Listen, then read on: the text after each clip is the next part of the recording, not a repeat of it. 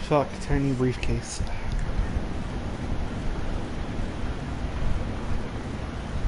I started another run, or I'm just doing the handgun, and I'm somewhere in chapter 4 right now, so I have the XL attaché case. Okay. Fuck! Back at the medium one.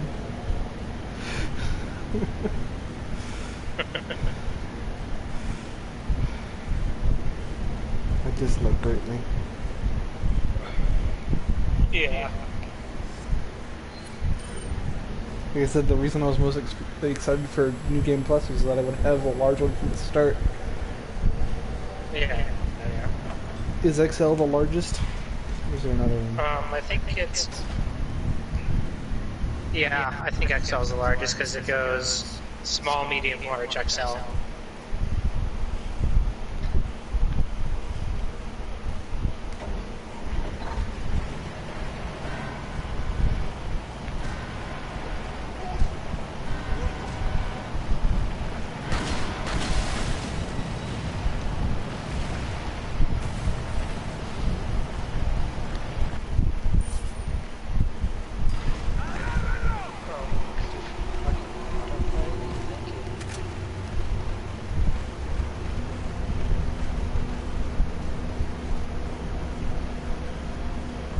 I got fucking lucky as shit with the butterfly lamp, though. Yeah. I got all 3 of them out of that little sewer bit. Oh, that's... I'm angry. Yeah, I know. I can't remember the last time I got a blue eye out of that first sewer section. I usually get one blue eye in like the hive and one blue eye in the cave. Right.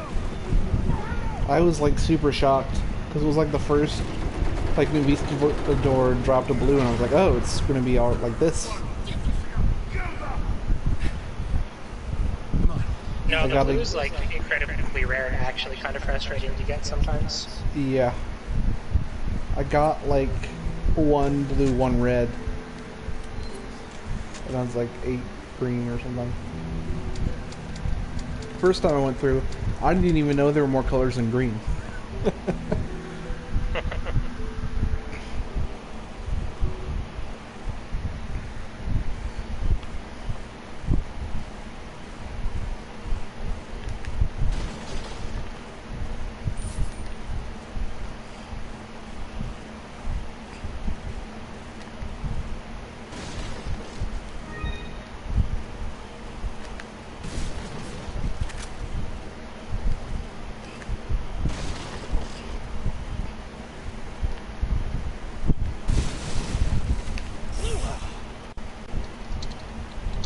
Asshole.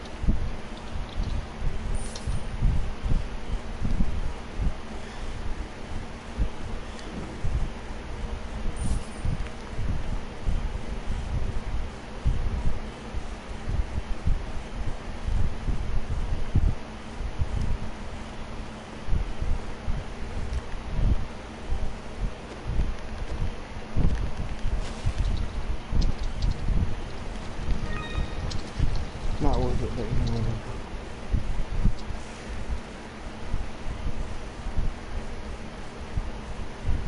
Welcome. Some rare. What do you want? Is that Thank you. Let's see. What are you selling? You sell the shotgun. Is that old? Thank you. Is that old? Thank you. What are you buying? Is that old?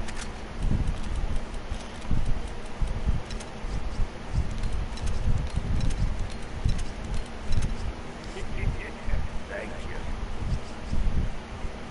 Is that old?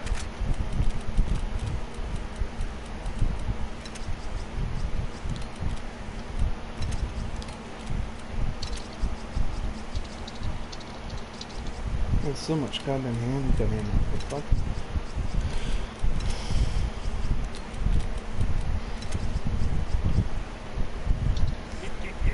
Thank you. What are you buying? Is that all, stranger? Thank you.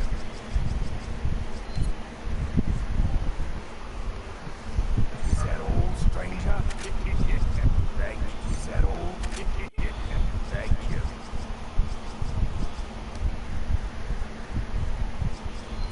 Is that all? Thank you. Is that all? Is that all? Thank you.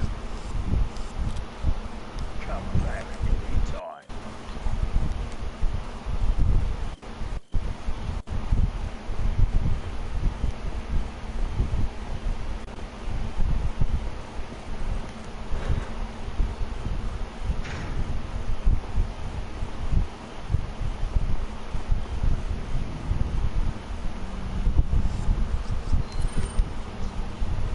That's weird. I don't know, I guess it's when you upgrade the capacity. Never mind.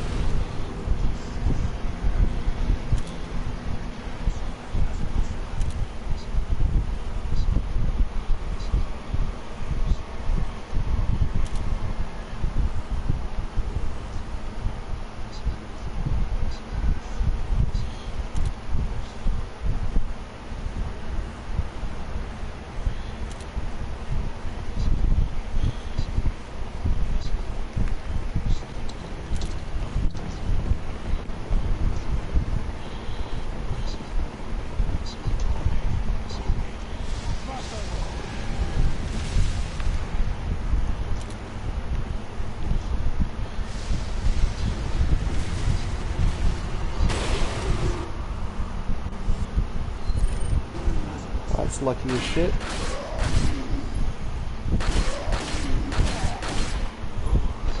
Oh damn, I was in the middle of...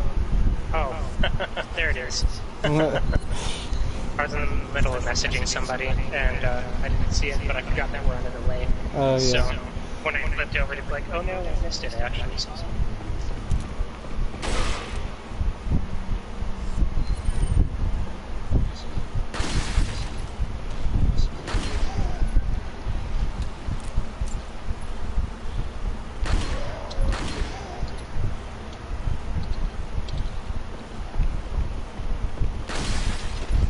Forgot how actually fucking steady aim can be with a handgun when you have a red 9 instead.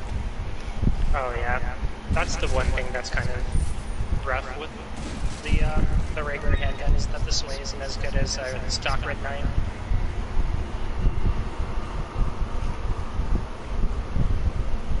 Did I get the guy up there? I don't think I did.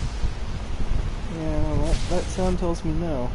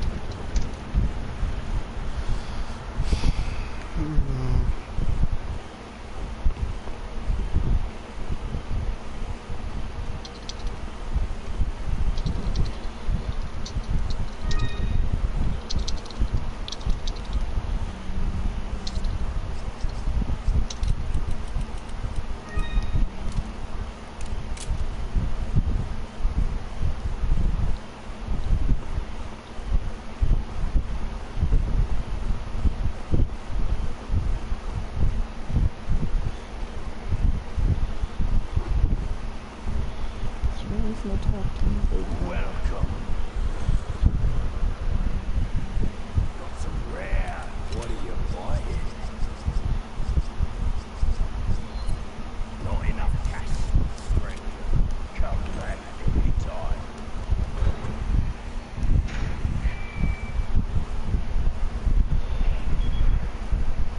Leon, where's your current location? We decided to lay low on a castle, but it looks like it was a bad move. Meaning, Well, it appears that this castle is also connected with the Hansel Isles. There's not yet many visitors here. He's given me one hell of a welcome. sounds bad. I have an idea, Leon.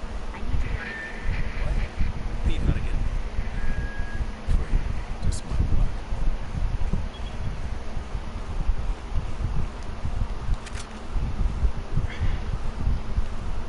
Are you into Juon at all? Juon? The Grudge? Oh, no, not really. Okay. Not that I don't... Not that I dislike it, it's just something that I haven't gotten into. Yeah, so I ended up watching the original Juon, which is the Japanese version Right. of the movie, with anime. And then we watched the first and second American ones, and I enjoyed them. I do think that obviously, like, the Japanese style of horror and like American adaptation of that is different. But I did like really enjoy both versions for like what they were. They appear to be snatching up Ashley there. Yeah. But Netflix made a TV show. Oh, this is going to be a great story. Well, no, so the reason I asked you was because I was wondering if you'd seen it. Because Lime also watched those movies with us. And she said that she watched the show and the show was trash. It's a Netflix show. Well, Netflix is either very bad or very good, right? There's like not much in between.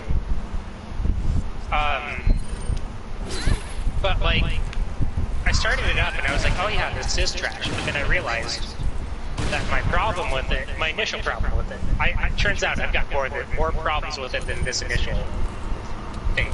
Right. But my initial problem with it is that it was filmed in Japanese. And then they dubbed over it. Interesting. And,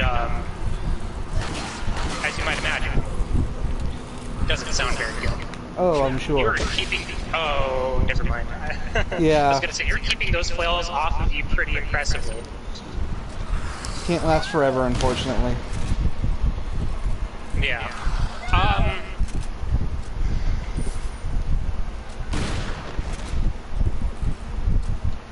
So I watched the first episode in its entirety, and I went through it in the Japanese audio, which was much better. And I'm wondering if Lime just went through the entire series with English audio, and that's the reason it was trash. But after watching that first episode,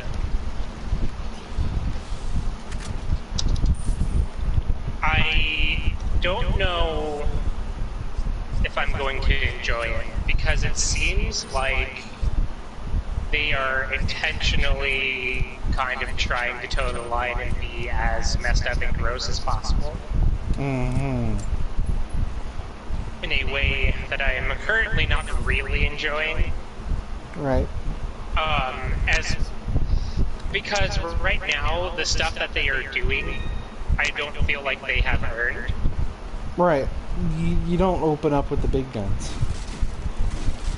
Yeah, so like, it's the problem with that Goblin Slayer anime, right? The first episode, like, opens with rape scenes. Yeah. And it's like, okay, like, I get that you're trying to set a tone, but at the same time, like, it seems like maybe you're trying to be edgy for edginess' sake. And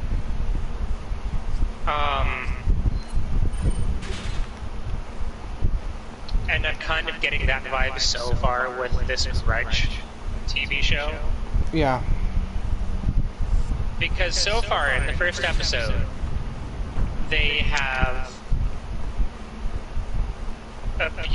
physically abused, and potentially murdered a child. Oh? Not 100% sure if that kid's dead or not, but the indication seems to be that they were kidnapped, so they probably were later murdered. That's fun. Do it. And they had a Japanese, like, high schooler girl emotionally and potentially sexually abused by their mom, and then later raped at the end of the episode. Oh, okay. And I'm just like... That doesn't seem like episode 1 shit. Yeah, like, all in episode 1. And then the only, like, creepy grudge shit that's been going on has been with, like, a completely unrelated set of characters. So that really just does sound like edgy plot is edgy. Well, so, I think what's going on, if I'm not mistaken, is that this completely unrelated second set of characters that has grudge shit happening to them actually takes place in the future. And I suspect that the high school girl is the one that's actually haunting them. And that they are kind of cutting between the two, like, things in order to Doing a establish, Witcher. like, this is why the ghost is evil and wants to hurt people, and then showing the ghost hurting people, right? Because I feel like they've done that with the Grudge 2, the American version, and I think they might have done it in the Japanese version as well. I actually haven't seen Ju-on 2, I've only seen Ju-on 1. So, like, it's not out of character for that series to, like, have events progress that way. Right. But at the same time, I'm just sitting here and I'm like, well, I don't know, dude, like, fuck. I just think that it's, like, really weird, and they're going to have some very good payoff, very good reasoning for doing it the way that they're currently doing. Because, like, with Ju-on 1 and the Grudge 1, because they follow the exact same story, they just have a Japanese main character and a American main character is, like, basically the only difference. Right. The creepy grudge shit happens. And, like, people die, and you get the, like, this real feeling of menace and creepiness coming from the grudge ghost and the kid ghost or whatever. And they let you, like, they build up that tension and that fear of that ghost character. And then towards the end, they explain, like, what happened. Yeah, like, getting to know the backstory of something kind of innately, like, showing your hand too soon is what I'm thinking here. Yeah, well, so there's still that air of mystery to it, right? Because I don't know that that's exactly what's going on. I just suspect, given what I know about the series, that that's what's going on. Right. I could see it turning out a little bit differently. But at the same time, like, I don't think that it will. Right. Wow, that's gonna be a blogus. Good luck with that. Yeah. I was like, his head just freaked out. That's Blogus. Alright, backing up. Yep, if the jaw hinges, you know, there's a blogus coming. That kind of stuff seems like the kind of things if you want to push psychological horror, you put that after you become acquainted with those characters, right? Yeah. That's not something you do to faceless people and expect for us to care. Well, I mean, like, the way that they're approaching it in the show so far seems to be that they want you to, like, care about this character, right? And care about, like, what they're going through, because obviously they're going through some shitty stuff, right? This high school girl with the abusive mom, and the fucking friends who helped rape her, like, whatever. And, like, I don't know, I just suspect that the way the series is going to go is that we're going to, like, flip between the high school girl and more fucked up shit happening to her, and eventually her death. While we're also seeing these other two people haunted by this, fuck, what's the term for it? There's a term for that specific kind of ghost, like you see in the Ring and the Grudge. I can't remember the actual, like, term. But yeah, like this ghost lady who is actively psychologically taunting them and going to murder them. Right. And then it's just going to be like, surprise, they're the same person. Pulling a Witcher like that seems like it doesn't fit in a horror sub-series. Where you're following one character in the past, and then you're following other characters in the future. And that worked for The Witcher, but it was kind of iffy. Yeah. Well, so one of the things that makes me think that that's what they're doing is because in The Grudge 2, they pretty much did that. They kind of had, like, the opening of the movie started off pretty much exactly the same way that Grudge 1 did, right? Like, just to kind of, like, show you, like, hey, it's still happening, right? Yeah. And then it cut to, like, new characters. Like, this is the new main character, right? Yeah. And then all of that played out. And then, by the end of it, like, she becomes so tormented by... I keep on wanting to say Samara, but I know that that's not her fucking name, because that's the Ring Lady. But, like, right. Whatever the name of the Grudge lady is in the Grudge. That, like, she ends up becoming twisted in the same way that the Grudge lady was, and she becomes a Grudge ghost. And then, like, it goes back to that opening scene, and then it, like, zooms in on the face of the ghost, and surprise, it was the main character this time. Right. So, like, that's what makes me think that that's what they're going for with this TV series, but I'm only one episode in. Right. And, like, that's not, like, a bad, like, plot hook, right? That's interesting. But the way that they're going about it seems very front-heavy. Yeah. And I don't know, I think there's a way to successfully do that. I just think it's a little bit heavy-handed in the things that they are doing. But, like, I think that you can create a... Oh, you know what? Okay. You can create a sympathetic character that you like, that goes through tragedy. But I would consider abuse and rape to be very extreme. Very extreme. Very. There is not much short of, like, actual death that can be worse than that. And that's where you're starting. Yeah. You can't raise the stakes much higher. Yeah, because they've already been... And it's already fucked. Yeah, and you've already blown your load because we don't care about those characters when it happened.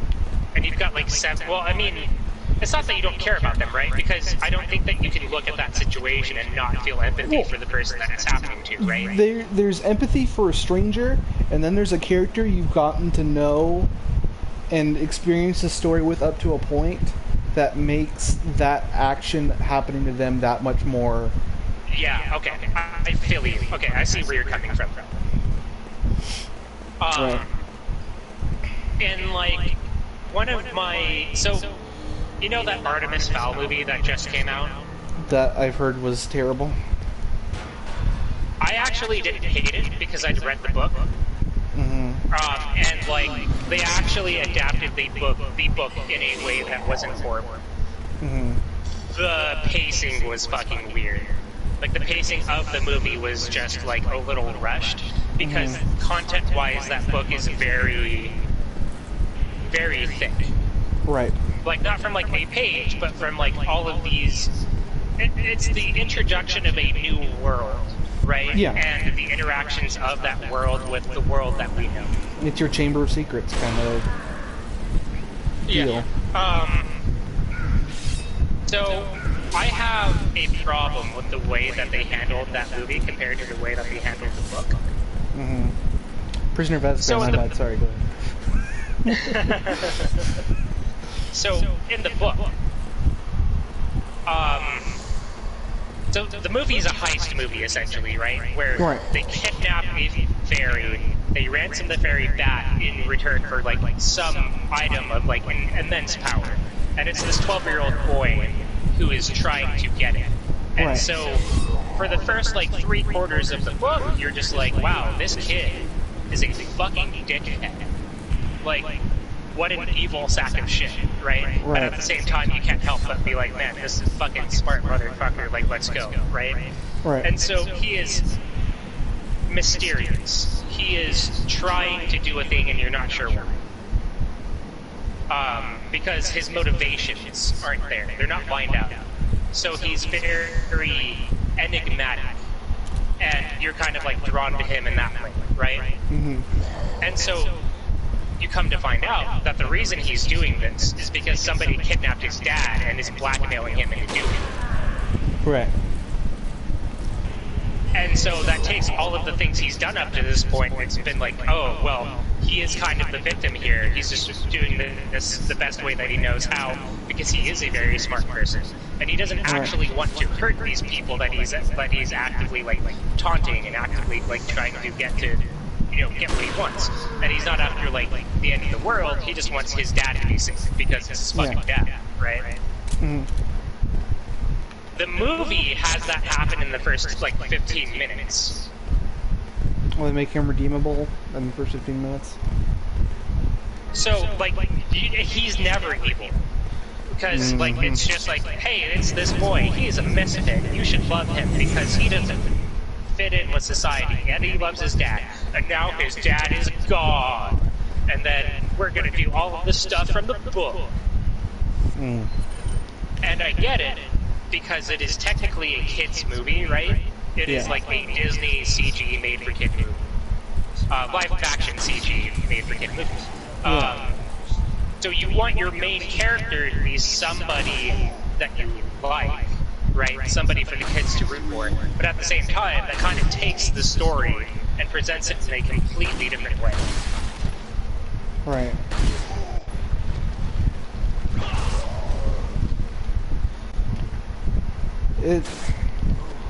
I can understand why, and especially seeing as how it's a Disney movie.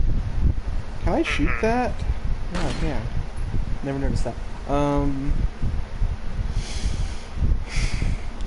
But I wouldn't say that there was action. I have to toe the line. It's. I'm trying to think about it in a D&D alignment sort of way, right? Where they are showing that he is chaotic, but they aren't showing where he is on that spectrum until farther in the book. Sure. Which is I he think chaotic evil, or is he like something else, right? Yeah, I think you can have that situation where you can have a chaotic character, but it could be either way, and that can still be an interesting lead to follow. Yeah. That you don't need to just have them be immediately protagonist good. Yeah.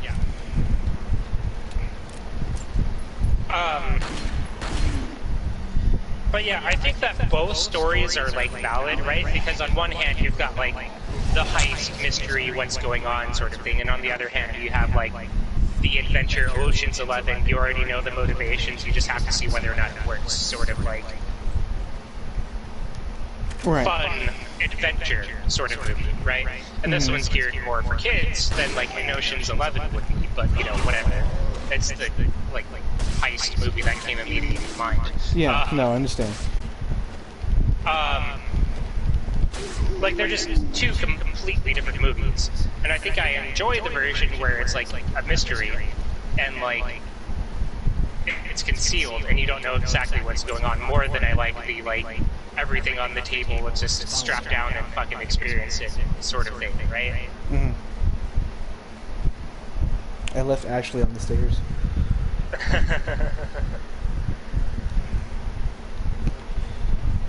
It's big old oops from me. Yeah, I mean, it's one of those situations where it's like you have to remember that the original still exists, and that you can take the story told in an adaptation for what it is. Oh yeah, and I'm not even like trying to say that much, right? I'm Yeah. not trying to sit here and be like, yo, that Artemis Fowl movie can go fuck itself, because I did actually like enjoy the movie, because like even though it's been probably 15 years or whatever, like it was a book that I enjoyed, and I remembered enough about it that while I was watching the movie, I could respect what they were doing, even if I didn't totally agree with it, right? Right. And that's fine. But, like, I guess to bring it back to the point, like, I don't like that Ju-on, the TV show, is doing a very similar thing with a much heavier subject matter. Right. Because I think that while they are going for, like, their version of mystery, I feel like I've already figured out the mystery. And, On like, episode maybe 1. that's... Yeah. And, like, maybe that's just because of my, like, knowledge of, like, what they did in The Grudge 2, or whatever. Right.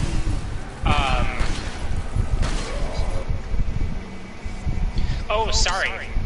I forgot. There was a lot more going on with The Grudge 2 as well. Because they, like, every once in a while, they were cutting back to, like, a third set of characters, like, outside of the people at the beginning and outside of the main character. And they were also experiencing weird Grudge shit, right? That's interesting. And then it turns out that it's these random people that were in a apartment complex that happened to have contact with the main character while she was getting grudged. And then the grudge followed them. Kind of. Because it was also the main character grudge that followed them. And the grudge is going around grudging everybody. And it's just like, I don't... What? Yeah, that just seems... Like, after It's a certain kind of a point... mess. Yeah. And like... That's venturing into evil force of nature, which I think doesn't induce itself to having... Like, that's the kind of evil shit that Sauron would get into.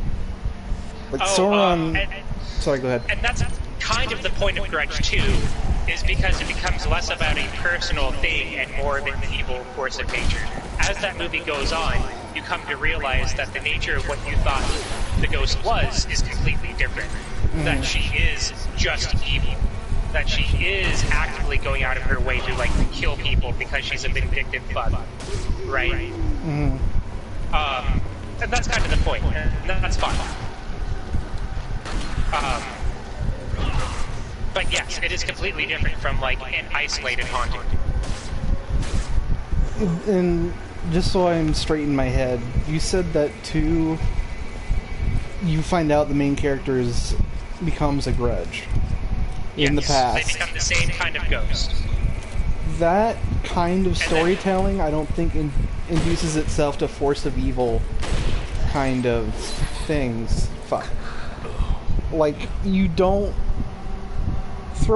Giving Sauron a tragic backstory serves no purpose. You know? And it's like, at that point, you have to question the motives of why. Like, this was once a person, why are they just going around fucking anybody who touches them? Or is it, like, in the general vicinity? While as if it's like a demon, you have, like, a scapegoat, where it's like, it's evil. Well, so, okay. I don't know how deep in the weeds you want to go with this, because I know you just haven't seen the movie, not that you're not interested in the movie, and we've already done, like, a fair bit of spoiling in here. But I don't know how deep you want to go with that, because I can just tell you, like, what the deal with Grudge 1 is, and how Grudge 2 subverts that. Right. If that would make more sense to you. All likelihood is I'm never going to watch these. You should. I think even if you know what's going on, it's an enjoyable enough time, because there's some, like, pretty good, like, pop culture references that reference The Grudge. It's a beloved movie for a reason, right? Right. Like, I'll watch it for its pop culture significance, but I'm not going to watch it for, like, the story. Gotcha. So, with The Grudge, the first movie. Mm-hmm. It starts off with a dude, like, murdering a cat or something, like something creepy, right? And then it's like The Grudge, and then it like cuts to like modern day. And so essentially what it is a woman is killed by her husband because he believes that she is cheating on him and has been cheating on him for a long time, to the point where the kid they have together isn't even his. Mm-hmm. So he kills her and their son. Okay. She has already had kind of like a rough life up to this point, but this is what culminates in her death. So she is angry because she feels like this is unfair. Right. And her spirit comes back. Wow, that was a pretty nice Ashley murder. Yeah. Her spirit comes back and kills everybody that steps foot in the house that they used to live with. Mm-hmm. So it starts off with like the next owners, and like the old lady that lives there is like insane and people are looking after her or whatever. But she like just sees the ghost everywhere and is terrified all the time, and everybody just thinks that she's got like dementia or something, and like does their best to take care of her, but you know, eventually she ends up being killed by the ghost. And then the caretakers are killed by the ghost because they were in the house too. Yeah. And then the next owner of the house is the main character, and she starts seeing weird stuff. And people that come in to check on her slowly start to die, and then at the end of it all, she ends up dying. Yeah, that's some poltergeist force of evil shit. Yeah, sure. So the whole thing is like in the Grudge 1, if you step foot inside of the house, you die, right?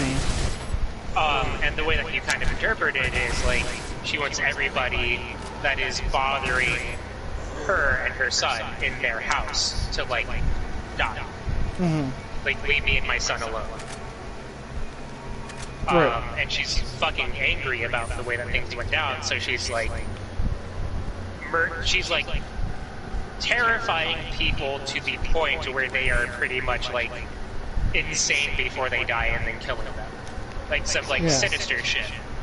Some sadism getting thrown in there. Yeah, like she's actively like you've seen the scene of like somebody taking a shower and then like rinsing out their hair and they feel the back of their head and there's a fucking hand coming out of it, right? No. Oh, so that's from The Grudge.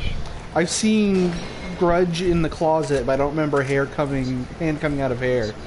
Yeah, so they're just like in the shower and they're coming through their hair, and there's a hand coming out of the back of their fucking head. That's right fun. As they're like feeling the back, and then it like grabs their hand for a second or whatever, right? They're just like, what the fuck? Right? That would like, be an accurate reaction.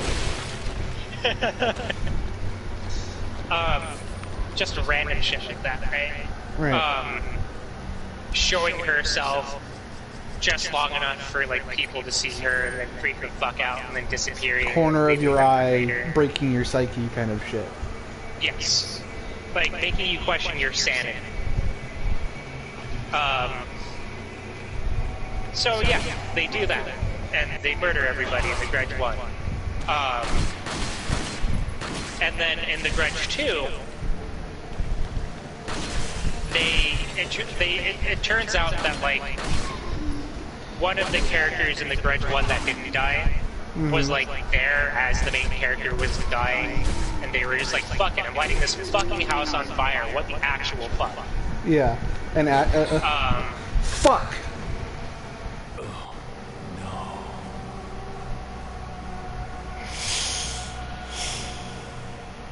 Oh wow, I had to see what happened. Yeah, I was waiting for it. Oh, Jesus Christ. What I gave her an herb. How did she die? She just wasn't gonna duck for you, dude. What the fuck? She was at full health. Oh, buddy, your DA is going down too. Those archers aren't even there anymore.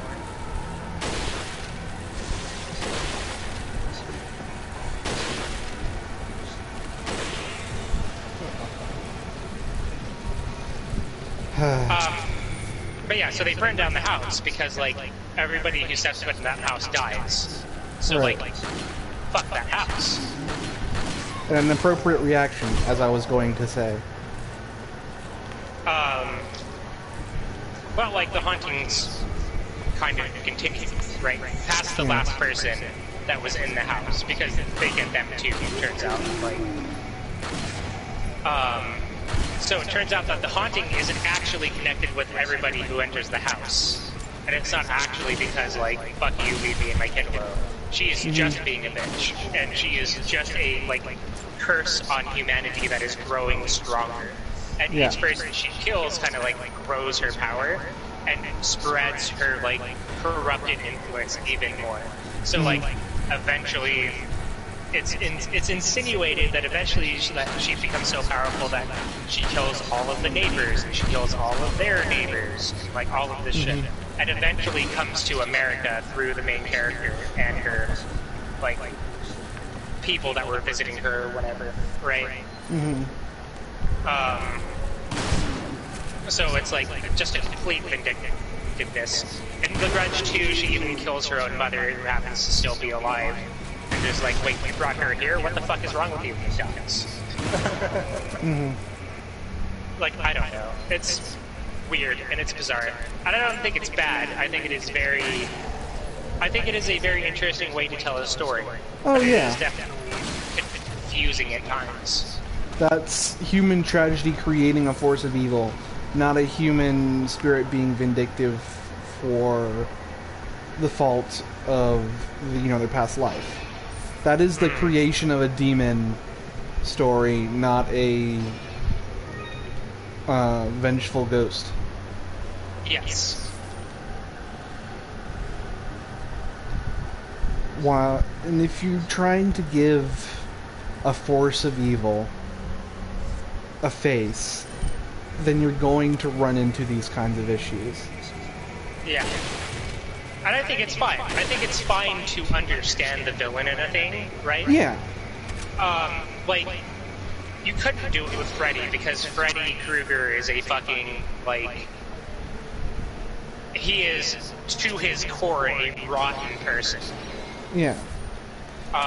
And that makes his actions make sense, even when he's, Yeah. spooky. But, like, I haven't seen too much Texas Chainsaw Massacre, but from what I understand, Leatherface is a person with a learning disability who doesn't know any other way of life than the life that his family has given him, and is very protective of his family, and is very scared that people are going to hurt him and his family.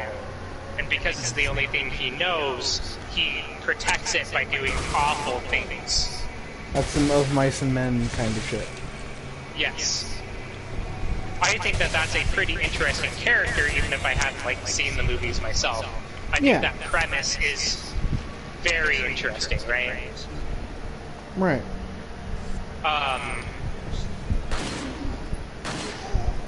But I don't know. But, like, it's fine to give them some humanity, but at the same time, Leatherface is still a villain, right? He's somebody you feel bad for, but not somebody you root for, right? Right. I think it comes down to the scale. Leatherface can have this personality to him and such a backstory because he is a local threat. He is not a force of nature. Okay, yeah. While as when you try to make... when you start to demystify... It's like saying God used to be an accountant before he found some funky juice in an envelope and drank it. It's like, now it's like, fuck, I don't give a shit about God. Why would... He's an accountant. He's a fucking nerd. Like, it just ruins this sense of there's nothing you can do about it. This is how things are and will be. So you would consider Freddy Krueger to be a force of evil, even though he is a person with a backstory, right? Because he's been elevated past that humanity into absolute evil, right? After, I mean, he never really goes outside of a town, that hometown, right? Have you ever seen the I greatest haven't. movie of all time, Nightmare on Elm Street 6, Freddy's Dead? No, I have not. I haven't seen any of those movies. I just have a passing knowing of all of them. Alright, so the way that Freddy Krueger worked initially, as they added more movies to the mix, they tried to give more and more backstory to Freddy Krueger. You know, as you do. And they kept on ruining it, making it even more convoluted and insane. Yeah. As you do. So it started out like Freddy Krueger was somebody who murdered kids, and it was insinuated that he was a pedophile, and then in the reboot they confirmed that that was actually what was going on. So right. whatever. But when he was murdered, because the court failed, and he got off on a technicality, the parents felt that justice wasn't served, so they took justice into their own hands and killed him. So this much I know. The initial impetus for Freddy Krueger to kill who he kills was that he's getting revenge on the parents that murdered him. Right. And they can't stop him because he exists solely in a world of dreams, and you just can't protect against that. Except the main character kind of finds out that you can't. Yeah. Because she discovers that, like, hey, I'm in this dream world, and, like, it is my dream as much as it is his. So I have as much power as him. The power of lucid dreaming. And, like, he is very scary, he is very powerful, but he is not a god. So we can hurt him, we can do all these things. And then eventually she wins, even though she kind of doesn't, because it's insinuated that Freddy kills them at the end, except Freddy doesn't actually kill them at the end, because whatever, I don't know. It's fucking... Because horror movies have to be spooky. Yeah. Well, because it just ends up like Freddy transformed into a car and drove away, and that's the ending. Yeah, I've seen that. Yeah. But then it turns out in Nightmare on Elm Street 3, the main character is still alive, so like what actually happened there, who fucking knows? Like nobody knows. So Nightmare on Elm Street 2 we can just completely ignore because it's not even canon. Like that movie is its own can of worms. So with Nightmare on Elm Street 3, those kids are completely different. They're not related to the parents in any way. They are just kids that Freddy is going after that happen to be in a mental institution. Yeah. Because people think they're going insane because they keep on talking about how this is Freddy. At that point, that sounds like he becomes a force of evil. Doesn't he like actually become a straight up demon later anyway? Dude, hold up. I'm gonna walk you through Freddy. This is only step 2 of like 5. So you find out that the reason that Freddy is so evil, and what he's actually doing, is he is eating the souls of these kids as he's killing them. And it's making him even more powerful. So it turns out he was a Satanist all along. And one of the reasons that he was born evil, is because he's the bastard son of 1,000 maniacs who all raped one nun. Okay. She got locked in a fucking penitentiary alone, and they all just had their way with her, and it's awful. That's why Freddy was born. That does not sound like the original writer's vision. Watch out for me. And I'd argue that's a separate character that another writer created. It should be noted that Wes Craven had nothing to do with any Nightmare on Elm Street movie other than the first one and New Nightmare. But yes, so he's the bastard son of as in Maniacs. And then the next two movies are just him killing more kids to take their souls. And then the greatest movie of all time, Nightmare on Elm Street 6, Freddy's Dead. It's the last one. And they want you to know at the very end that this will be the last one. They're finally going to kill Freddy. They figured it out this time. Right. At first they thought it was not believing in his power, and then they thought like, oh, it's believing in your own power, and then it's like, we have to take the remains of like his body and consecrate them with holy water and holy ground, and that didn't work. Yeah. But no. Man, this prison sperm is pretty fucking powerful. So, in the movie where Freddy Krueger becomes Bugs Bunny, oh, okay. Yeah, go ahead. Freddy's dead, because he is, like, murdering people with, like, cartoon animals and shit. Like, it's actually ridiculous. And so, one of the kills in this movie, just so you can get a real sense for the quality of this movie, there is a deaf kid that has hearing aids, right? Uh-huh. And in the dream, he drops his hearing aids, so he can't hear anymore. So Freddy's sneaking around him, making all sorts of noise for the camera, because you as the viewer know it's supposed to be noisy, but it's this deaf kid. So the entire scene is silent, right? But so you it's see him Freddy, Bugs like, Bunnying him, like, sticking his tongue out behind his head because he can't hear him, taunting, bashing right? trash cans behind him, and like... Alright. And so the way that he finally kills this poor kid is that he lets him find the hearing aid, but now it's a super hearing aid and it's attached to his ear, so he can hear everything. Like, he can hear your skin, the hair growing underneath your skin. And so Freddy takes his claws and he rakes them against a chalkboard. Uh-huh. And his head explodes. And the guy's head explodes. Uh-huh.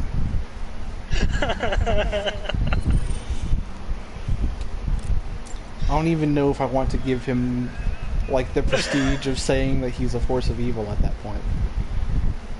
That's... But so in this movie, you find out that the real reason that Freddy is so powerful is that when those parents were burning him alive, is he had sex with Daffy Duck and Bugs Bunny at the same time. The real reason he's so powerful is that as those parents were burning him alive, he was approached by 3 gods of the Nightmare Realm. And they were like, yo, Freddy Krueger, you're a fucking evil dude. And, like, we're kind of very into that. How would you like to be our vessel for, like, doing evil shit? And he's like, dog, I'm about to burn alive. I'm into anything. And they're like, okay. And so one of them was Loki from The Mask. And so they possess his body, and they are using his body as a vessel. So the only way to truly kill Freddy Krueger is to destroy the dream gods that created him. So at that point, Freddy Krueger isn't even Freddy Krueger anymore. He's a meat puppet / avatar of 3 gods. I don't want to think about this anymore. I just feel sorry for Wes Craven because, like, what the fuck did they do to my character? I'm upset for him. If you have a night to blow, I do recommend sitting down and watching each and every one of the Nightmare on Elm Street movies, because they are all good in their own way. It just so happens that half of them are so bad they're good. Holy fuck. Like, it's something that I've been meaning to do, because I haven't watched, like, any slasher fix. Yeah. Like, no Friday the 13th, no Halloween. And honestly, I'm not super, like, jumping out of my seat to watch them either. I haven't seen every Halloween. I've seen every Nightmare on Elm Street except for Wes Craven's New Nightmare.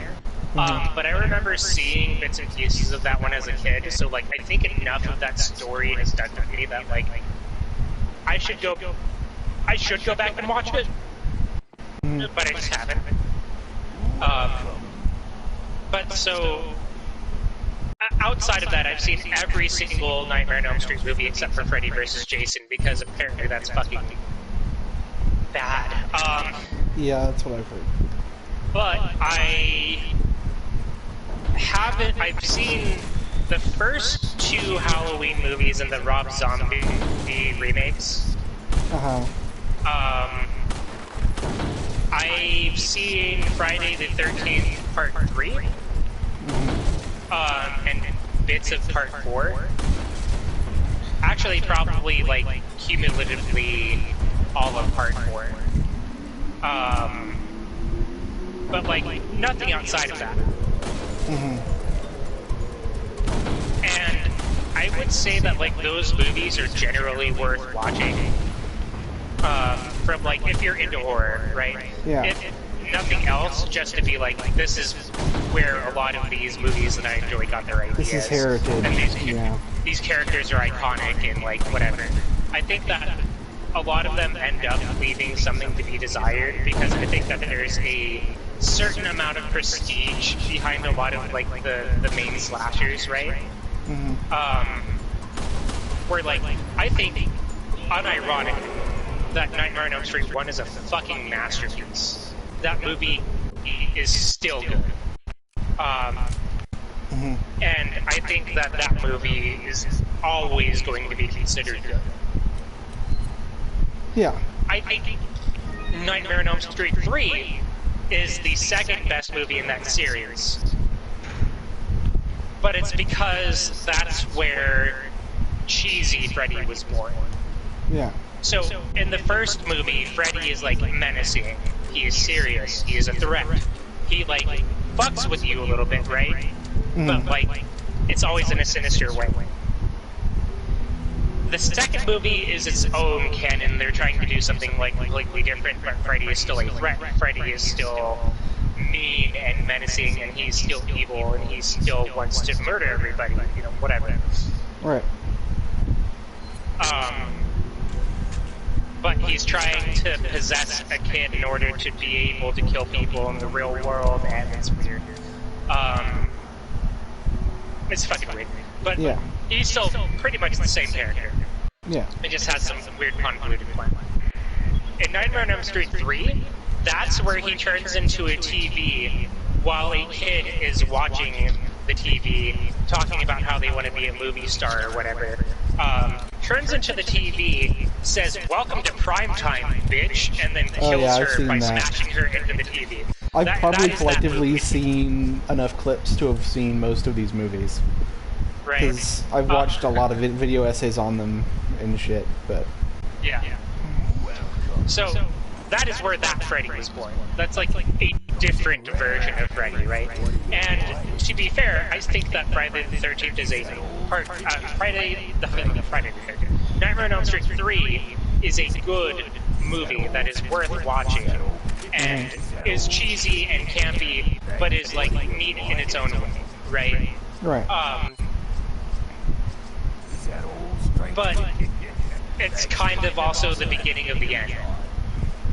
Because the movies after that are just like, well, people really liked Nightmare on Elm Street 3 because Freddy was funny, so let's make him, like, just an asshole to everybody and have them die in ironic ways. Like, the lady that doesn't like bugs, we're gonna turn her into a cockroach and have her friend step on her. Oh boy. Yep.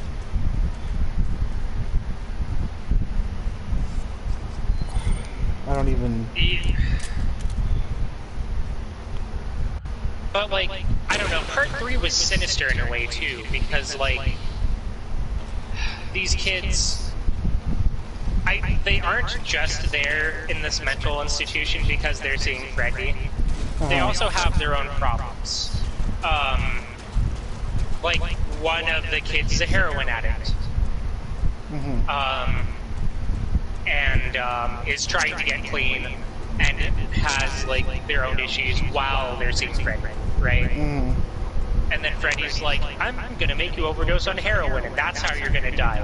And that's the way you knew you were gonna die, and that's the way you were afraid that you were going to die, so I'm going to use that fear against you.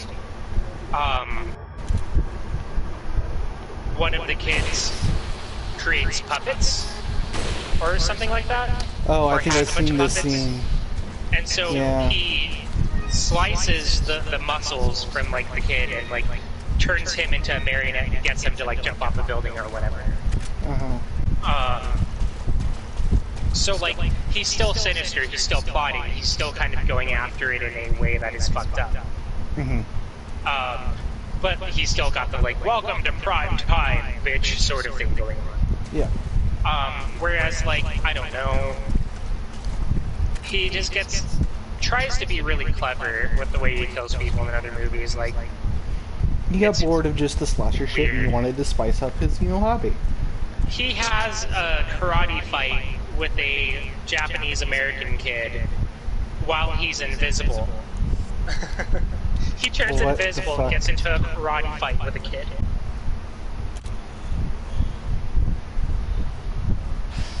No, I didn't think so. Alright.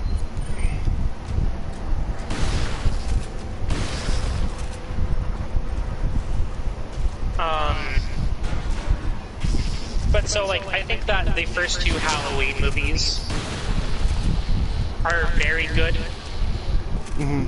And they were kind of like the earliest version of the like menacing slasher. Mm-hmm. So you've got like the heritage there, and also Jamie Lee Curtis is it's a very good actress, it turns out. Yeah. So those are definitely worth checking out. The Rob Zombie movies are good, but they're Rob Zombie movies. I don't know how many of those you've seen. No, but I've listened to his music and seen his music videos. They're Rob Zombie movies. Yeah. They are gross and gratuitous, mostly for the sake of being gross and gratuitous. And, like, that's what you're there for if you're watching a Rob Zombie movie. Like, don't take it seriously. Just, you know, That sounds like Rob Zombie. Yeah. Some people are very turned off by, like, just the mindless violence, the degree to which he does his shit. Mm-hmm.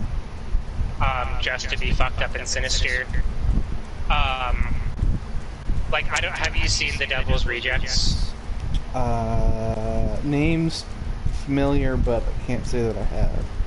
So it's a Rob Zombie movie, where it's a group of 3 people going around killing people in fucked up ways. Mm-hmm. And at one point they, like, cut off this guy's face and make his wife wear it. Uh-huh. So, like, they're just doing it to be Evil. messed up. Or, oh, sorry, this is actually what happens. They cut off the guy's face, one of the killers wears it, wears the guy's face while he rapes her, and then makes her wear it. Oh. So much better. Yeah. Yeah, it's really fucked up, right? Yeah. It is being fucked up just to be as fucked up as you can be. Yeah. I don't think that Halloween, the Rob Zombie Halloween movies, go to quite that extent, but they are really messed up kills. Yeah. I enjoy Halloween 1, the Rob Zombie remake one. Mm-hmm. I think Halloween 2 isn't nearly as good, but it's still not like a bad time. Yeah. They definitely do a bait and switch that is kind of interesting. But ultimately, I don't know. So, like, the original Halloween 1 takes place in a neighborhood, and then and then by the end of it, the main character is hospitalized, and they also take Michael Myers to the hospital because he's dying, and that's what the EMTs do. And so Halloween 2 takes place in the hospital just hours after Halloween 1. And so they do the thing in the Rob Zombie Halloween 2 remake, where they make you think it's going to take place inside of the hospital, but it turns out it was a dream the whole time. Yeah. And then it's like 2 years later, they're still recovering after what happened in the first one. But guess who was coming back? Hmm. Yeah. Hello? Yo. Okay, you just cut out a little bit there. Wasn't sure if it was... Oh, no. Yeah, It sounds more like headset than internet, but yeah. Yeah, I've got my headset plugged into my controller instead of my PlayStation. Oh no, it's definitely mine if it's anything. Gotcha. So yeah, I think the Halloween movies are worth watching. Friday the 13th Part 3 wasn't very impressive in my opinion. Mm-hmm. And that's like the only one that I've seen. But at the same time, like, I respect the lineage and I respect the popularity of that character. It's the same reason why I've watched the Star Wars movies up to this point.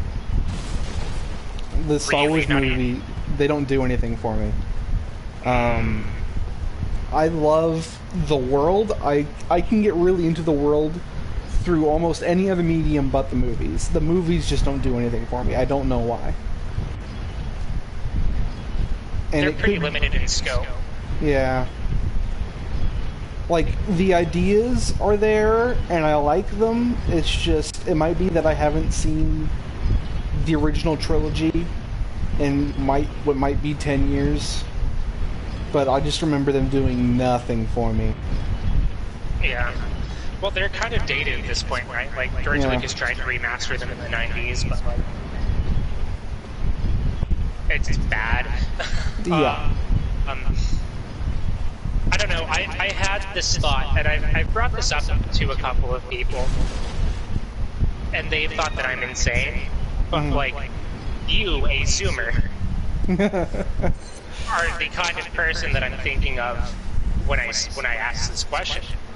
And, like, technically my brother's a Zoomer, but he's actually a millennial, so, like, whatever. I didn't think I was that Zoomerish, but go ahead. I mean, listen, you've played Fortnite, haven't you? No. Fake news. Every Zoomer has played Fortnite. Uh-huh. At least once. You might actually be an honorary millennial, too. Because I know you played Minecraft, and that's the millennial one. I played that shit since Alpha, bruh.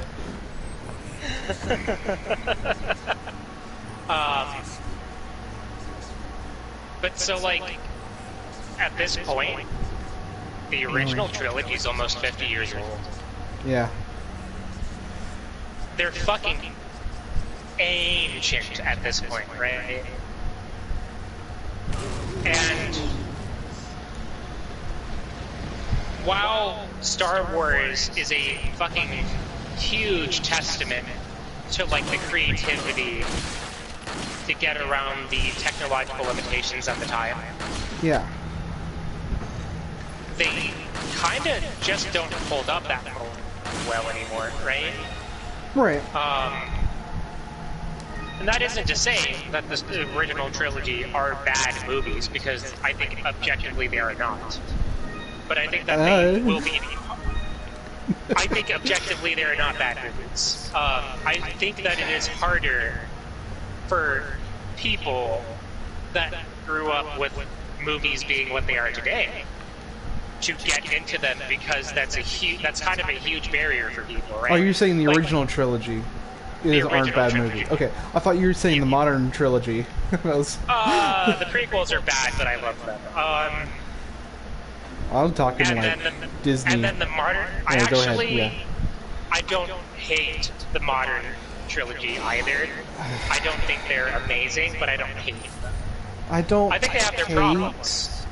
But they have more problems than they have good things, in my opinion. But anyway, continue with your... The problem with the modern trilogy is that they changed the focus and direction in every single movie, so it feels like a disjointed mess. It might as well not even be a trilogy. They might as well just be 3 standalone movies. Continue with your original point, and we can talk about that later. So, at what point do they just remake the original trilogy? Right. I don't know. It's kind of gotta happen at some point, right? Depends. Are you talking like proper New remake? actors, Well, new actors. It's maybe not like a shot-for-shot remake like the Psycho remake. well, But that's what like, I'm saying. Are they going to change core flow? It doesn't have to be shot for shot, and I know there's going to be new actors, but how much are they going to change? Because I think, Okay, regardless of whether or so- not that change is good, it's going to be met with backlash. If that's the case. Is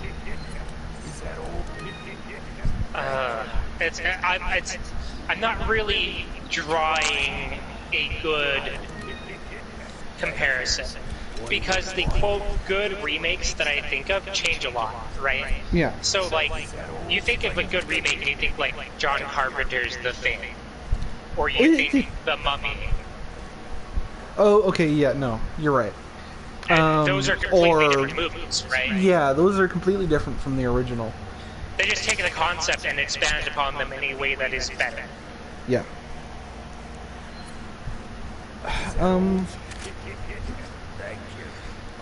I think it would, from a pure, not attached to Star Wars at all, I think it wouldn't be a bad idea.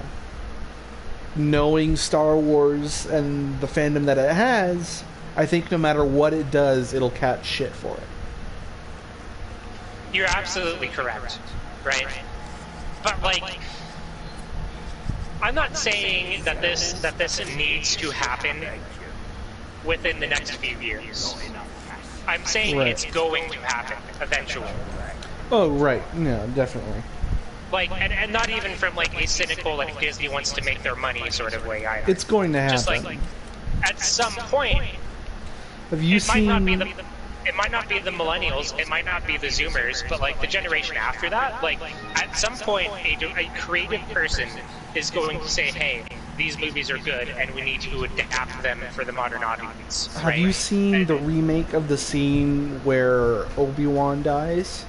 That's what made me. Yeah. That's what made me think about this initially, right? Because somebody went in and they CG'd and they were like, "Can you imagine if the Obi-Wan and Darth Vader fight was more than just Sir Alec Guinness weakly swinging the fucking sword and then giving himself up to die, right? Right. And having it have more stakes and having it have more of a like actiony sort of vibe to it, and like impress upon you that Obi-Wan is a powerful person by giving you actual examples of his like martial prowess, while Right. also establishing that Darth Vader is even more powerful, right? He's Yeah. even more of a menace, he's even more of a threat, rather than the person you hate because they killed a character that you like, they killed the mentor character, right? Yeah. I think if they were to do it in such a way where they did it like kind of like with the same relationship between RE PS1 and RE remake, where you keep, Oh, that's a good fucking remake. Oh god. if you keep the core and it's almost a completely additive process, then I think that's your best bet, right? I think that that's the way they have to do it, right? Like, Where they can't you- change any significant details. The only thing that they can do is kind of recreate what's already there, right? You keep the same interactions, you keep the detail that's already there, you add new camera angles, you add in new shit. Maybe even some things that weren't thought of in the original trilogy can be hinted at here. Or and make it a things that more have already cohesive... been things Yeah. that have been established in further canon that was not initially established in the first place. Yeah, make it a more cohesive whole. Yeah. Give it... to put the metaphor literally, give it some new camera angles. Make Obi-Wan fucking 50 instead of 8,000 years old. Make Obi-Wan a Crimson Head. Darth Vader just like, he's like, listen here, Vader, strike me down or I'll become more powerful than you can possibly imagine. Fucking gets hurt by Darth Vader, he lays there for a bit, and then fucking just gets up and just starts chewing on Vader's neck. His Full-on claws are like zombie tiny, like lightsaber knives.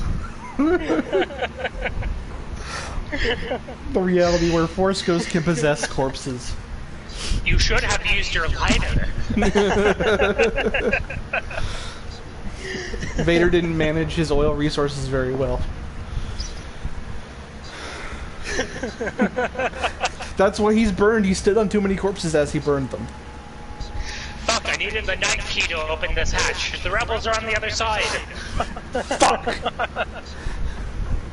They just walk in the Death Star in the Spencer mansion. They're like, fuck, why did we get dragged here? Okay, listen, if we want to save the princess, we're gonna need the fucking armor key, okay? Chewie is a hunter. Just straight up, he's a hunter now.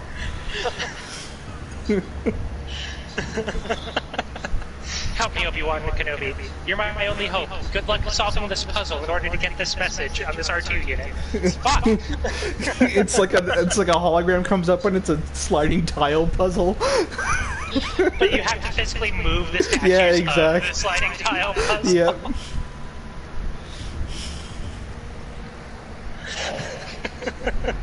I never knew I needed this crossover, Yeah. but I absolutely do. Palpatine is Birkin. Palpatine would be Wesker, right? No, he's... I can see Vader being... Okay, so then he's Oswald Spencer. It's... I don't know. I don't think we really have an overarching umbrella lead that's gotten any sort of prominent spotlight. Because Wesker is too, like... Wesker would be a general. Yeah, so Wesker is probably Vader, right? But then, like, Wesker becomes the big bad. Like, he is the leader of Umbrella by the time his coup is over. Wesker would be Starkiller. If you know Starkiller. George Lucas is just breaking out in fucking hives as we talk about Starkiller and Albert Wesker in the same sentence. Well, I mean, he literally, as a double agent, creates the rebellion. So Wesker made stars as a double agent. The parallels, they exist. Resident Evil and Star Wars happen in the same fucking universe. Sell the rights to Disney.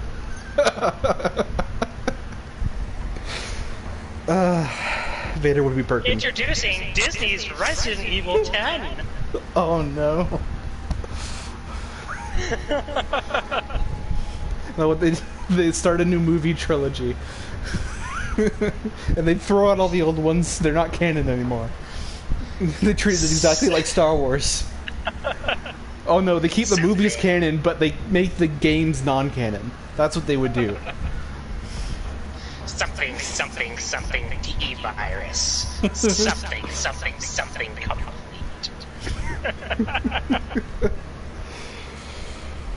Oh shit.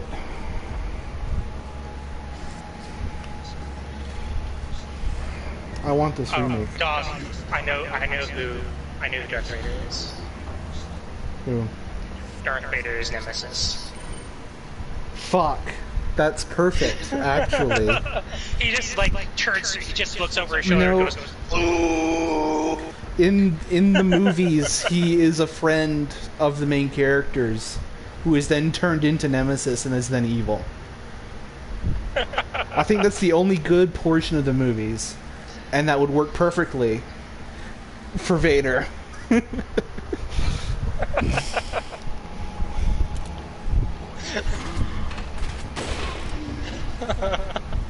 So he just turns around and yells, "Ooh!" and every time he breathes, just start. Or it's either Luke or he just breathes out Jedi. It's one of the two.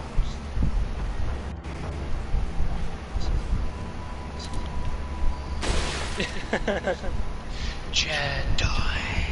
Yeah. Jedi.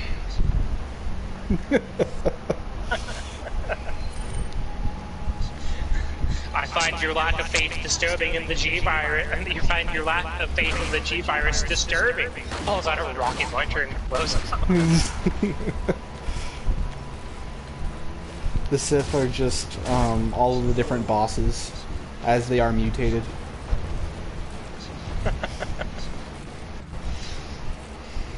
You accept the dark side of science and imbue the virus into your body. Well, Princess, if you wanted to get inside the sewers, I hope you have an electrical engineering degree. Because these spark plugs, they all have a different wattage value, and you're going to have to figure it out if you want to open that door. You think that shutting down the Death Star is going to be as easy as fucking shooting a hole? Fuck no. There's like 20 puzzles in between here and there. And some of them you have to go back to Tatooine to get. Backtracking, baby. They fight a tyrant in the back of the Millennium Falcon. We gotta drop the Spanish garbage on him! You know, also, I don't think it would be that out of the ordinary for there to be puzzles everywhere, and then there just to be a self-destruct button anyway. Because that's how all of the labs work. They do all of the puzzles in the Death Star to get to the end, and they do all the puzzles. Self-destruct sequence activated. So if we treat the Death Star like the lab, there's hardly ever puzzles in the lab. There's like maybe getting some key cards, but there's puzzles all over like the Millennium Falcon, Tatooine, everywhere else. Self-destruct in 5 minutes. And then they stop the game or the movie, and they just played the last half of Spaceballs. But yeah, it's like self-destruct sequence in 5 minutes. Dude, we're at the core end. This is the size of a fucking planet. How are we gonna get out in 5 minutes? God damn. Like I said, just play the destruction sequence from Spaceballs, and we're good. They're trying to get out of the Death Star as it's about to explode using the tram system, and then all of a sudden the Hunters. Then all of a sudden, fucked up Vader Nemesis starts clawing in the tram system. Jedi. Jedi. I love this universe, and I also hate it. I look out the window, and you know what I see? Stars.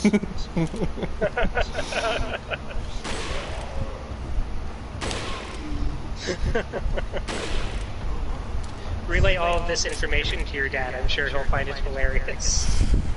He's gonna call that shit blasphemy, is what he's gonna do. I know, and I'm excited for you to be the one to get yelled at for saying it.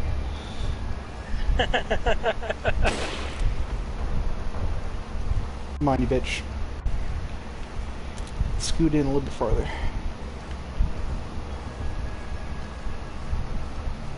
He's trying to.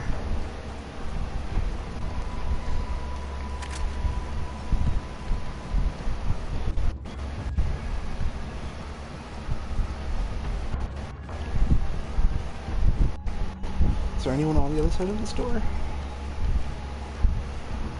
I think I killed them all. Because I know you can grenade the dudes on the other side of this door. And I was trying to see if I couldn't get the redhead closer.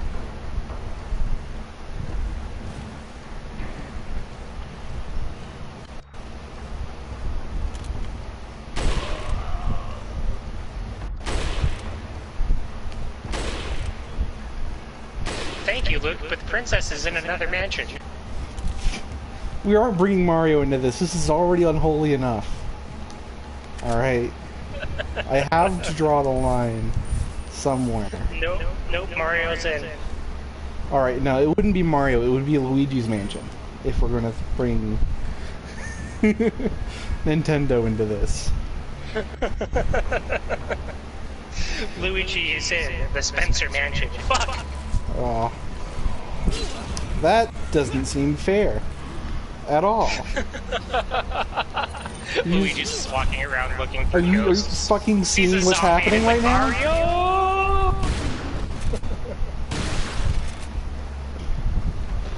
Let me know when you see this shit. Oh, you appear to be dying. He was just at the door.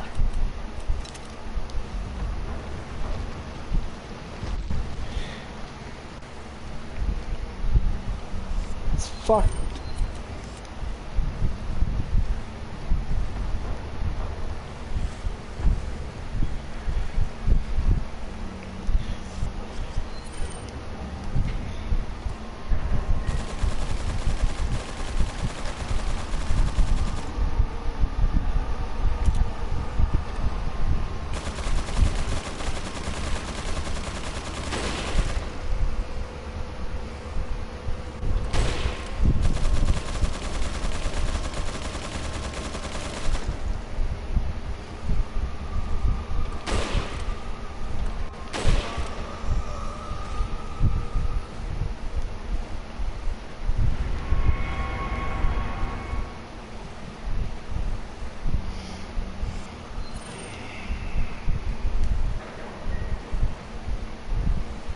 Okay.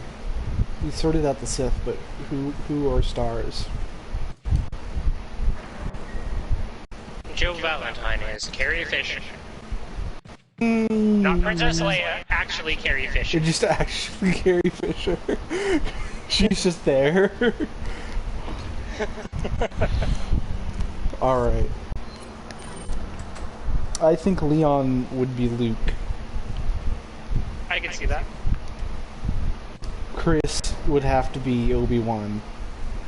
Chris could be Han. Could be Han? Yeah, he could be Han. It took me a second to recognize that as a name of a character. I was like, Hans? I don't remember there being any, like... Are there Germans in Star Wars? What? Yeah, it's called the Empire. They're Nazis, don't you know? Brad would be Han. No, just because they fly stuff. You know the trick to this puzzle, right? No. Okay, so follow me here. Go to 1. Alright, did that on accident, but yeah. 2. Mm-hmm. 3. Mm-hmm. 4. That's okay. bullshit.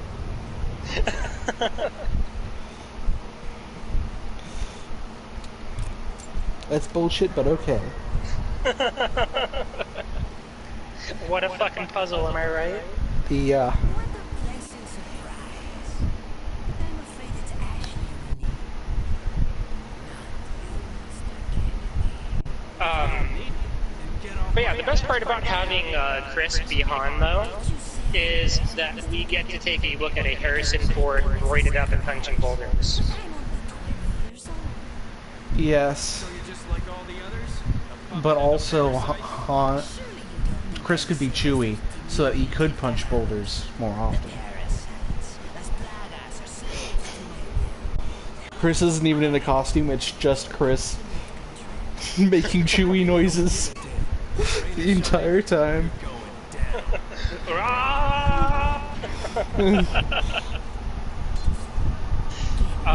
So Rey is Rebecca, and she's here in this version of the universe for some reason. Don't tell... I don't like Rey. Rey is a terrible character. She's okay. She is terrible. They tried to do something good with her and they fucked it up because their direction was bad because the person who was in charge of the movies doesn't actually give a fuck about Star Wars. She's the perfect example of a Mary Sue. And I despise it. I don't buy the Mary Sue argument for Rey as far as the first movie goes. And I also don't appreciate that Star Wars fans are fucking, like, getting upset about somebody being a Mary Sue when they like so many Mary Sues. Yeah, but I also don't like Star Wars, so I'm excused. Fuck. How am I not dead? What like, the fuck? Everybody was like crying about how Rey's a Mary Sue, and it's like, yeah, Luke just had to use the Force to navigate that missile into that shaft, but you know, y'all weren't talking he had shit then. reasons. So, like, my main thing is, right, a Mary Sue is defined by the fact that the world bends to them instead of them existing in the world, right? What? So, no, okay, so it's people that are naturally good at something for no reason because the world is bending to them, right? Yeah. So, like, Luke has, like, an hour of practice with the Force and can suddenly navigate a torpedo down a fucking mine shaft to destroy the Death Star. But it's not okay for Rey to, like, try out the Jedi mind trick and fail at it. And, like, suddenly start getting in a hand-to-hand fight with another person being, even though it is heavily implied that she has fought to, like, survive in the world that she was living on leading up to this. Rey's character is like they placed this character into the world but didn't bother to have her have any sort of role in the world, right? Like, Luke had a place where he was in the world. He had a job, he had motives. He had a reason for wanting to go. He had a reason for wanting to stay. He got a mentor character who taught him and meant so much to him that it gave him a good reason to leave. That's exactly what Han Solo is in The Force Awakens. Han Solo is literally the mentor character in that movie, and is the reason that Rey goes for it. But she is a... Okay. The reason why Luke is a moisture farmer is because he was left with his uncle and aunt, right? Okay, and this is where the reason why he's there is because she was abandoned by her parents. Yes, but that doesn't mean she got a badass job for the sake of having a badass job, right? She has no reason to have that job. She has no connections to anybody inside of that town. She's a scavenger. She's been living in that town for years. She has been there since she was a little girl. She survives by finding scraps of old Imperial warships and selling them to the junk trader in town, who then decides that he is going to give her a portion of a day's worth of food for that work, and that is how she survives. Yes, but why? Because she lives in that system. The junk trader in that desert has created a system where he is abusing the populace of that town in order to make money, presumably, and become rich, and is exchanging life-giving food to them in order to do it. And they can't get away from that system because the entire planet is a goddamn death trap. And ships are expensive, and they're not making money doing what they're doing, they're just getting food. Nobody can afford to escape that planet. They are stuck where they are. Mm-hmm. And Rey is stuck. And that's one of the reasons she gets kind of roped into the stuff to begin with, because she realizes that, like, it's fucked. But at the same time, she is so terrified that by leaving, if her parents decide to come back and take her away from that life, she'll have already been gone. Because she has an idea of what she wants life to be, and that is, like, happy with her family and being normal. But the reality of the situation is that because of her lineage, which at the time she doesn't know about, a normal life was never in the question. Right. It never feels like it's justified for her character specifically to be there. Right? And then even excluding where she starts, there is no reason within logic for a lot of the things that happen to her. And even then, she leaves the planet that she is scared to death of leaving and missing her parents, and she leaves because BB-8.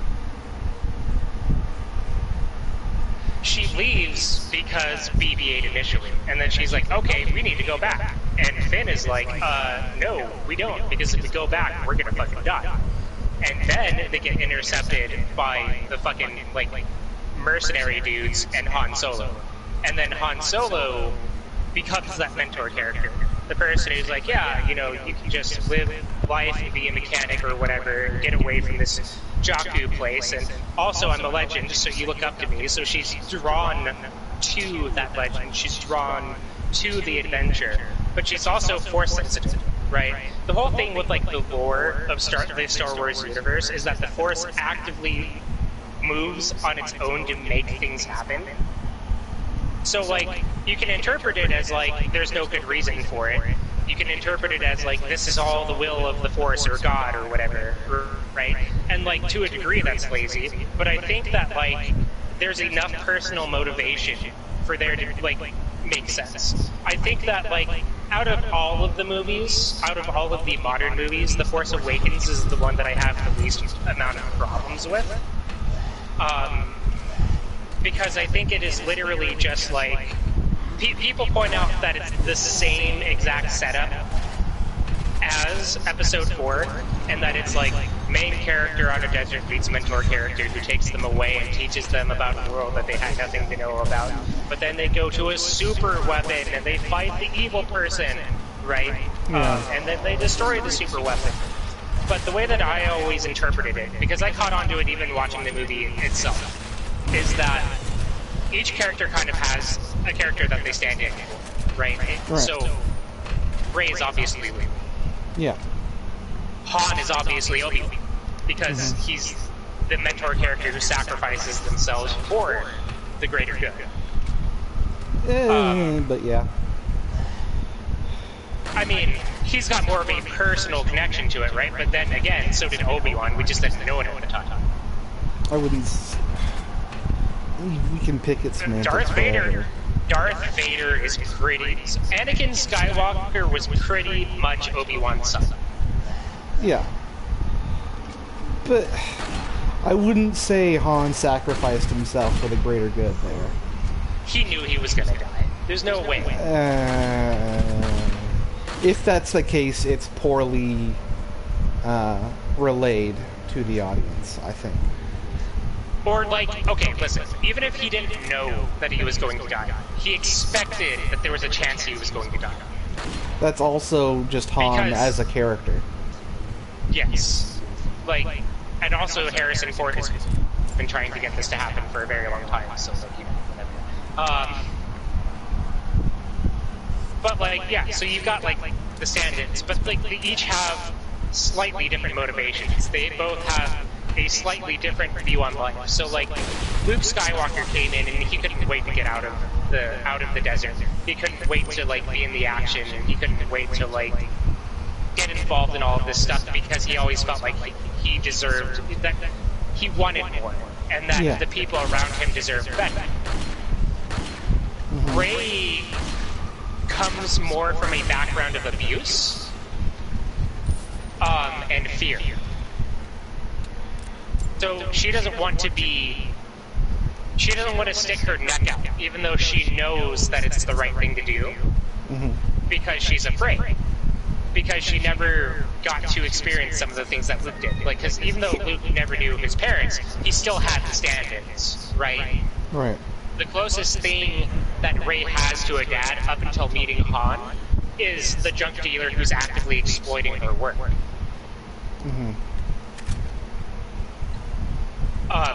So she's terrified. She has a very different outlook on things than Luke did. And part of that is upbringing and, you know, whatever. Like, and fucking Finn. I don't think Finn has a very easy stand-in.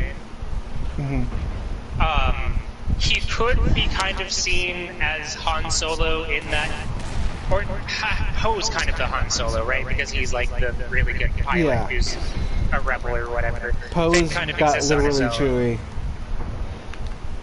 Yeah, so Poe is very virtuous, and he wants to do the right thing, and he's actively fighting against the people, whereas Han Solo was really reluctant and didn't really want to get too involved with the rebellion, and, you know, whatever. Right, so these are characters that find themselves in a very similar position, in a very similar set of circumstances, but are completely different people who react in their own ways. And I always thought that was kind of the point of that movie, right? Like, yes, it's Star Wars. The setting is there, the themes are there, the things are there, but these are new characters. And you can expect different things to come from these characters.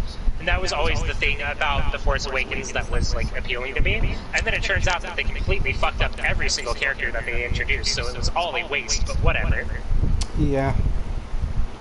I don't know, a lot of that stuff didn't come... It wasn't... Like, I know it's there, right? But it's not presented as important as it should be. A lot of how Rey comes across in that movie, without any other outside context, is, I'm here, I'm doing this thing, hey, look at cool robot, let's go. If you stop to think about it, then yes, it makes more sense. But I think it's not a problem with the actor. I think it's a problem with the writing. Yeah. Right. I think that all of the actors were actually very good. I just think that the direction / writing was fucked up because the people. It turns out, like, I don't know if you saw the discourse around this, but every single actor came out against the lady that's in charge of Star Wars right now, and is like, yeah, she's a fucking bitch, and she doesn't give a fuck about Star Wars. Really? There have been, like, people have since, like, linked to conversations with this person, and basically they're like, yeah, they put me in charge of Star Wars because I'm not too invested in it, and blah, blah, blah. And it's like, that's not the person I want in charge of Star Wars. Like, obviously I don't want, like, a purist fanatic, right? But I want somebody who gives a fuck about Star Wars to, like, be in charge of Star Wars, because if they give a fuck about Star Wars, they give a fuck about my product, and they care about it being good. Yeah. And it's, like, really disappointing that, like, because, like, so, The Force Awakens, I like, because it has that, like, setup for me, right? And, like, I don't know what the difference between my experience is and what your experience is, like, with the characters, and, like, why we caught on to certain things differently, but, like, I always kind of saw, like, oh, Rey is, like, confused and afraid, and, like, doesn't actually want to be here because she's not comfortable. But, like, she's being pushed on by these people that she trusts because they know it's the right thing to do or whatever, right? And that's, like, kind of always the way that I saw it. And, like, I'm not saying that, like, you're dumb because you didn't pick up on this stuff, because, like, apparently a lot of people didn't, right? Like, I am in the minority when it comes to that. And, like, I accept that. Yeah, it's not that I don't know that it's there. It's how it's presented, I think. Yeah. And you also have to keep in mind, I watched this movie once in theaters. Okay. Oh, okay. Alright, so... I saw it twice in theaters, and I think I've seen it, like, 2 times beyond that. But I wouldn't say that it's a movie I've watched, like, a fuck ton, right? Right. I've seen video essays on both sides of it since then, which is where I get a lot of my talking points from. Sure. But I don't think I've seen any of the new trilogy more than the once. Gotcha. Outside of Solo. But that's not the new trilogy, so I don't know why I brought it up. Anyway. I mean, it's a new movie, like Rogue One and Solo, or like... oh no, not Solo, Rogue One. Rogue One I liked a lot. I really like Rogue One, and everybody who shits on that movie can go fuck themselves. Rogue One is fucking sweet. Why did people hate Rogue One? Because they're dumb. Oh, yeah, of course. They are dumb. They are really dumb. Rogue One is fucking sweet. And I'm so angry that it didn't end the way that it was originally planned to be ended, because the initial screening audience is also fucking dumb. What? Explain to me. Okay, listen. You've seen the trailer, I assume, for Rogue One, and like one of the reasons that like Rogue One is so jarring is that the trailer almost has nothing to do with the actual movie because of all the fucking changes that they made. But like you've seen her in like that TIE Fighter pilot's outfit, right? Yeah. Where it made it seem like it was going to be a spy movie. So here's the deal: when they go down to the planet to go like beam the Death Stars up to like the rebels, and then the rebels get it, and then Darth Vader shows up. What was actually supposed to happen was they were supposed to like get to the satellite, and the satellite was supposed to be damaged. So the only way for them to like actually be able to get the plans to the rebels is by flying it up themselves. So they fucking commandeer a TIE Fighter. They get up there, and fucking, you know who's there? Darth motherfucking Vader. So like initially Cassian, the dude, like stays behind and is like, no, you gotta go get the plans. And Darth Vader fucking murders the fuck out of him, and that's how he dies. And then the Jinn gets the plans to the people, stays behind as like a final act of heroic sacrifice, and guess who fucking slaughters her? Darth motherfucking Vader. So, like, Darth Vader was supposed to, like, brutally fucking murder both of the main characters. To, like, convey that, like, hey, turns out Darth Vader, kind of a fucking villain, right? Yeah. This is the man who was surrounded by an army, stood in the center with, like, big Chad energy. Was like, all I am surrounded by is fear and dead men.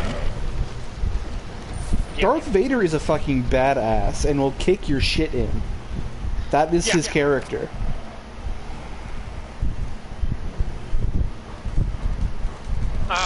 But yeah, it was supposed to be, like, darker and more brutal and shit. I'm, like, all about that. Like, Yeah. I think that's totally fine.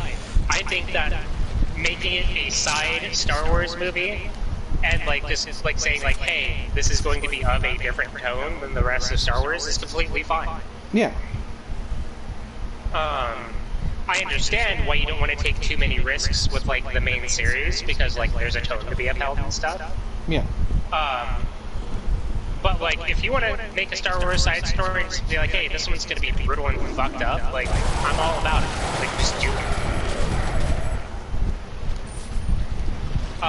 That being said, I do really enjoy what they ended up coming out with. I think that there's some things that are, like, really dumb. Like really dumb about that movie.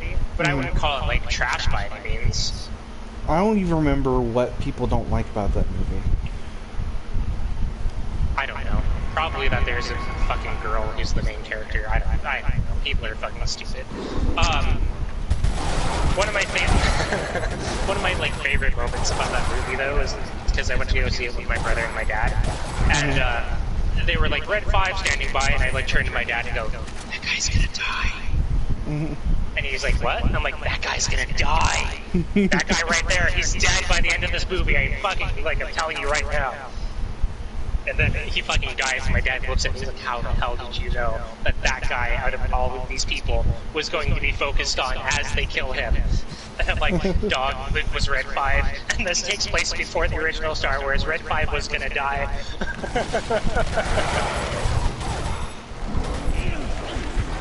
Yeah, it makes sense. There can be only one.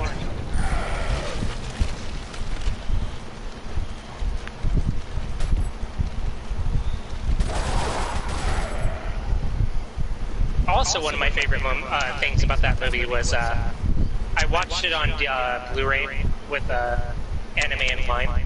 Yep. And people start dying. And Jake is like, oh. That does sound like it. And Lime looks at him and it's like, what? He's like, don't worry about it. He's like, just don't worry about it.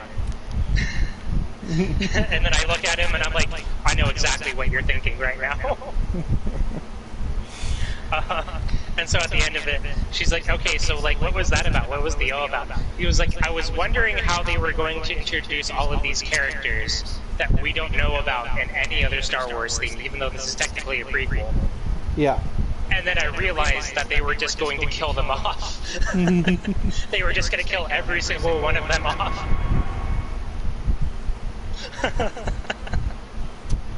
Yeah. Trying to remember, where's that last box that I missed? There it is.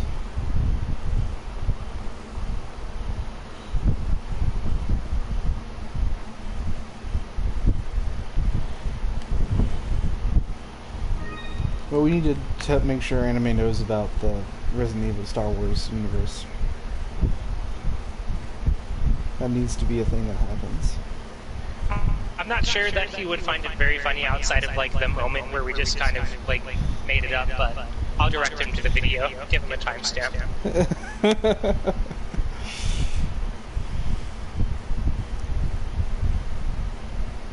I still think it's funny. It is pretty fucking funny.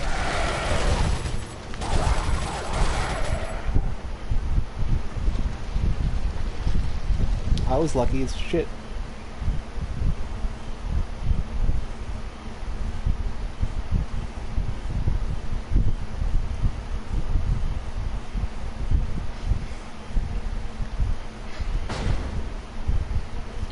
did you end up watching The Mandalorian?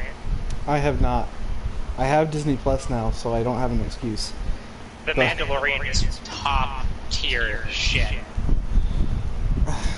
I wanted to watch it, and then Baby Yoda blew up, and then it made me not want to watch it at all. Listen, don't worry about Baby Yoda. Like, that's not... Like, Baby Yoda is unironically cute, like, within the context of the series and whatever. Right. And, like, his meme status cannot be denied, whatever, right? But, like, that series is just unironically some of my favorite Star Wars content ever. Yeah, I'll have to look into it. It's just... It So blew up before I got to it, and that turns me off. I got you. I understand. You're contrarian and an asshole, but it's fine. That's not alright. But so, like, it's kind of like the Mandalorian is kind of Rogue One-y, in that it explores a more human side of an otherwise very fantastic world. And part of, like, being human is being imperfect, and sometimes people take advantage of that imperfection and do evil things and, like, can be dark and fucked up, right? Yeah. And I think that's one of the reasons I like The Mandalorian.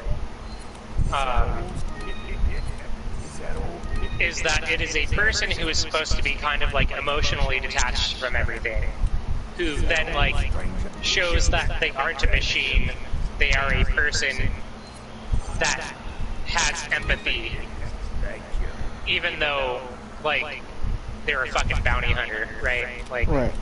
to a degree, you have to trade yourself off of that stuff. And then that show of empathy ends up blowing up in his face in a spectacular way that kind of, like, spirals out of control in a very, like, satisfying, action-y kind of way. Yeah. But yeah, it's very good.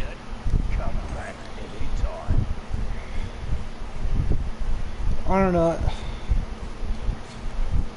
I feel like an asshole. Just because you pointed it out, and I'm like, I guess you're not wrong. Oh no, and I was saying it just to fuck with you. Yeah, but also... Listen, just because I wasn't wrong... like, to a degree, I can be pretty contrarian too, right? Like, I'm not gonna, like, deny that. Yeah. Sometimes I'm just like, that's popular, and I think that the kind of people that I've been seeing liking it are dumb, so there's no way I would like that thing, so I'm going to avoid it. Like, I've absolutely done that.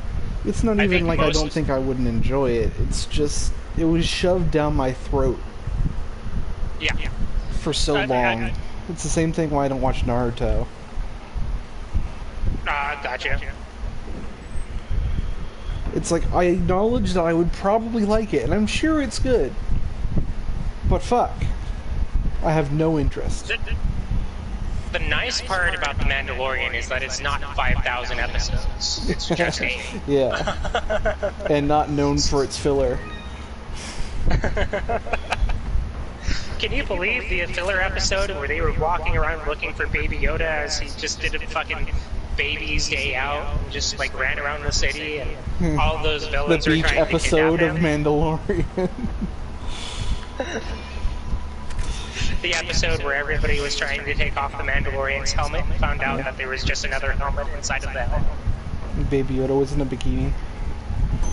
Although, to be fair, the episode where they're trying to take off Kakashi Sensei's mask and find out there's another mask underneath it is one of my favorite moments in anime, but whatever. Yeah, no, that sounds very good and very anime. It was a filler episode, so, like, fuck filler, but at the same time, like, they just spent all episodes, filler like... can be done well. Case in point, I think, most of Hunter x Hunter. Like, when it's filler... Hunter doesn't... It's not filler, because what it does is it progresses individual characters, but just not the main plot. So, like, the closest thing that Hunter x Hunter has to filler is the Heaven's Tower arc, right? I wouldn't even call that filler. Yeah, and I wouldn't even call that filler. Like, it's That's actively like important. that's actively main plot progression, I'd say. Well, then what's filler? Like the Zoldyck house? I think there might be a couple instances of individual episodes. There's no filler arcs, but I think there might be a couple that get close. Like, I can't even the conjure only anything to thing that I mind. can think of would be kind of fillery off the top of my head, because I haven't watched it in like a year, is the egg part of the Hunter test. I don't think that needed to be a full episode. I don't know. That progressed the main story in a meaningful way. It did. In that it was like a trial that they had to go through. Yeah, And but also that dude fucking jumped off and fucking splatted like a goddamn moron, and that's pretty great. it's okay. It's not a filler episode, but there is like a good amount of filler content in it. I would say, like, a lot of that going back and forth while cooking the egg felt a little bit like, I am like nitpicking to the finest degree. I am like with a needle tweezers looking for Sure. imperfections here. I think personally I don't disagree with you, but that only, I mean, I think personally I do disagree with you, but that only serves to like point out how strong Yeah. that series is for a anime with 150 fucking episodes or Yeah, like, whatever, right? don't get me wrong, I still love it, everything down to its core. I wouldn't have it any other way. But I think there are some scenes that are slightly longer than they need to be. Like, I watched the first 150 episodes of fucking Bleach, and I think that there are some amazing moments in there, but I would tell you, like, straight up to your Oh face, yeah, no, half that's a those lot of it 100 is filler. Half of those 150 episodes are needless fucking garbage. There's no reason for them to be there. They are just there. Oh, definitely. Having also watched Bleach, oh fuck yes. Yeah. It's also kind of crazy because for a second there, I thought that the Bound arc was like worth something. After my rewatch of it very recently, I at one point thought to myself, wait, was the Bound arc really not worthless? And then I thought to myself, oh, well, it was mostly just to make a point that they didn't need to take 30 episodes, 40 episodes to fucking make. So, never mind, it was trash. Which arc is this that you're talking about? So the Bound arc, Oh, fuck. Sorry, I got spooked. You're good. Oh my god. Yeah, he was just behind me. But so, do you remember the arc with, like, the vampires that sucked out people's souls or whatever? Kinda. If you watch Bleach, you may have skipped it because everybody tells you to skip it.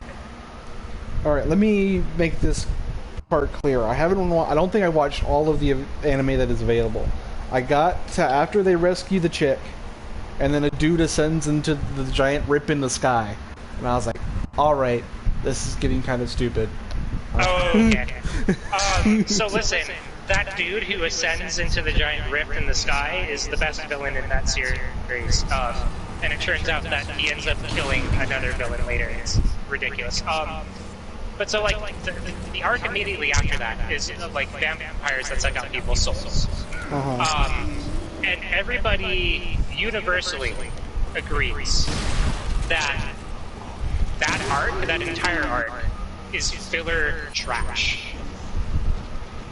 Because the only thing it does is makes you wait for them to go into the fucking crack in the sky after the guy who ascended into the crack in the sky, and actually have the real fucking fight, right? The real thing that you care about. Because I think that the way Aizen is the guy who ascends, right? Yeah. I think the way that they set up Aizen to be a villain is actually fucking masterful and one of my favorite things in anime, right?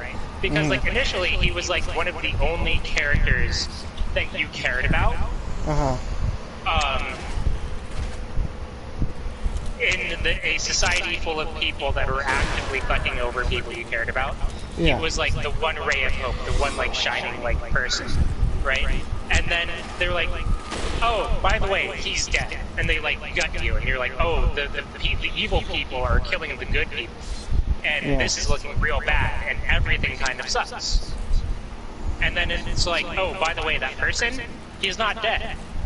But he is a massive asshole, and actually the reason everything sucks right now. It's like, oh, fuck. Can't remember who was that character. I'm trying to like piece together. Eisen, the guy with the short brown hair and the glasses, who had the his lieutenant was the chick with like the buns. And then she goes kind of crazy trying to avenge his death. And then he's like, I'm not dead, but I'm going to fucking murder you, and then stabs her straight through the fucking... I remember that bit, but I don't remember the character. I remember him being a fucking asshole before he descends into the sky, but I don't remember anything else. And then it turns out that his power is that he hypnotizes people into seeing whatever he wants them to see. So he's kind of an overpowered trash can. Is he the guy who's like, his eyes are always closed? No, that's just the blind black guy. No, I wasn't even thinking black. I was thinking like Asian, skinny. I see what you. That's Ginichimaru. That is the second in command of the evil asshole. Okay. I'm close. But no cigar.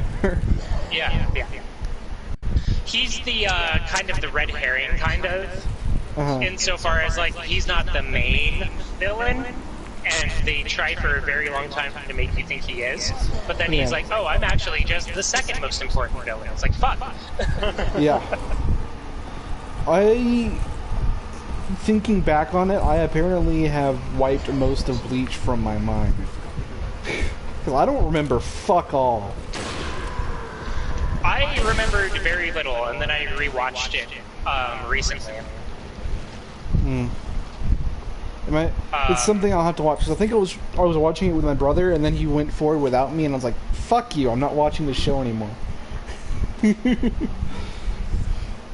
The same thing happened because we were both like, man, we used to watch Yu-Gi-Oh! When we were kids, let's watch it again. And we started watching it again. And then the second I wasn't in the room, he watched like 2 more seasons, and I'm like, what the fuck?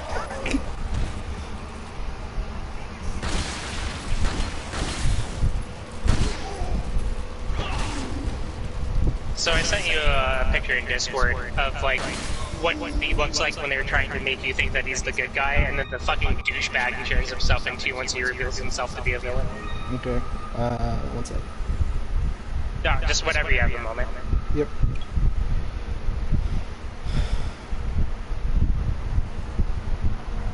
If it wants to load. I remember him with the glasses. I don't remember the fucking asshole hair halfway down my face. He does it right before he ascends into the sky, so you don't really see too much of him in that moment, like, looking like that, but, like, he's like, I'm a nerd with glasses, and I'm a friend, and I love everybody, and then he's like, just kidding, nerds! I'm a power-hungry asshole, and I'm gonna murder you all! Puts the hair down, takes the glasses off. It seems like a way to go for the bit.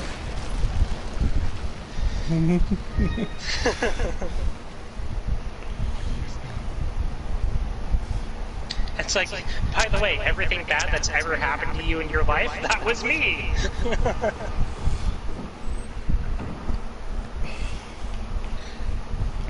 Like, they actually go out of their way. Like, every character you've ever seen a backstory of, where they're like some sort of tragedy killed somebody they loved, he was behind that tragedy. Oh, I think I remember that reveal, and I was like, oh, this like, is fucking stupid, isn't it? It's like, I did the thing. Remember that? That was me. Go cry about it, loser. And the thing is, he could be completely fucking lying about it and hypnotizing you and changing your memories. He could be just taking credit for everybody else's shit, and you wouldn't even know. And I like this canon better. But so, like, I had a friend explain to me the 1,000-Year Blood War.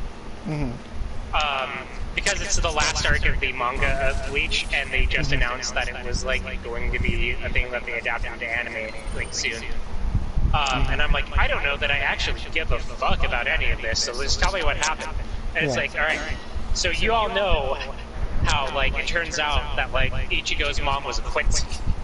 I'm like, yeah, I remember that. And then he goes out into space because they fucking jumped the shark at every Goes possible into moment. space. Fucking, he's... I remember that he was a power creep fucking everything hybrid, but I don't... And he's like, yeah. So anyway, it turns out that there's a god who, like, fucking... he is the god of the Quincies. So every Quincy has to obey his orders. They cannot disobey a direct order, which means that Ichigo can't disobey any direct orders from the main villain. Oh. Well, what the fuck? And, like, he's, like, way more powerful than the Soul Reaper, so he shows up and he's like, get fucked, nerds, I'm gonna destroy the world. And then it turns out that, like, the main, the head of the captains, like, the head of Squad 1 or whatever, like, the big old guy, that they, like, for 3 episodes, they were like, yeah, we're gonna fight you, old guy, and it's like, you don't want to do that, young whippersnappers, I'd kick your asses. And then they turn out that they don't actually fight. They're like, it turns out that his power is that his sword gets hotter than the surface of the fucking sun and burns everything within seconds. Fuck. And he's still not powerful enough to kill this god. Like, the heat coming from this sword is enough to burn off all of the oxygen and the immediate area and suffocate everybody to death while cooking them. And he's just not powerful enough to do this thing. So Aizen, the main bad guy, shows up and he kicks the god's ass, and that's how they win.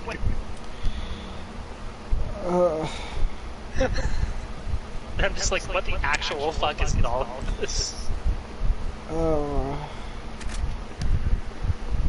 I feel like I'm slightly dumber for having listened to it. I can tell you that I absolutely am. But so, like, I did end up watching a video about TJ Kubo, if that's how you pronounce his name, I'm sure it's not. But he is the person who wrote Bleach. And he was essentially a child prodigy. Like, his high school teachers saw him drawing shit and was just like, dude, what the fuck? That's awesome. Like, Jesus Christ. He's just like, yeah, I like drawing cool shit for cool shit's sake. That does sound like what the creator of Bleach would say. Basically, like, that's basically what it is that he likes drawing really awesome stuff. And, like, he had a really good, like, opening for Bleach. Because, like, he did. Like, Bleach is unironically good at the beginning, I think, right? Right. But, like, he's not very good at, like, drawing, at, like writing characters. They're very, like, superficial. I don't think that actually kills them. I think yeah, no, it doesn't. I think How you need to do it fuck? after they pop off the body. You see this shit? Okay, when you see this shit. Oh, that's funny, he just hopped over you. Twice. Surprise, bitch, I'm slightly to the left. But so, like, he's just not very good at writing characters because he was always into drawing awesome shit. But of course, like, getting the contract with Shonen Jump, everybody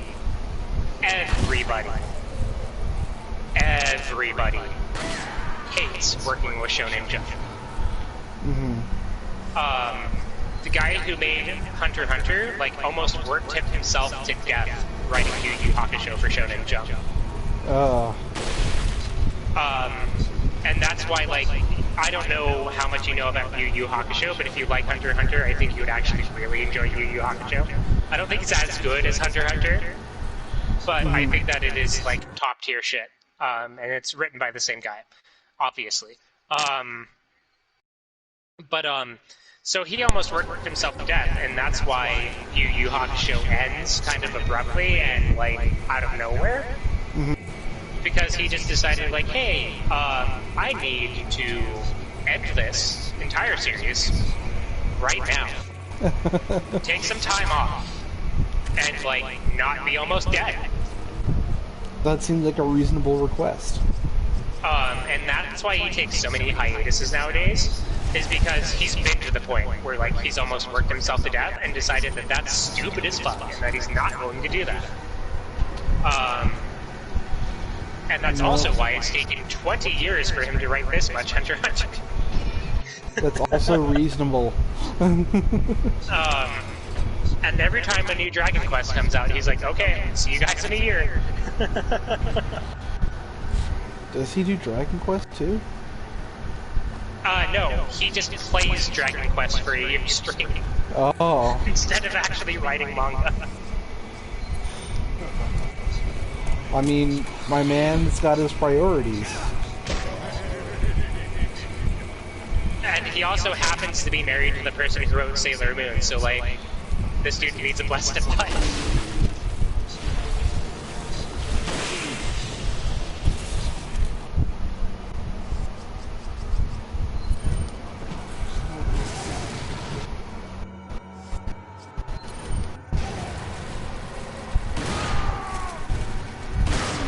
I died. Nothing. I thought I had burned the Plagas in that fire grenade, and he was just like, nope, actually, bitch, I'm alive. I actually think that strain of Plagas is my least favorite to deal with because they're so fucking annoying. Oh, it's terrible. I almost prefer the one-shot fucking suck your face off, yeah. I think I do too. I think that might be the easiest fucking guy to deal with because all he does is like, coming closer for a kiss, oh nom nom, and then like, you The just don't do Resi that. 3 connection, dude. Like, you just don't do that and you're good. Whereas like the Blade person is like, I'ma swing my fucking dick all across your face from 1 billion miles away. Yeah. And He just doesn't show up obviously- in the last half of the game, I guess.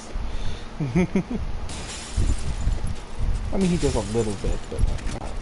He does. Like, the military of the island. Slug boys aren't on the island, it's all Blade dudes. I don't remember there being that many when I was on the island, but you've also played this game so much more than me, so okay. Yeah.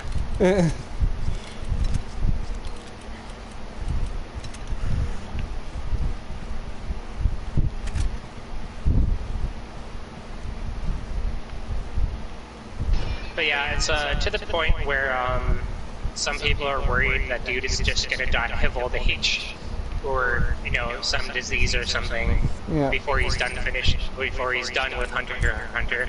And so, at this point, his wife has offered to help him like quite a few times with the series, as far as the illustrations go. And he's always kind of said no, but I think now I've heard that he's actually like letting her do a lot of the illustration while he writes the story. This is good. And I'm like, you know what? Yeah. And That's people a wholesome relationship. It's also really funny because every time somebody brings it up and it's like, yeah, I'm just worried the illustrations are going to be bad. I'm like, dude, he's married to the person who wrote fucking Sailor Moon. They go, oh, I'm shutting right the fuck up. I'm like, yeah.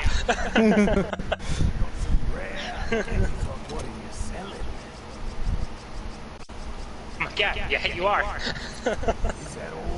That's another one that I've never watched.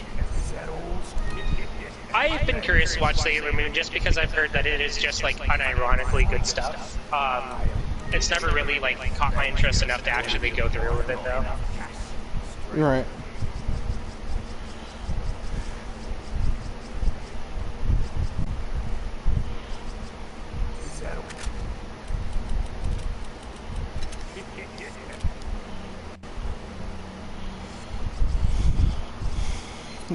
That's just one that I haven't ever thought about watching. I mean, obviously, like, it's got an audience, and the audience is not, like, straight males, per se, right? Yeah. And, like, that's completely fine and reasonable, right? And I'm also not gonna call anybody, like, gay for watching Sailor Moon, because, like, it's got prestige for a reason, right? Yeah. It's just not something that's marketed to me, so I haven't thought about watching it. It's Listen, just like. Sorry, go I ahead. think one of my earliest character crushes on like any like fictional character was Sailor Mercury, so like I'm all about it. I'm trying to think what would be one of mine. I don't know. I'm sure if I watched some shit, I'd be like, oh yeah, definitely. Yeah, I think for me it was Sailor Mercury and Yuna from Final Fantasy X were like some of my earliest like I guess quote unquote anime crushes or whatever. I think the first anime crush I ever had was Asuna. Before she ruined her. Low tier Zoomer shit, my friend, but whatever, you're entitled to your opinion. Hey, look. She is fantastic until they fucking destroy that show. Well, like to be fair, I think you could reload that shotgun and have enough space. By the way, maybe I'm wrong. Yeah, you're right. Or the sniper rifle. Probably both. But like to be fair, I completely understand where you're coming from. I don't remember much very fondly about Sword Art Online because of the way that it ends and the way that they just kind of do things I feel like they don't deserve. But like leading up to it, like Asuna makes herself out to be a very capable and smart and empathetic person. So like I can see how people would look at her and be like, oh yeah, I would totally marry her or whatever the fuck, right? I am very much a romantic at heart, and their relationship is like the peak until they ruin it. Until they ruin it. Like, fuck. You don't understand how upset I was when they do a fucking tentacle hentai jab in the second fucking season. Oh. I'm like, this is not what this was about. You're like suddenly everybody's fairies, Kirito wants to fuck his stepsister, there's yeah, this is like, what happened to literally dying for each other? It's just like, oh. And then Guns, I was like, nope. I didn't even watch Gun Gale. I was like, nope. Neither did I. I'm out. I've heard Gun Gale is trash. I've heard Alicization is actually pretty good, but I am never going back. Oh, I'm never watching it. But like, apparently Alicization also has a rape scene, so like, how good could it actually be? SAO Abridged, however, that has like redeemed that IP for me a little bit, even though it's not official in any sort of fucking capacity. If you get the chance, I would 100% watch SAO Abridged.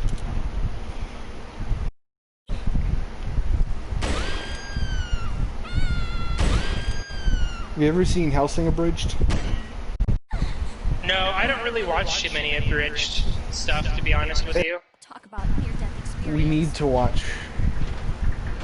If I had my... I've seen bits and pieces of Hellsing Abridged because my brother has watched it, and I have been within the proximity of him as he watched it. So, like, I understand that it is funny and very good, because most Bridge series are. But, like, man, I would rather watch actual things. It's, as far as I'm concerned, Hellsing Abridged is Hellsing Ultimate. Like, it has completely replaced it, in my mind.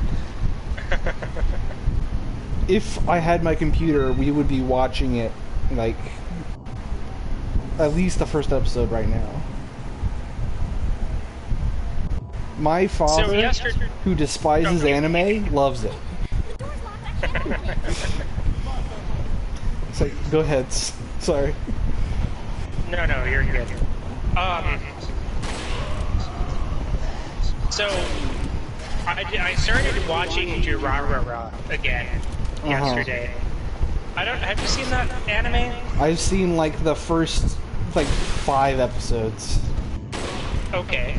I think I watched the first 10 episodes yesterday. It's been 10 years since I've watched it, right?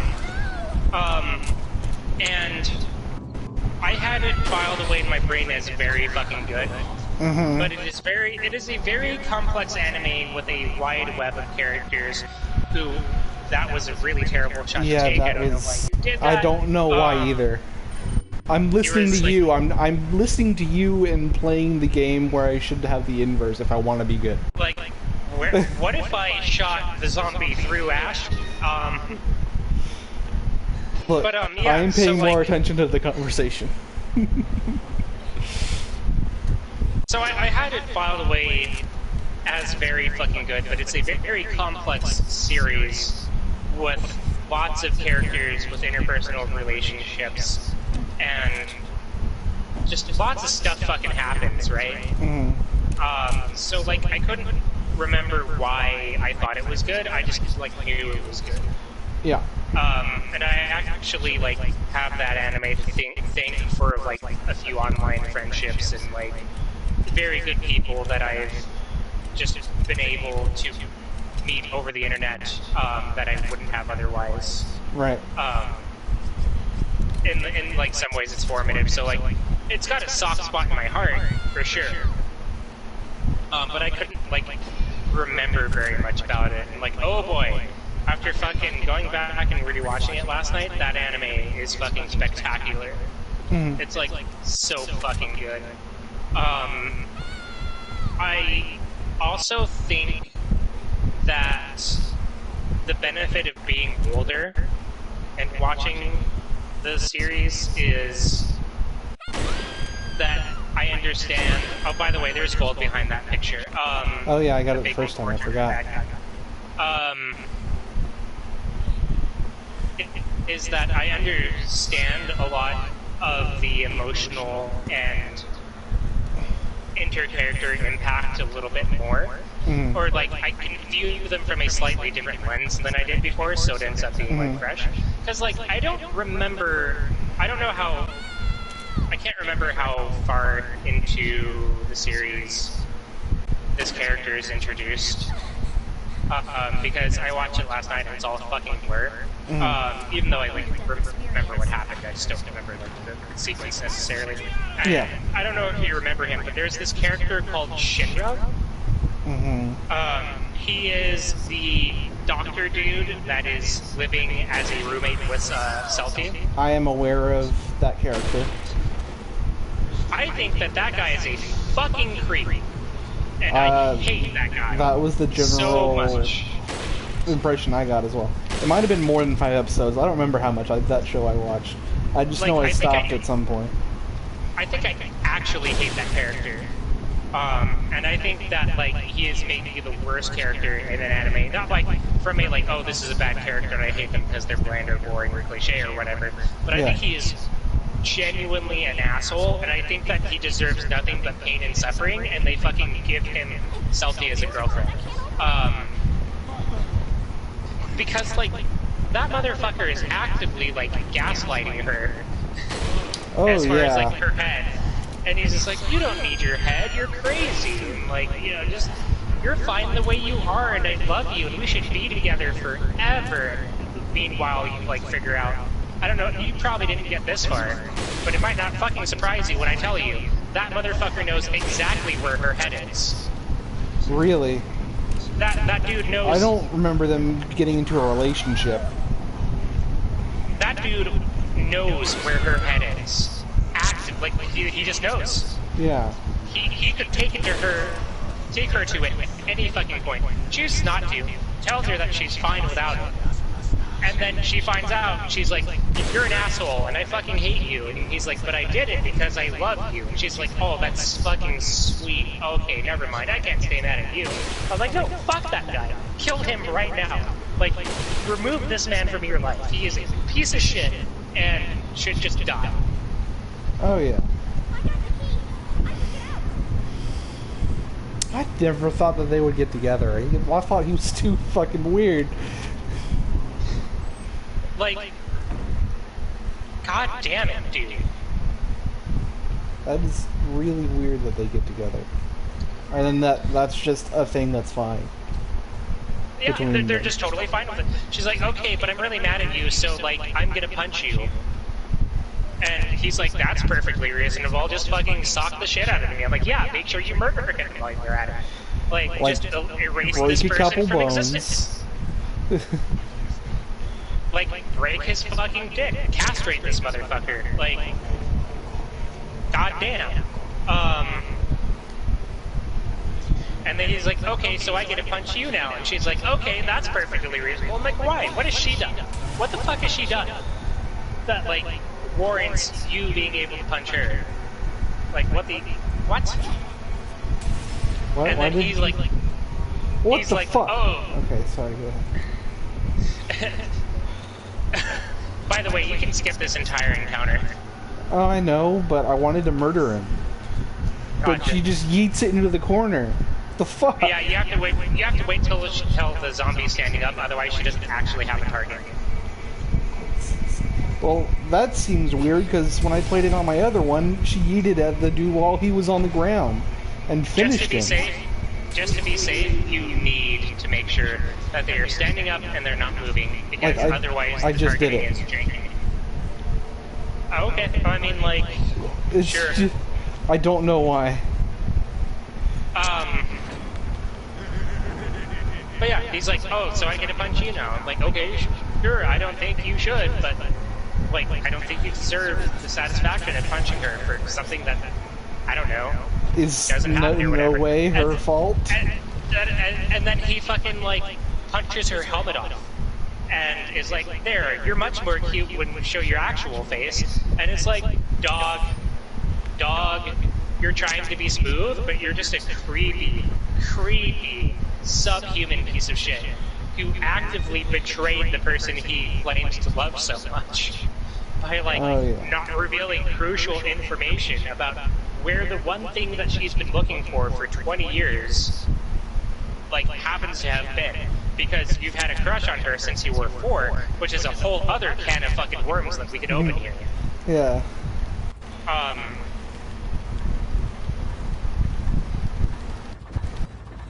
Like, you don't deserve happiness. You deserve nothing but contempt and to feel shame. You piece of fucking filth. Like, what the fuck is wrong with you? But he's just like, yeah, I get the girl anyway. It's like, sure, aren't I the luckiest man alive? I'm like, yeah, you're lucky she didn't straight up murder you when you told her that you knew where her fucking head was. Yeah. Seems like a thing you need. If you were to ask me. And then he's like, I did it because I love you, and I was scared that, like, if you reunited with your head would be like, alright, fuck this, let's get out of here. Like, we did what we came to do. And it's like... And, like, to a certain extent, No. when he was a child, I could understand that. But when you're a he's a goddamn full-grown-ass man, and you still make that decision, what And, the like, fuck? Like, actually, though, like, it's kind of cliche at this point, but it's her body. Her body, Yeah. her choice, right? Like, and not even in, like, the, like, controversial sense, right? Like, Yeah. it is literally just a piece of her body that she should have a decision on, right? That she has the opportunity to reattach to herself. Yeah. Like, what the fuck?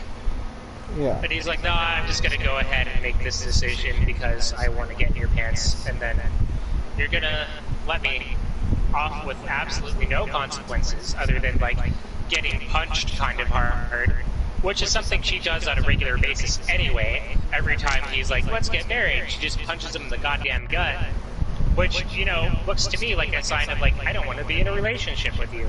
But he keeps on going anyways, is creepy about it, and Yeah. then fucking, like, ends up with her anyways? It's kind of fucked. You want to move the middle piece in the middle and just go around the perimeter. Okay. Up or down? Well, you're gonna have to reset it now. Oh, I did. Okay. You didn't reset it, actually. So you want to get the middle back? Okay. Well, the middle is now in the center. No, it's not resetting. It's staying in the same spot. Yeah, Like, leaving the puzzle and coming back doesn't reset it, so you have to manually move it back. So you want to move the middle to the left, and then you want to put, yeah, you got it, sorry. So you want to put the middle in, and then you go down, and you go around around counterclockwise the perimeter. counterclockwise. No, that's the right way. No, it's not. Oh. Yeah, counterclockwise. The head with him, my brain. My brain is functional, I promise.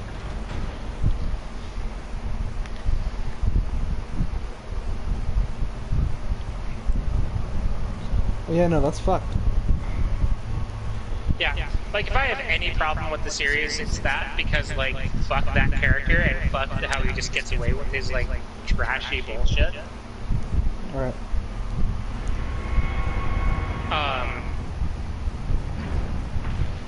But, like, aside from that, I think it's just a very good, like, examination of all these characters in this world and the way that they think and Right.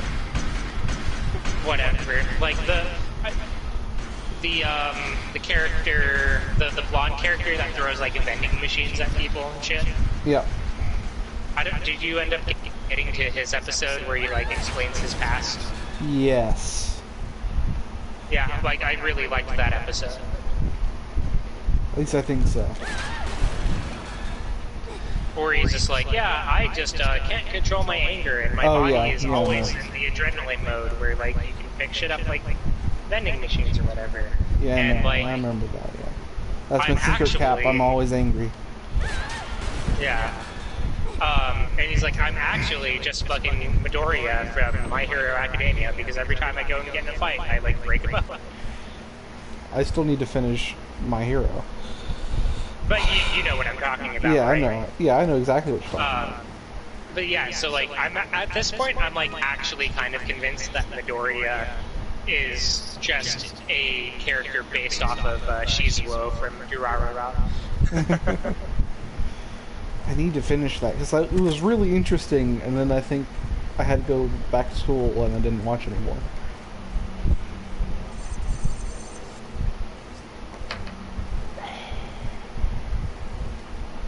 Well, that's just me being fucking unreliable in my watching of shit.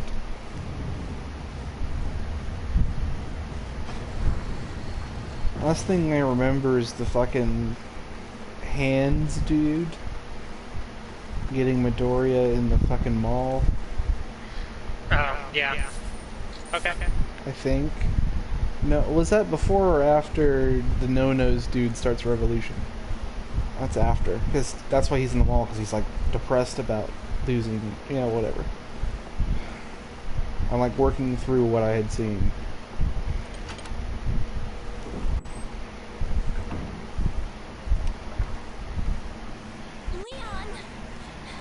But that hands dude, his design is both cool and also so very stereotypical dark evil anime dude.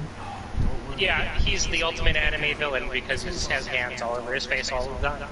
Yeah. I was like, it's kind of cool, but also it's cliche as fuck.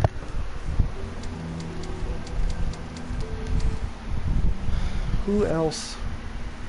The only other person I can think of who was like that to that degree would have to be like that final god villain from Soul Eater. If you've even seen that. I don't think I did. Definitely worth it. I think it's still on Netflix. If you get around to it. The God Eater anime? Is that what you said? No, Soul Eater. Soul Eater anime. Okay. That is, certain characters can turn into weapons, and certain other characters are powerful enough to wield those character weapons. I don't know if you've watched it, but that was like... I know the premise, and I understand that it's like actually like a good anime, but I've heard that the way that it ends is disappointing, and then the like sequel series is like actually trash. I haven't seen the sequel series. I haven't seen it. According to my brother, who really likes Soul Eater, don't even waste your time. Really? I would say the first series is worth watching, if only by itself. I'm just about Soul Eater. Soul Eater not. Like, don't waste your time with Soul Eater not. Ah. Yeah, no. I would definitely watch Soul Eater.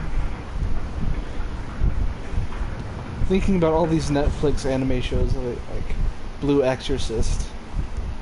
I watched that one like I did a couple of times. They didn't even put all Blue Exorcist on Netflix, did they? Or like... I thought they did. Just ends in a weird spot? I don't remember it feeling weird. I mean, main character's brother is revealed to be also part Satan. And then they both send their dad back to hell. I think. I guess I've never seen it, so I don't really know much about it. I maybe shouldn't have said that then. Yeah, I was gonna say. I am probably going to forget because that is very like anime cliche bullshit, so I'm probably not even gonna remember where that's from. But I know that my mom and my brother were watching it at some point, and I think that when they watched it, it wasn't all on there or it ended in a weird spot. But I don't remember. Blue Exorcist, I remember being worth it. I also recently started rewatching Black Butler. And you have to be in a particular mood to watch Black Butler, I think. Because a lot of it is really weirdly innuendo-y. My mom and my brother also tried to watch Black Butler after Blue Exorcist, and they were like, what the fuck is this trash, and left. It's good if you give it, like I said, if you're in the mood for what it is, which is, like, it's kind of Hellsing, like in that character dynamic of a super powerful character and bound to another character. Gotcha. So, like, I understand what you're talking about because I know enough about Hellsing, but also this should be a good time for me to tell you that I've never actually sat down and watched all of Hellsing either, or Hellsing Ultimate. You should. I enjoy those greatly. But ZT, his name is Alucard. That's Dracula backwards. I know, right? It's almost... He's Alucard and he's working for the Hellsing organization. I just remember, and there's Nazis. And a new crusade. I had a friend who was very into Hellsing in high school. And he was watching it and his dad walked by. And he was like, oh, what's the character's name? And he goes, oh, Alucard.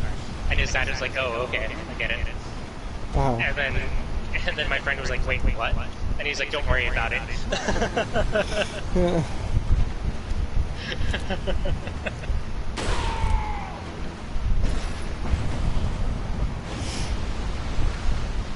I don't think it's any secret that he's supposed to be Dracula. If it is, it's a very fucking thinly veiled one.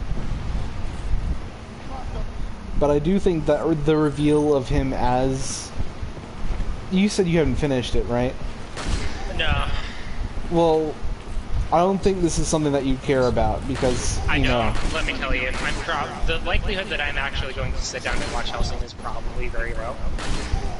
I would recommend a bridge, but that's a different thing. there is a moment where they reveal him as Dracula, because after a certain point he had rebranded himself from Dracula to Alucard, right? He's like, I'm Alucard. I'm the opposite of Dracula. I give blood to the needy. It's not even that. It's No, I know. But that idea made me very happy, so I had to express it before you told me what was actually happening. But the reveal of Dracula, and because it's almost like Alucard is him as a force of nature and Dracula is a character that is allowed to be human. It's an interesting contrast. Sure. And he also looks like a gimp. But that's another story. But that's another story. Um, Y'all ever hear about the time I became a sex slave of this vampire police woman? well, arguably the other way around, but... also, we need to go back and get... Okay. If nothing else, I would watch Hellsing Abridged. It's so fucking funny. And fantastic.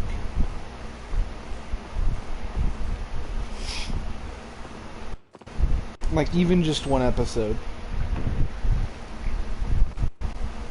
And I know just me saying that is not going to get you to watch it, but highly recommend it. I just think that, like, bloody action anime is not something that I'm, like, super duper into. And, like, to a degree, I do watch some of that, right? But, like, Hunter x Hunter is an action anime, and it gets bloody or whatever. But I think that there's, like, a lot there. And I'm not saying there isn't a lot there in Hellsing, but I just think that the way it presents itself is very superficial. In a way that doesn't necessarily click with me on a surface level. Yeah, I can understand that. It is... It is very... It can get very gory. Almost for gory's sake, but it also fits the subject matter. Yeah, like, I'm not saying that, like, oh, you know, it would be, like, a lot better if he just beat those people up and instead of exploding into a fountain of blood, they were, like, puppies and cats or whatever. Well, it's like, not even, like, fountains of blood most... it's not Kill Bill. Right. Listen, I do love me some fucking Kill Bill, though. Like, I'm not even gonna lie. But, it's not like gratuitous fountains and bathing in rains of blood. Yeah. It pools, and there is blood. Don't get me wrong. A neck will probably get chomped. But it was never so gratuitous that it took me out of what was going on. Yeah, I gotcha.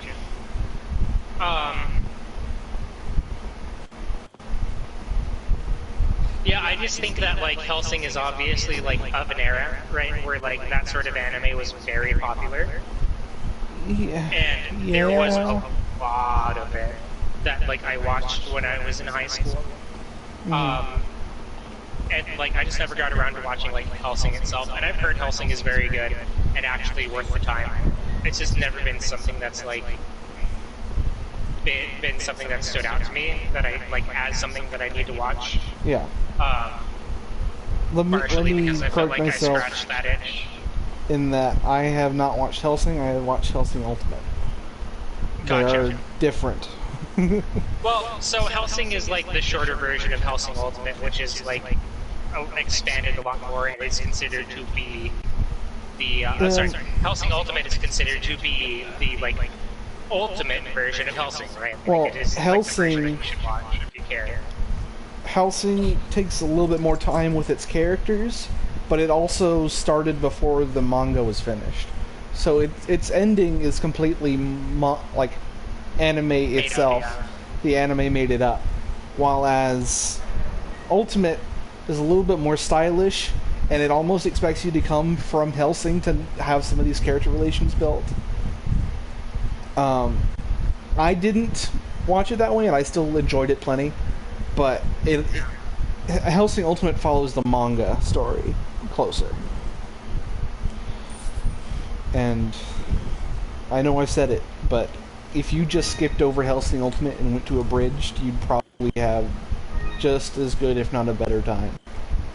Gotcha. Because it doesn't make a lot of jokes like, haha, this bit of Hellsing Ultimate sucked. It's just fully in its own world kind of thing. Yeah. Where the fuck am I going to put this pistol?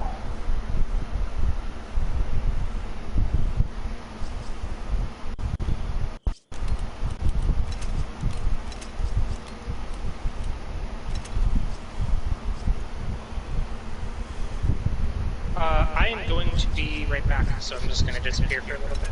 Alrighty.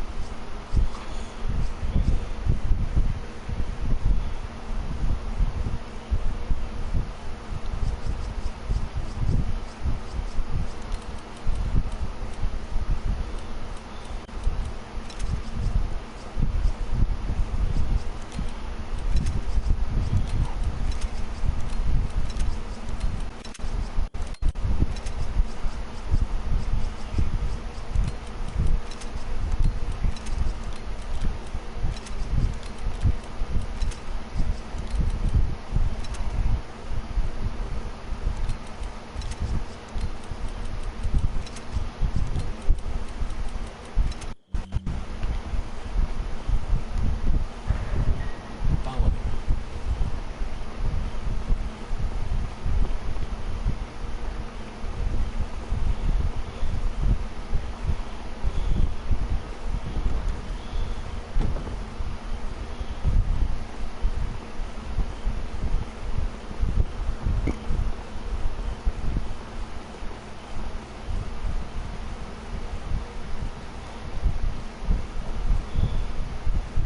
Welcome. Got some rare. What are you selling? What are you buying? Not enough cash, stranger. What are you selling? Is that all? Thank you. Is that all, stranger? Is that all? Thank you. Is that all?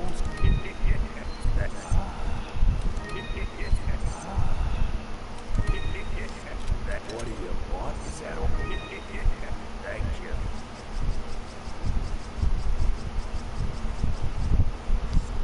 What are you buying? Is that all? Thank you. Come back anytime. And I'm back. Welcome back.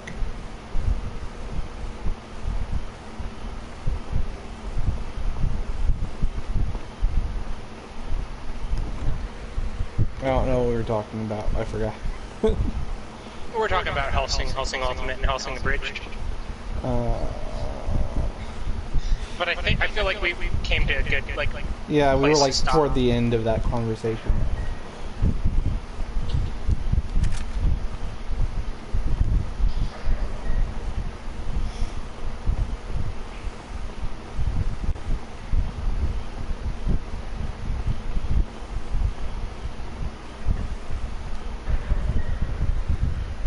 I bought the XL case, so I finally have, space for shit again.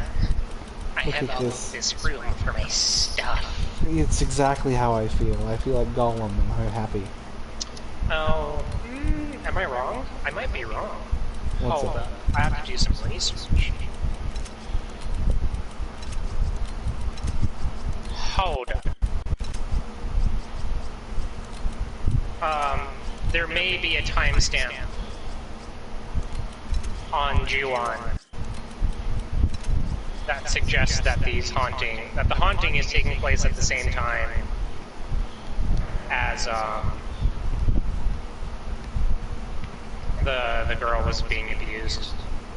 So that initial call that this is the ghost might have been incorrect.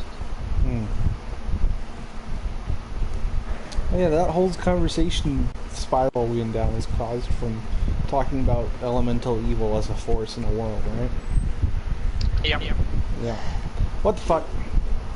Why are you right there? Cease your activity. Well, shit. What? I guess they are happening at the same time. They have both been timestamped as taking place in 1988. I don't know. Ghosting can get happening really quick.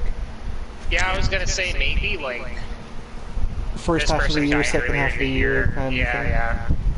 Okay, so the theory still holds weight.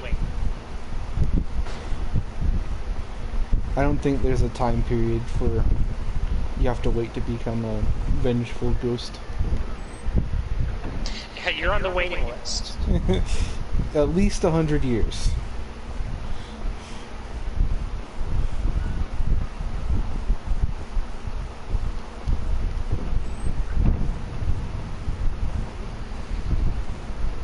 I got that. Okay. Do I have? I should.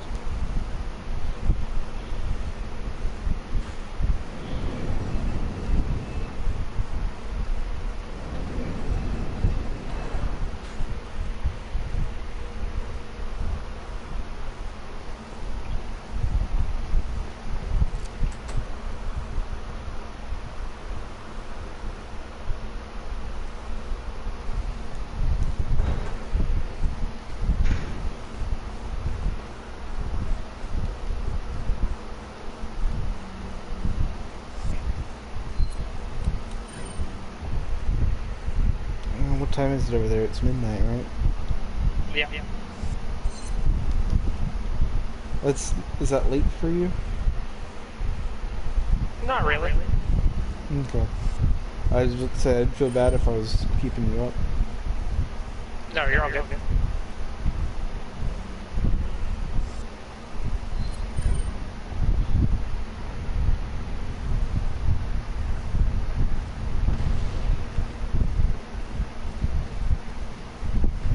How is the game that Kelly's dad's working on? How is that coming along? Because I haven't heard anything about that in a while. Yeah, so he, I think, is still planning to have a Kickstarter going in August or September. Okay. They have a lot of, like, the artwork and everything already done. Nice. Like, they've got the main logo already done. The last bit of stuff that he needs to do is he needs to come to a final deal with a manufacturing company to get the actual physical things manufactured. Right. He says that the Forerunner right now is looking like the Kickstarter is going to be a $70 order, so that includes shipping. Yep. So yeah, he says that it's looking to be about that price right now. So yeah, I don't know exactly when he's going to be able to get everything going. Obviously, like the whole thing with a Kickstarter is that the actual manufacturing doesn't happen until after the Kickstarter is done. So it's not going to be like, oh, we have to wait for them to do their stuff and then we can do it. Because, like, the whole point of the Kickstarter is to get the funds for the manufacturing, right? Yeah. So, yeah, I'm not exactly sure what else needs to be done. I do know that he's a little worried about the pandemic and people trying to open up again. Because that might lead to, like, lots of problems. Yeah. But we'll see. I was just thinking about it the other day. I was like, I hope everything's still doing good for that. Because I haven't, like I said, I haven't heard anything about it. Yeah. He's got all of his rules solidified pretty much now? Yeah, for the most part. Okay. He's had a very dedicated testing group, like, pretty much the whole time. And I think that like he's gotten a lot of feedback from them. Obviously, me and Kelly did a lot of like roles change proposals with them. Right. Obviously, a lot of what you said was very valuable input. That led to, wow, his fingers mesh really weird when he tries to clasp them together like that. Yeah.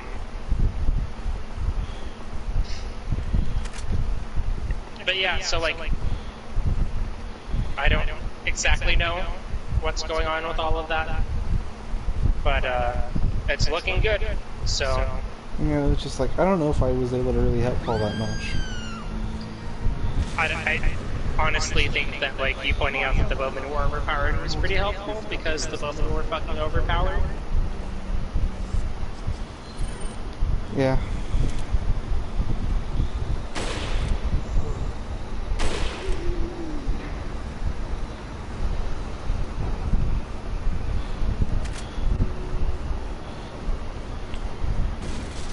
It was just computer shitting itself, and then I couldn't help anymore, and I feel bad.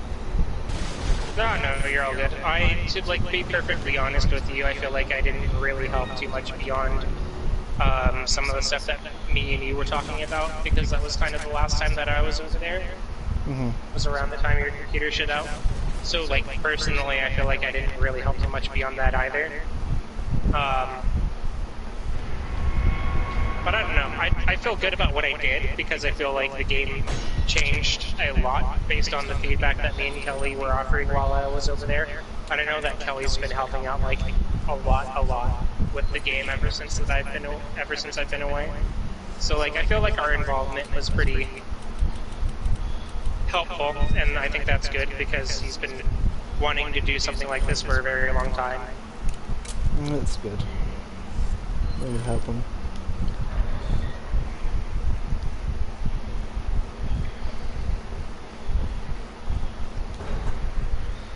And now I've got an actual board game class that I'm in right now. Oh, what? A board game class. Nice. We're sitting down and studying game design. And I am going to be a speaker for like a week about D&D and game design. Gotcha. In my own fucking class. That's kind of cool. Yeah. Because, at this point I've been a DM for a year and a half, almost 2 years, I think. Yeah. I think. And, we developed that expansion together. Yeah. So it's like, I got a We good need to finish feel. that. Fuck. Yeah, we do. I think somehow, I was looking at it, and I think the Google Doc got deleted, but I still have a PDF of it. Oh, okay. I was gonna be Really upset? because I assumed that if the Google Doc got deleted, I wouldn't have access to it either. No, I think it's in a chat log. Like, I shared it with somebody semi-recently, and I have the PDF still. Good. Fuck. Yeah.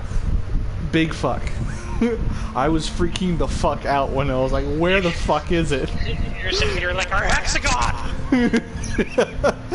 Fuck! The hexagon of power! How are we gonna know what to do with the hexagon is gone? Fuck! I mean, honestly, if we did lose it, I think the only thing we would probably keep is the hexagon. I feel like the rest of it needs to be reworked. Yeah, the rest of it needs to be reworked. The hexagon is the most important thing.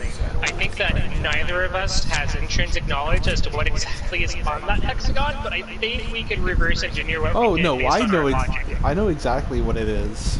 Oh, really? Okay, cool. Yeah. Because I think that I would be a little confused, because, like, there's lots of room for interpretation for the stuff that goes on the hexagon. Each point on the hexagon is a Nen specialization, and each line on the hexagon is a... Well, I mean, I know what that was, right? But I just couldn't remember. So I know what the Nen pyramid thing looks like, right? Yeah. The tree, the relationships and stuff like that, but I can't remember what the sides of the hexagon specifically were. Like, I know what they were. I'm just trying not to give out our party secrets here over the internet. But Okay, I yeah. remember Oh, what right. they We're were, being but I can't recorded remember right now.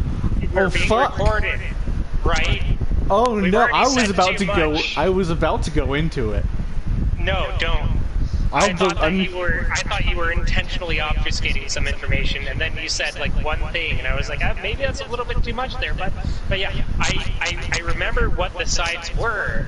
I just don't remember the specific names of what each side was. Mhm.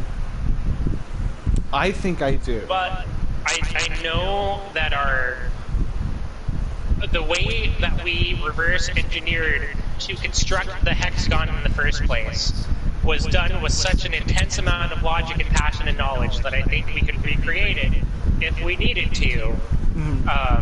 But I don't know exactly the specifics behind where the sides were in relation to the points. I think I have it in Other than it memory was a hexagon. right now, but we don't need to worry about it because we got it. We don't need to worry about it. The internet knows too much already. Remind me, and I'll take down this video later. No, don't take it down. I need to send it to Jake so that he can see the Star Wars Resident Evil crossover stuff. Okay, what we need to do is we need to get like an MP3 downloader, and we download the video, send it to Jake, and then I take down the video.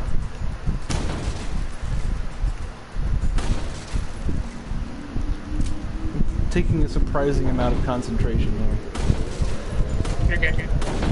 You thought about shooting that actually cut out for a bit there, and that was pretty fun. Well, I was like trying to aim behind it.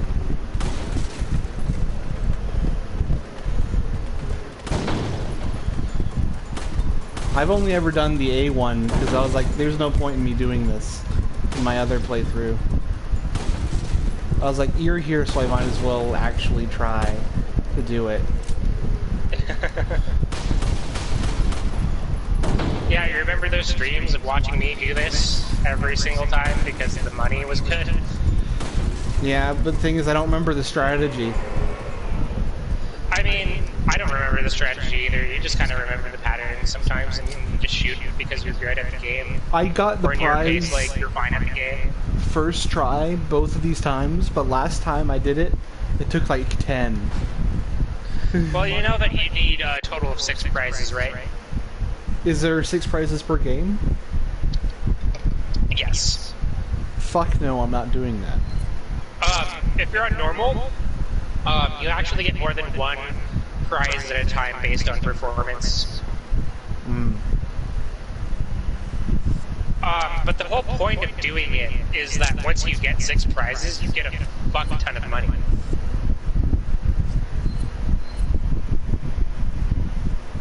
Yeah, no, I've just got 2 bottle caps.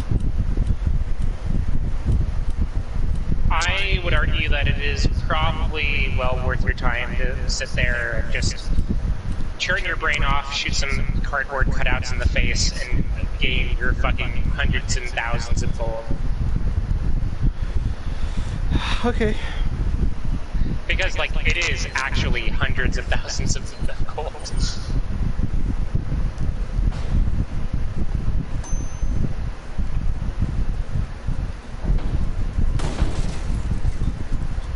So what were we talking about before? I think we were discussing some stuff about Right. taking down the videos that we can share. We save our trade secret of the Pyramid of Power. I don't even know if we could, like, sell our trade secret. Oh no, we couldn't. We just don't want other people to have it. That's the point, right?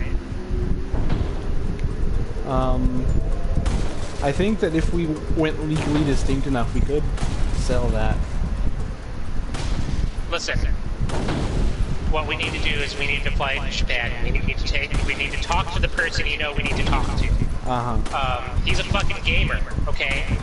He does tabletop shit. I know he does. He's got a group. right? No. He's got a group. I've heard about that. Like, he's got a group. Really? I could be wrong, but I feel like I heard this. and we show them our fucking hexagon. We're like, listen here, Look. this is how you do it. You gotta And then see he's this like, hexagon. oh fuck. And then he'll reward us with lots of unreleased content.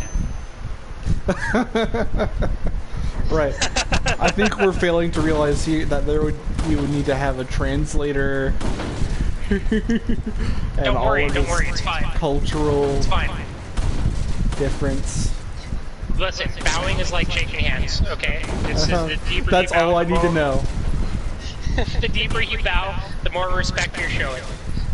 If anybody holds their hands out and starts like waving them down, that means come here. I saw a shirt where it's like covered in common symbols that travelers use. We'll just get that shirt with an extra hexagon. Okay, listen.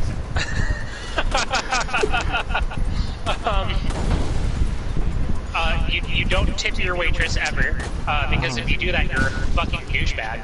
What? Okay. Because their servers are actually paid living wages and like actually making good money, and if you try to tip them, it seems like you are trying to show off how wealthy you are, and you are a dickhead. So don't do that. I think I have 4 prizes now for this game. It should be 3 if you only have. Have you done 3 already, or did you only do the 2 games? I got 1 prize on the first game, and I got 1 prize on the second game. And now I just... And then 2 on the last one, so you should have 4. So you're going to go type B again. You have 2 left. So the cardboard cutouts are going to pop up in a different pattern. Okay. I did 1 of game B, so I have 3 in 1 in B. You also don't need to come back to him every time you finish to get the bottle cap. Your prizes will accumulate. So you can just sit there, get your 6, come back, and it'll be like, oh, here's 6 bottle caps and a fuck ton of money. Okay. I think I need to do 1 more of A, and then 3 more of B. Oh, gotcha.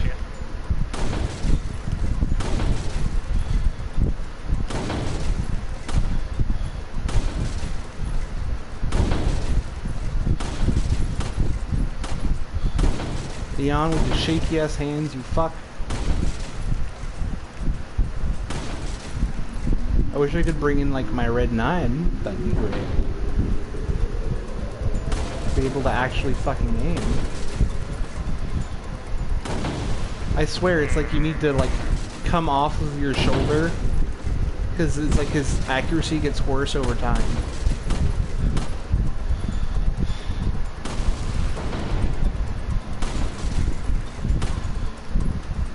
What are you humming about? So, out of curiosity, Uh-huh. I started up the 2nd episode of Ju-On. Because it's all subtitled for me anyways. Yeah. I don't think they earned it. But they decide that they're going to get very in-depth with the thing that happened at the end of that. Yep.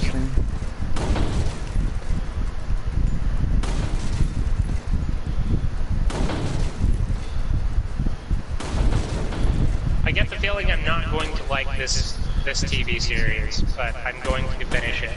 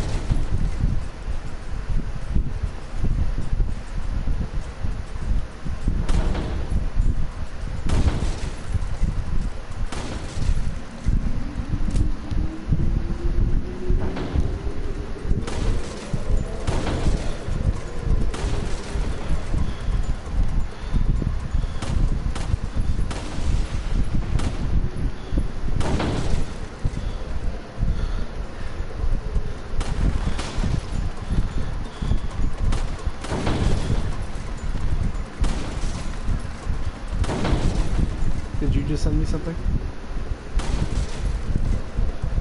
Wow, I muted myself. Yeah, I was like, I sent you a meme on the DM, on your DMs in Discord, and you were like, did you send me something? Like, bitch?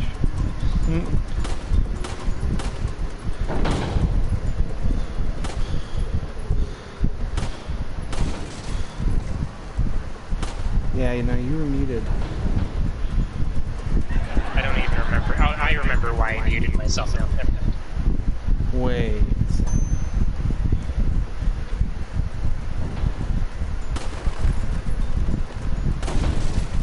You didn't deserve those 2 prizes. Whatever. I don't think I got 2. I think that's just the total number I have. Because there's no way I earned 2 prizes there, right? Yeah, there's no way.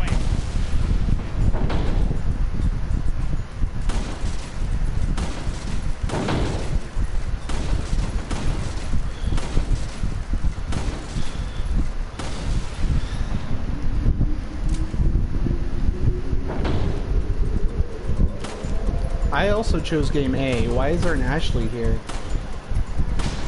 Like I said, the cardboard cutouts change patterns once you get 4. And there's no point in finishing now. I shot an Ashley on accident. You can still get it, you just have to be very good. I'm not. Don't say that about yourself in public. I mean, I don't feel bad about saying that I'm not great at Resident Evil 4 in public.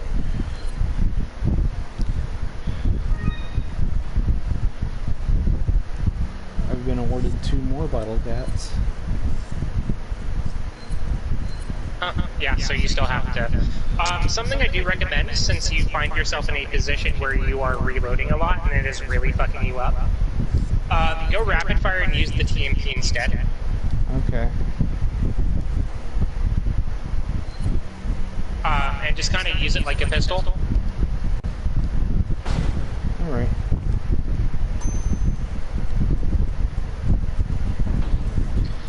And then the only time you really need to reload is during the reload time.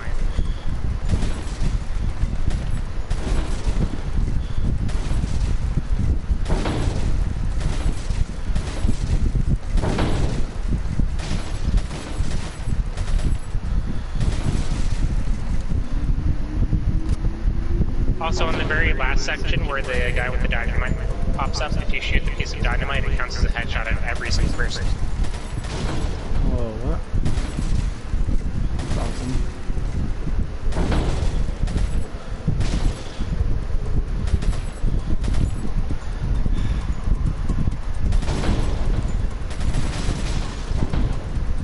Fuck.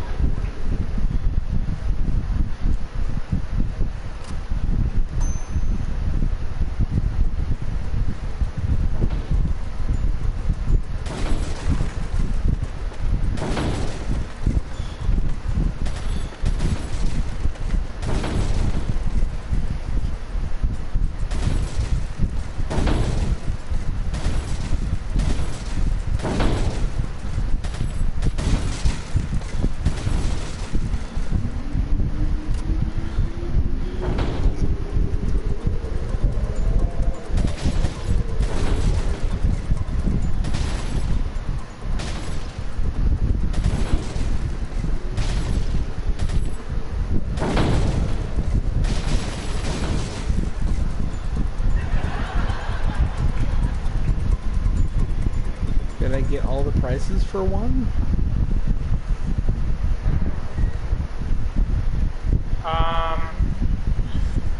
Do you hear laughing, or do you hear people saying, yeah, when you finish?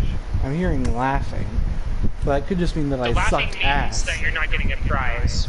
Well, yeah, but I don't know if that means I just got all of them, because I got 4 here. They're in a line. I don't know if that means anything. So it's a score threshold. It doesn't matter how many targets you get. Mm-hmm. So it's based on like how many headshots you get, whether or not you get the lantern and stuff like that. So the lantern will pop up when you hit so many targets in a row without missing a shot. Lantern? The lantern that gives you 500 points. Oh, that's Napoleon's head. Left and the back. Is it Napoleon's head? Uh-huh. No, hold on. Listen, it's a fucking PS2 game. It's hard to make out.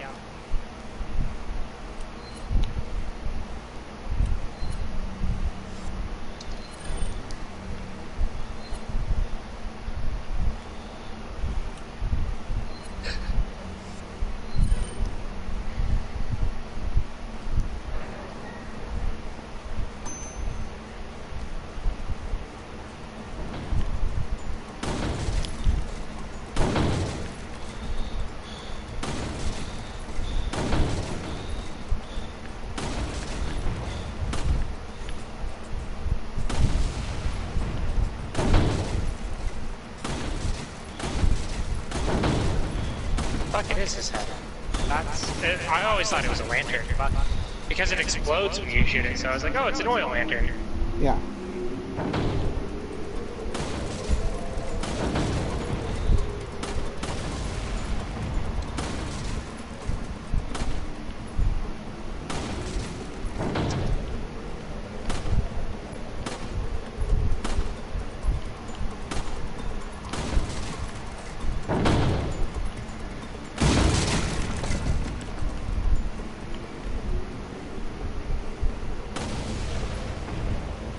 That was pretty alright. That has to be 4 prizes out of that first game. That's one. It's one prize. Well, yeah, I got 1, So- but I thought it was 4 cumulative. Wait, what? Don't I need to have 4 prizes cumulative, or do I need to get 4 prizes in one sitting? So after 4 prizes, the set piece for the set that you're on, the game you're on, changes. You need a total of 6 for the row. So game A has a total number of prizes of 6, but after you get the first 4, the pattern will change. Same with B.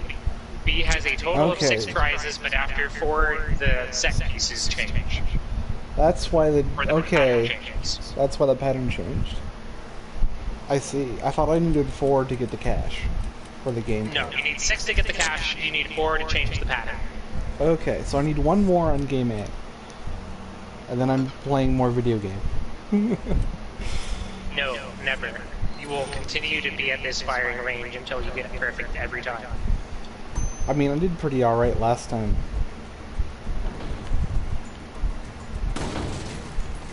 I don't feel too bad about that Listen. performance.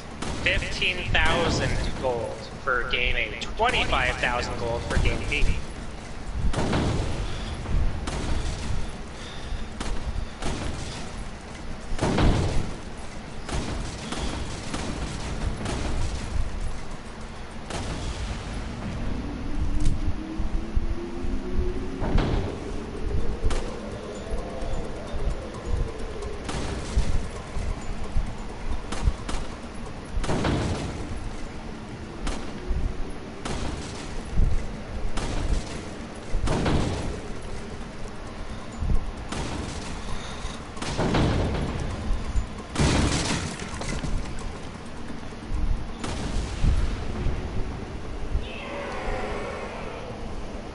So now I should get cash.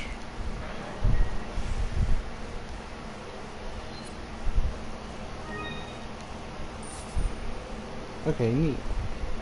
Alright. Welcome. Got some rare. Think what are you buying? Not enough cash. Strength. Come back anytime. Like, that firing range is cool and all, but fuck if it isn't repetitive to a fault. Hey, just be happy they changed it so that normal mode has performance-based prize awarding. Back in my day on the GameCube, you did it 6 times no matter what. Yeah, that's true.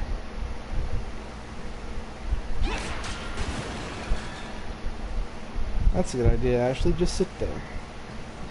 And actually on professional mode, I think you need to do it 6 times no matter what as well. The thing is, when I'm on professional mode, I probably won't do that at all. Why? That is really good money. It's tedious as fuck, and I don't want to play the video game. Not sit in a room doing fuck all. Listen, a wise man, maybe not so wise, but a man once told me that in games like this, resources are precious. Uh-huh. And I consider gold to be a resource. Money is a resource. And I can't imagine that that man would ever subscribe to the idea that you have a free resource just sitting there on a harder version of the game where resources are even more precious and just wouldn't get to that free resource. I think that man would weep if he knew, you know? Uh-huh. Look, you don't have to be correct. That's where I'm going to leave that sentence, because that's all that needs to be there. It's just, that is not fun. And That's what you say. I say it's very fun. I do not have fun with it at all. That's the zoomer in you.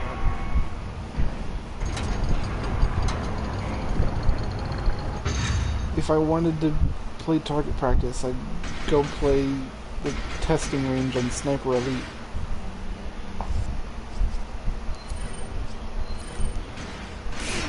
Oh fuck, there's one behind me. That's good to know.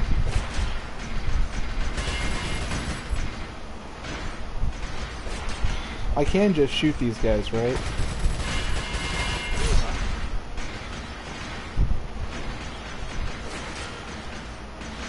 Because I remember I, like, busted out the fucking rocket the way launcher. the way that I usually do it is I shoot them once in the head with a sniper rifle, make sure that all 3 of them have their heads popped, and then throw a flashbang grenade. No, that's probably not a bad idea.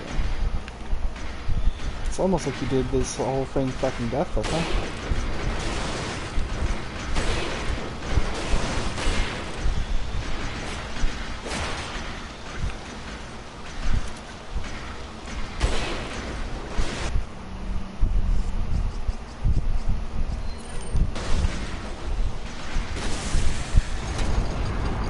That is fucking silly.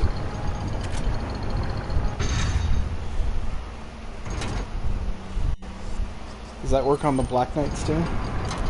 Yeah, you want to be more careful with the Black Knights though, because obviously they are sluggy boys. And they will nom nom your face, so just be careful.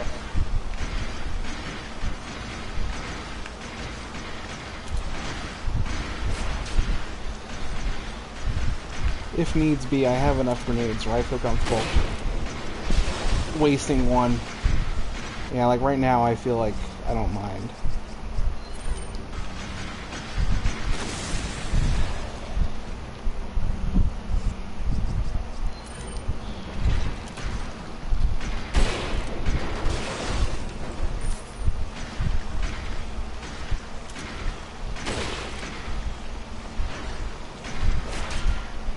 Now the question is, are there dudes in that armor? Or is it just a Plagas using the metal? I always thought it was Plagas using the metal. Yeah, especially considering the armor just falls apart. Yeah, it's probably just Plagas in the metal.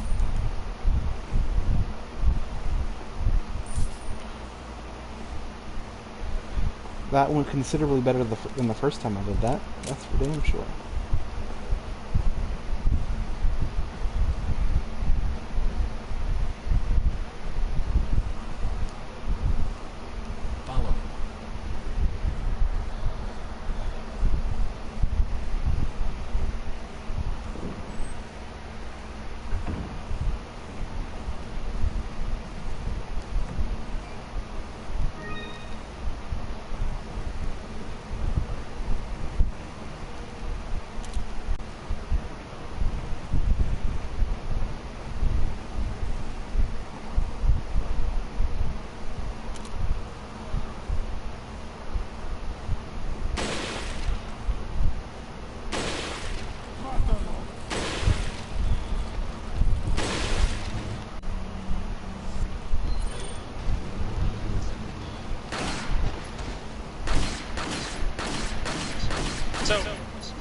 kind of have another screen off to the side where, in between action, I am watching some more of that Ju-on show. Yep. I don't have very high hopes for this thing. Yeah. And at one moment, not too long ago, I thought to myself, what the fuck am I watching? You know, you don't have to. I'm going to, because I need to know. I mean, if you just need to know, then I would just get like a summary online, rather than subject yourself. I've actually heard mixed reviews of it. Like, people either really like it or they really think it's shit. Hmm. So, like, that's not a very, like, good consensus, right? Yeah. But so far, I think it might be shit. So let me line out what just happened here. So at the end of the first episode, like, two girls held down the other girl while their guy friend was undressing. And so, like, the implication, and then she starts screaming, like, no, no, no. So the implication is very, heavy. Yeah. Episode 2, they show it, basically. And, like, one of the other girls is sitting there taking pictures to use as blackmail if they ever tell, like, anybody what happened. And that's a very Japanese trope, right? Mm-hmm.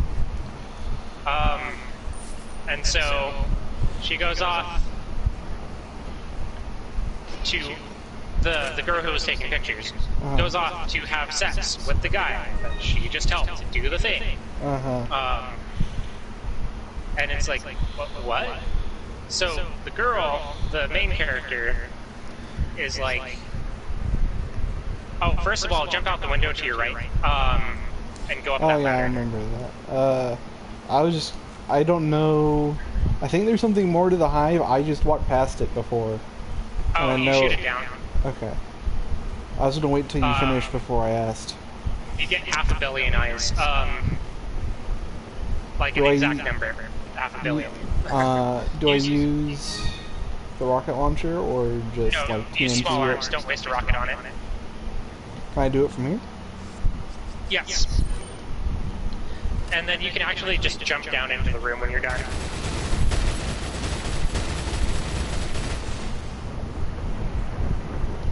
Yeah, so then the girl, who has just had this thing happen to her, goes off and cries in a closet. Yeah, as you do. And looks up, because the way that Japanese homes work, the attic access is in the closet. So she looks up at the attic access and sees a ghost. Spooky ghost, right?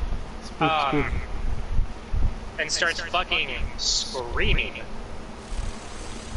And so the other people are like, whoa, what's going on? So the guy, who obviously cares enough about this person to go check on them when they are screaming, but obviously didn't give enough of a fuck about them to not rape them. Right.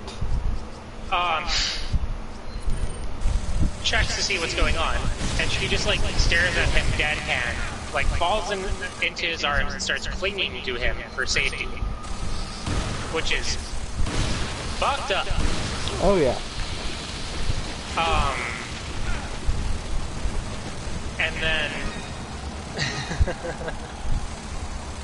and so they leave, and they're like, whoa, what happened to the second girl who helped us do the thing? And, like, obviously, the other girl doesn't give a fuck. But, like, the girl who took the pictures is like, it's my friend. We gotta, like, figure out what's going on. But the main girl and the guy are like, we're getting out of here. This, I don't understand. Yeah. Ghosts. And then the main girl turns to the girl who took the pictures, starts giggling. Like, ha ha ha, I have your man. And then fucks off.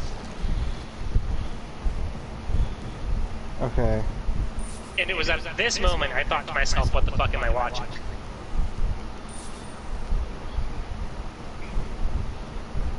It's Like what? some weird ass teen drama. And like, at one point, during the thing, the guy points out, "Oh, she was a virgin."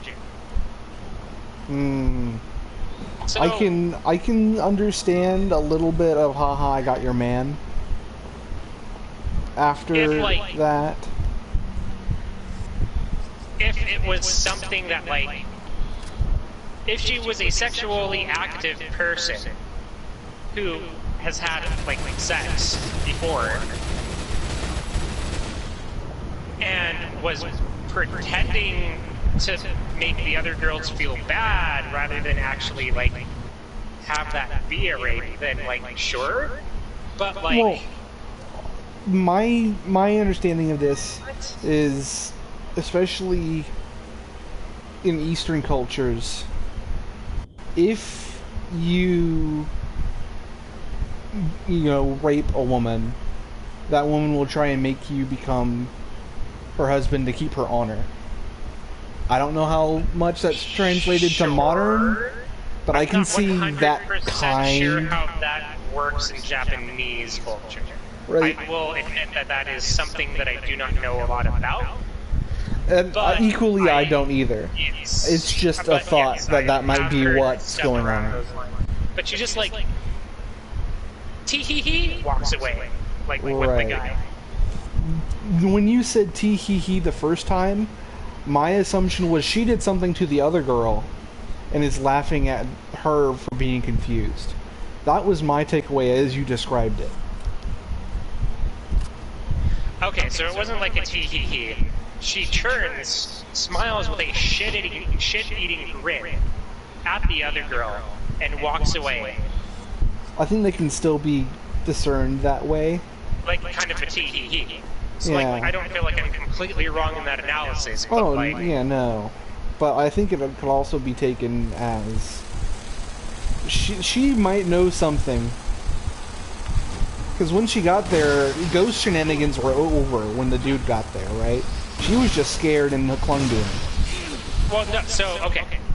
Yeah, so nobody saw the ghost, except for her. And she was terrified, rightfully so. So terrified that she was going to cling to this person who literally just abused her. For, like, safety. Right. Which is, like, which is fucked up, but, like, whatever. But then, like, is she smiling because she's like, haha, you're scared and confused, and that's what I was a second ago when you helped him do that thing, so fuck you. Or, like, what? My immediate thought process with that is not haha got your man. It's nothing bad happened after revealing the ghost, and after the act that just happened, some sort of pact might have been made for vengeance, and the deadpan grab on is all a ruse while some ghost is fucking up missing lady and she knows what's going on. That is what that reads to me as having heard it described by you. Okay, and I think one of the reasons that I thought it was like, haha, got your man, was that, one, he stopped doing the consensual thing with her. Uh-huh. They zoomed in because when she clung to him for safety, she pulled him down at one point to make it look like he was doing stuff with her now. Mm-hmm. And then, like, she got him to leave the house with her, and the other lady is sitting there like, well, why are you leaving with her? We need to go find my friend. What are you doing? Like, why is, like, you and her getting out more important than my friend? Right. And then the shitty grin happened. So I think that initially that's why I was thinking along those lines, but at the same time, I think your logic makes a lot more sense, and that, like, I know what's going on, and you guys are going to fucking die, and you deserve to die, because you're shit people. Right.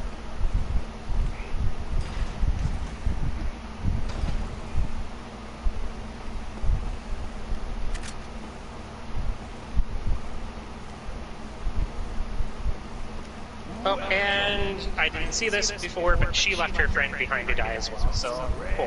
Things on sale. What are you buying? Shitty people all around. Thank you. Is that all? Thank you. What are you selling? Come So yeah, I think my statement still stands. What the fuck am I watching? But I guess I'm gonna see this through.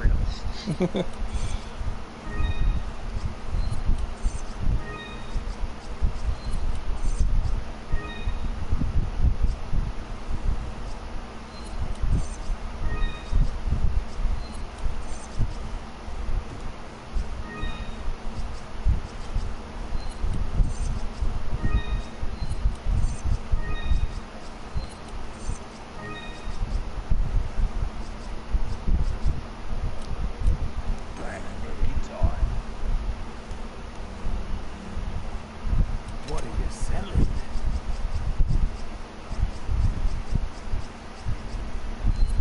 Is that all?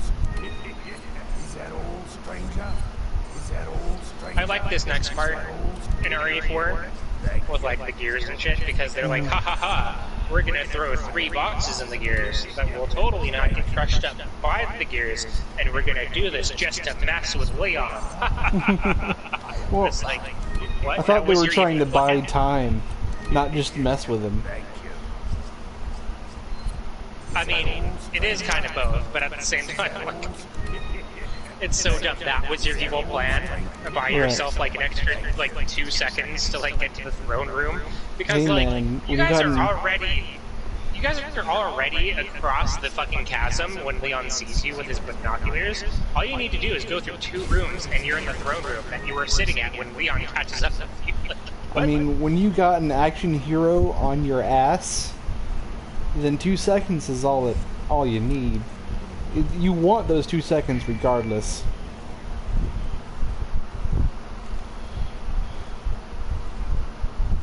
What? Hold on. Totally should have just happened? flipped the bird, huh? Sorry, random fucking G1 shit. Yeah, I figured. Is that...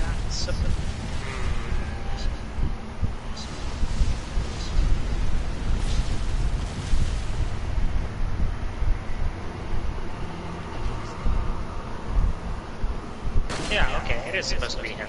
Okay, I'm not wrong. That would fuck with me, though. Like, good job, psychological horror ghost. Boyfriend walks into the house in front of you. You hear boyfriend's voice from behind you. Boyfriend is standing behind you. Boyfriend walks out from out of house in front of you and says it's good for you to come in.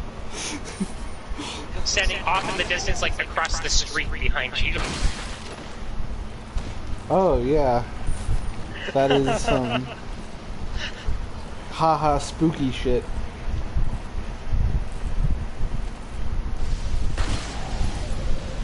Okay, boyfriend comes out of the house to say it's good for you to come in. You look back, and instead of the boyfriend being gone, boyfriend is still standing there, not moving from across the street.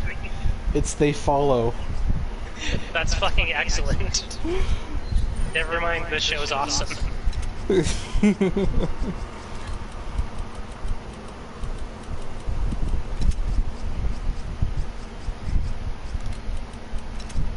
and then she looks back one last time and the boyfriend's gone. You know, just to make sure.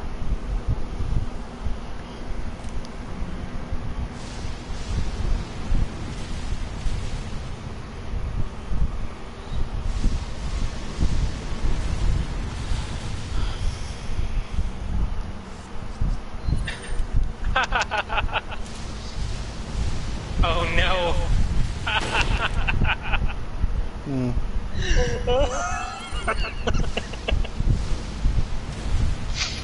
So she walked. Okay. Okay. So here's how this all turned out. Uh-huh. They go to the boyfriend's mom's house. They get there, doors like closed, and nobody's there to greet them. The boyfriend goes in to like check to make sure it's good for her to come in. He goes to the door. She hears his voice behind him. Turns around, he's just standing there across the street. Boyfriend comes out, says that she's good to come in. Turns around, he's also still standing there in the street. She goes to go inside. Turns back, he's gone. Goes inside the house. The boyfriend is there with a cat. Be like, hey, here's my mom's cat. Isn't he fucking awesome? And she's like, fuck yeah, he's awesome. Cats are fucking sweet. Turns to her right. There's the spooky grudge ghost. And then she wakes up because it was all a dream.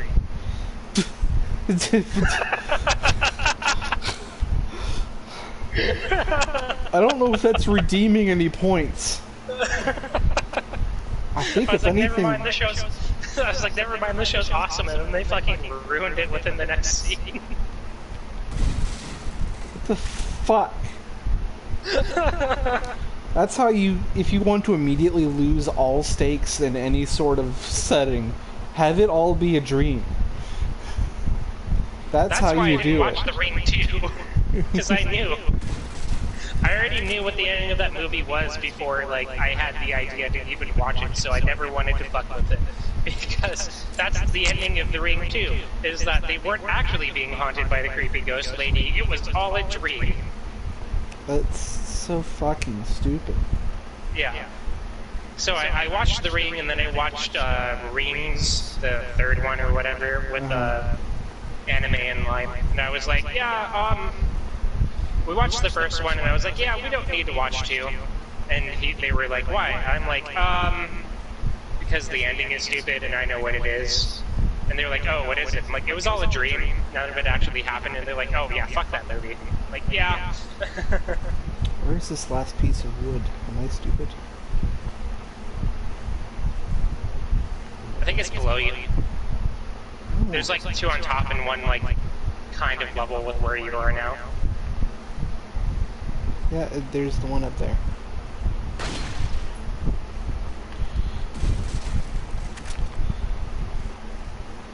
Oh, you missed the one that was right by the note that tells you like that's what's going on. Well, I haven't gone up yet. I haven't gone all the way up.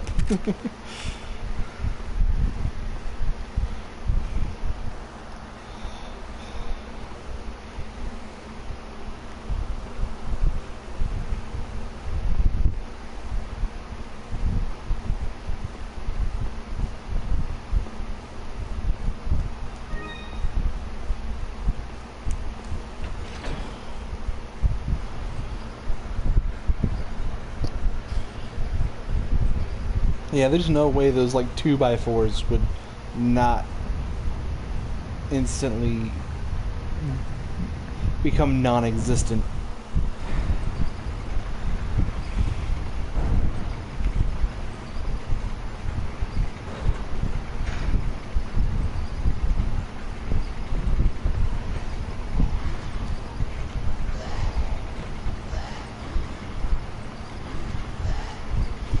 Oh no! They're just trying way too hard with this show. They're just, oh my god, dude. So she woke up after having the dream about the grudge lady to a news report about this 17-year-old high school girl who was murdered by 3 dudes who then like put her in an oil barrel and filled it with concrete. Now she gets a phone call from a random person who informs her that her boyfriend has been killed. So it wasn't really a dream, but it was a dream. Kind of.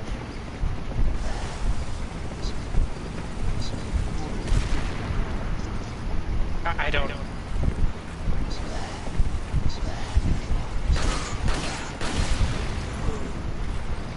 Oh my god.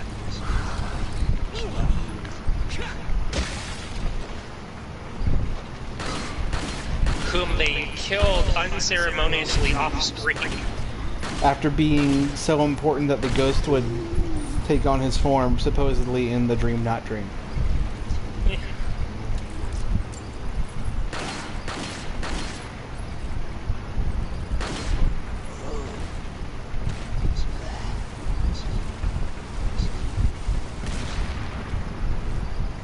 I think I'm gonna like hate watch the rest of this series, but man, is it not impressing me right now? I am loving watching this show through your incredulous descriptions.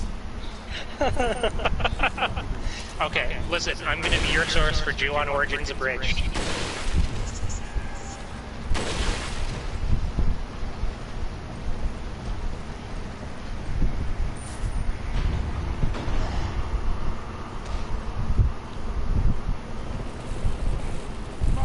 And now the crazy supernatural doctor dude from episode 1 is talking to her about how he talked with him before and said creepy shit was happening, and it's weird that nobody knows how he died. Sounds like standard creepy shit.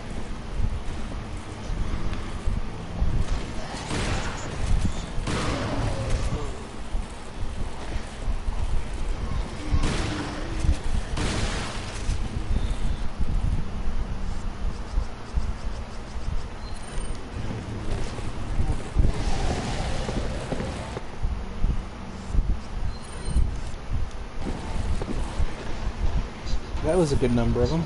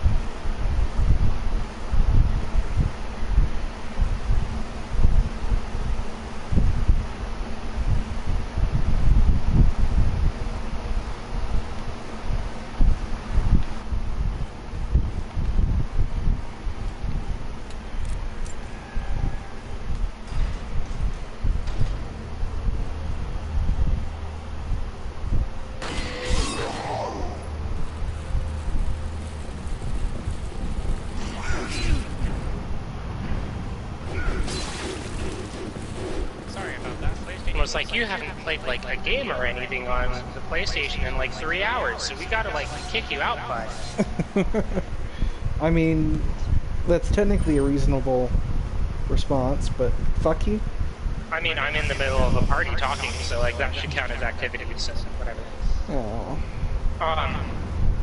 So you probably didn't hear me, but I'm like, this would have been a good moment in a show that wasn't this show. But the paranormal investigator guy's like, yeah, he said he went into this first house because he was looking for a house to buy into, and you guys got married.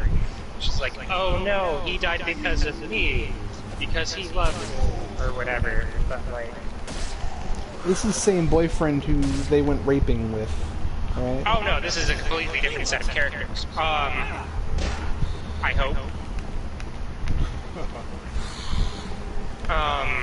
But these are 2 adults, and the raping happened between high schoolers because that's Yeah. That's what you do. yeah. It's high schoolers and Clockwork Orange games. Yeah.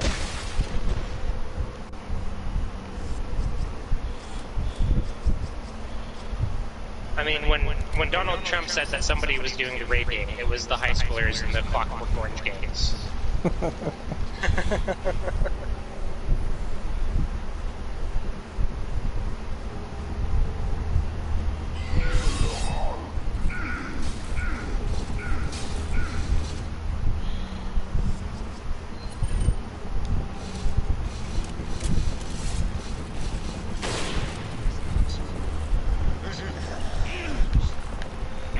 Love that you just dump What? enemies directly behind me. What? So, they were initially going to meet the boyfriend's mom because, like, you get the mother's approval before marriage or whatever, right? Yeah. Like, you know, meet the family before marriage. And they never got a chance to do that because he got fucking grudged, right? Yeah. So the paranormal investigator that she was sharing her like ghost story about how she felt she like heard footsteps and shit. That then intensified before the guy got grudged because it's the grudge. Yeah. As they're like, yeah, it's crazy, blah blah blah, and then this fucking Yakuza-looking motherfucker walks up to the girlfriend and is like, the dude's mom would like to meet you now. And it's like, okay, cool. And she's like, hey, paranormal investigator dude who has nothing to do with me or my relationship or my family, will you come with me to this meeting between the person who's... Dead son I was practically engaged with? Basically engaged. They were engaged.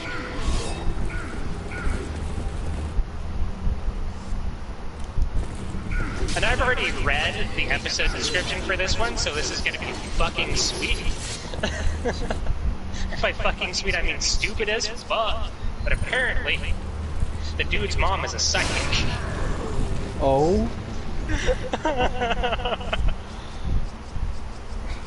It feels like they're putting, like, horror tropes in a bag and then pulling out the slips of paper for, like, what's going to be involved in this week's episode. They're, so they're like, alright, for episode 1, we have child abuse, kidnapping, and rape. And they're like, oh, this is going to be a spicy episode.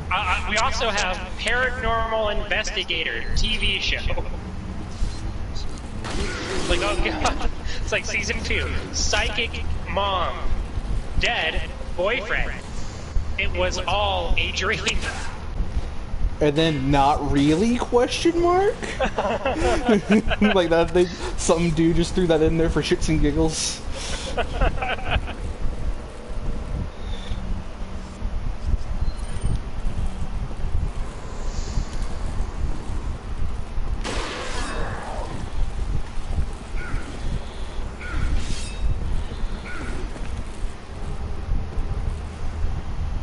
Like, I'm going to be honest here, like, the acting seems fine, but just, goddamn. Goddamn. That does seem like a reasonable goddamn. Now, she wants to... She's like... They wanted to show his face to everybody for them to see, but they hid it. So come over here and see my dead son's face, please. Please. Like, what? There was a perfect casting in the cement that he was strangled in. Come look. Let's open casket this motherfucker. Okay, so the guy does a little prayer before opening up the little face hole they have for him.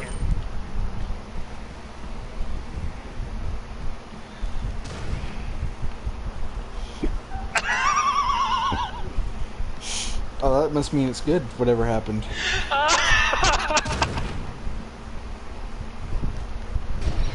This is the guy's fucking face. Hold on. It's... What? Oh, I can't tell if he's dying or getting a blowjob. Holy fuck. Why not both? Death by blowjob. That's another... I'm so terrified of this ghost lady who's blowing me right now. That's another slip in the hat. Death by blowjob. Spectral blowjob. How was he suffocated in cement, and then they got him... Oh, I didn't say he was suffocated in cement. Shoved in a barrel, and was the barrel? Oh, like... no, that was another lady. Okay. Yeah, okay. That was like a 17-year-old girl that somebody else kidnapped. Okay.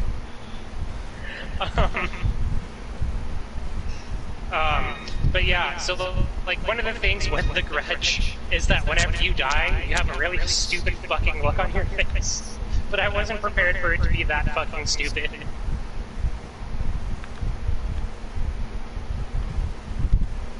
Isn't there a treasure in this room, or am I fucking stupid?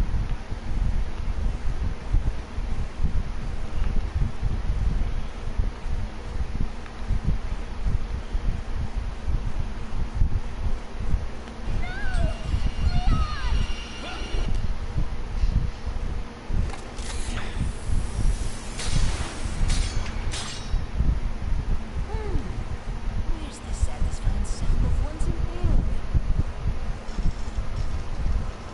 Fall for this old trick. How dare you! No more games! Kill him! Kill! Quickly! We shall prepare for the ritual!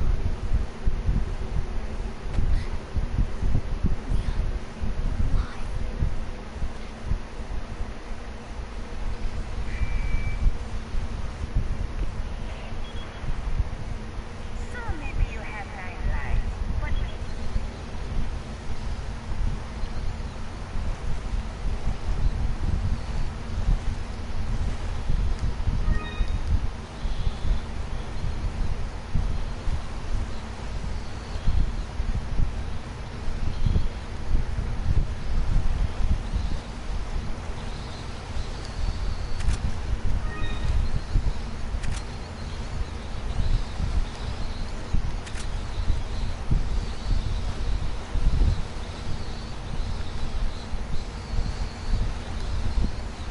Welcome.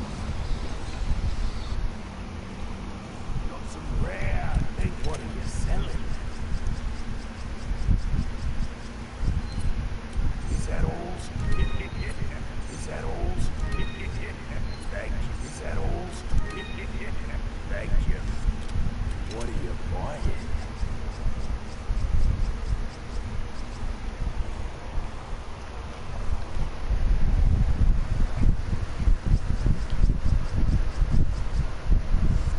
What are you buying? Is that all? Thank you. I'm gonna be right back. Quick.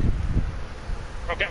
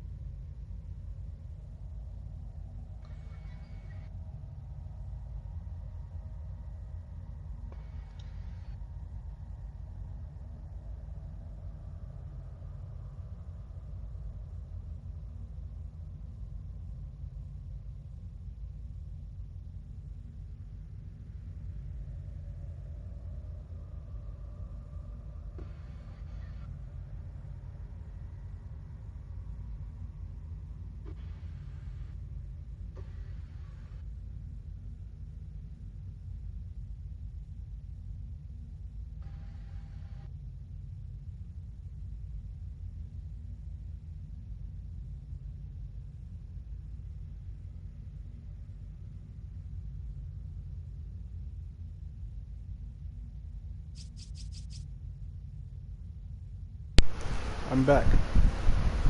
Welcome back. Anything happen in Dream Not Dreamland?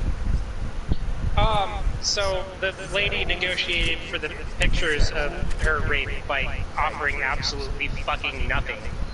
The lady just gave them to her. And then she's like, help me find my friend. And he was, so she's like, no, I've got plans with the guy who raped me, so no. I'm like, what? Come back anytime. Oh, and now the lady's seeing a vision of her friend who is obviously a grudge or something at this point and is going to murder her. So that's going to be sick. I'm looking forward to that. I'm also looking forward to when the guy dies, but you know, whatever. Oh no, she's leading her by the hand into a back room away from everybody at the disco. Try not to panic at the disco, I guess. Oh no. Chimed in with a haven't you ever heard of, don't go with the goddamn grudge. It's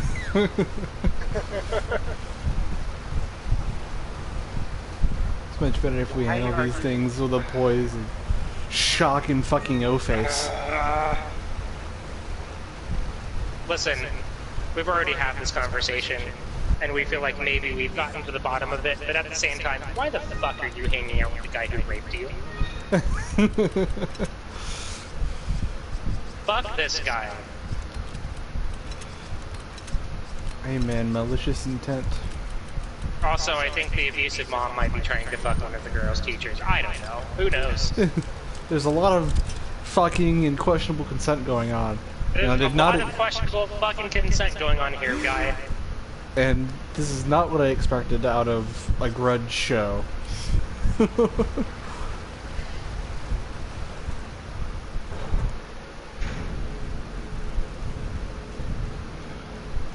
Okay, apparently Can I the guy, rocket launcher this Novistador?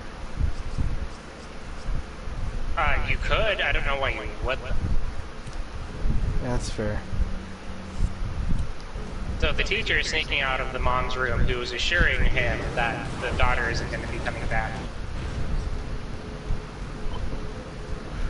And then was like, hey, you really want to do it with my daughter too, don't you? And then he just replies with shut up and walks away. So this show is amazing. Lots of very not questionable things happening, apparently. Oh yeah, not at all.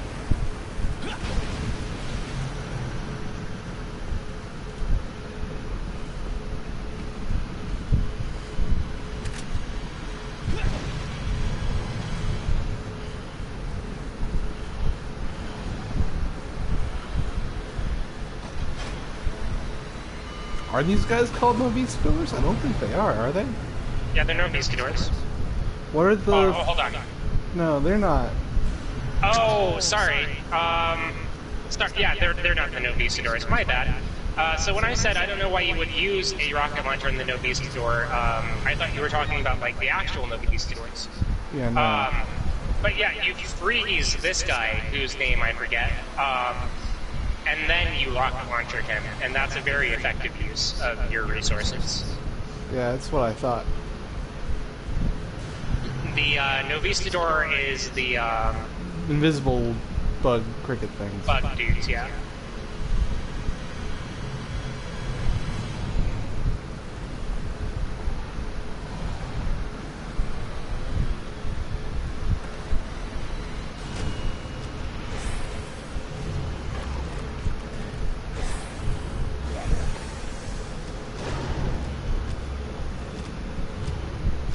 She's running away from home with the guy who raped her. And At this letting her point, mom know. if they don't do what we like theorize, it's like a crime, right? Where she murders him for being an asshole? Like in league with the grudge. Because otherwise, why would she see the grudge and then nothing happened to her? Oh, look, earlier in episode 1 they mentioned that their cat had just recently passed away. And the girl didn't know why, and she says, she's telling mom, like, I'm running away, don't come look for me, I'm taking this guy. And she's like, oh, well, you're a slut, you've got your hooks in him, so, like, whatever, just leave. And she's like, you killed our cat, didn't you? And now the mom is just looking at her incredulously.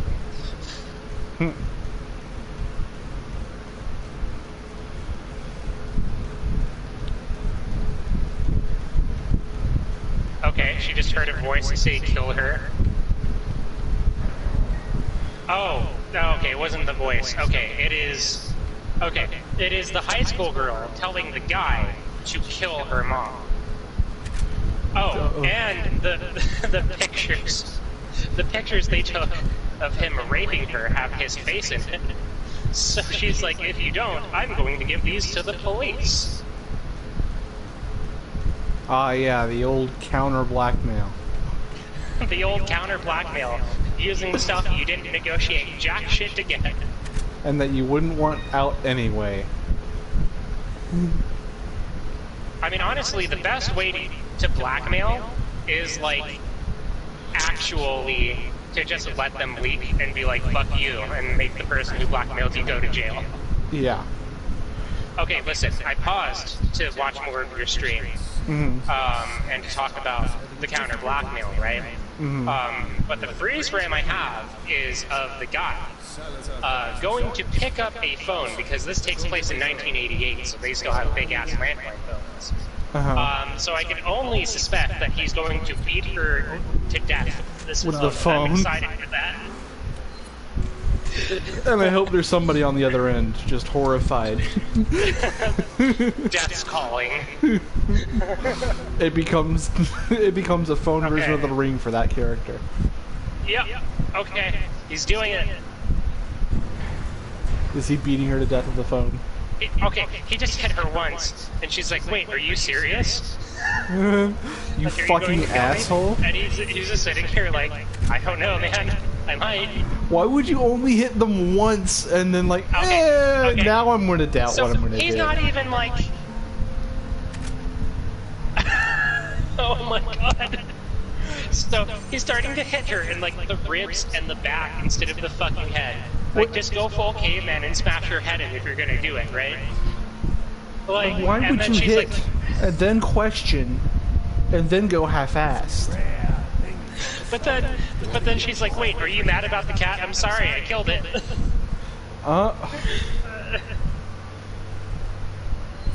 That's... Is that old stranger? She's like, forgive me. I'm like, no, I'm pretty sure it was you being an abusive piece of shit and insinuating that she slept with her own father and then killing the cat and just genuinely being a shit person. Oh my god. Crown with jewels isn't finished, right? There's one more thing? Yeah, there's one more thing. That's what I thought. Is that old? Is that old? So listen, it kind of goes off screen to like show the lady like deadpan looking at like this murder happening. But like, as we've established, the guy is doing a real fucking shit job at this. But then it just pans back to the mob, and this is what's going down. Hold on. What?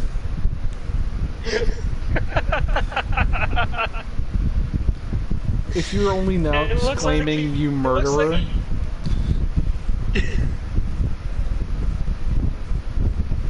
it looks like somebody splashed, like, some Hershey's chocolate on her face, and she's, like, trying to see through it and is smiling.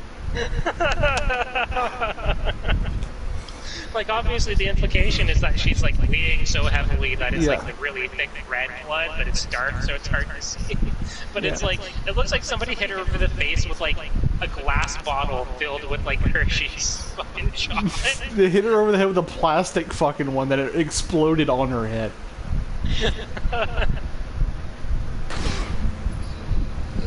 Wipe your fingerprints off the... Wait, hold up. Hold up. I hope... Are they gonna do what I think they're gonna do? Oh, I hope they do that, because it's so fucking stupid.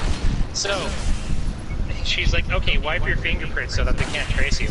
And then she left the running away note, like, on the table. So, like, are they gonna try to frame this like it was a suicide? Like, she was just like, oh no, my daughter ran away, so I beat myself to death with the phone.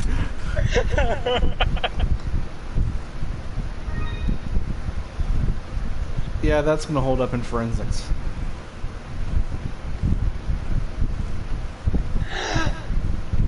That is 100% gonna hold up on the scrutiny. What? No.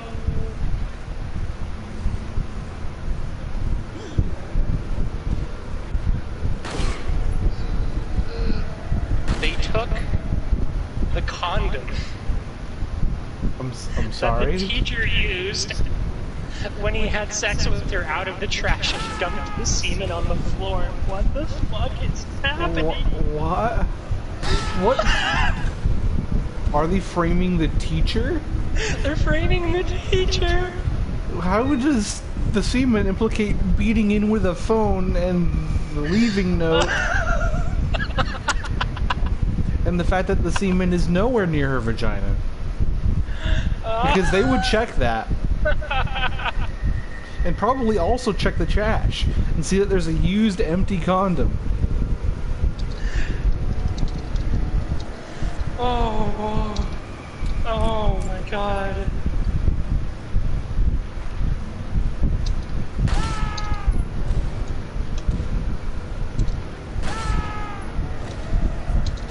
It seems to me like the logic in the show is lacking.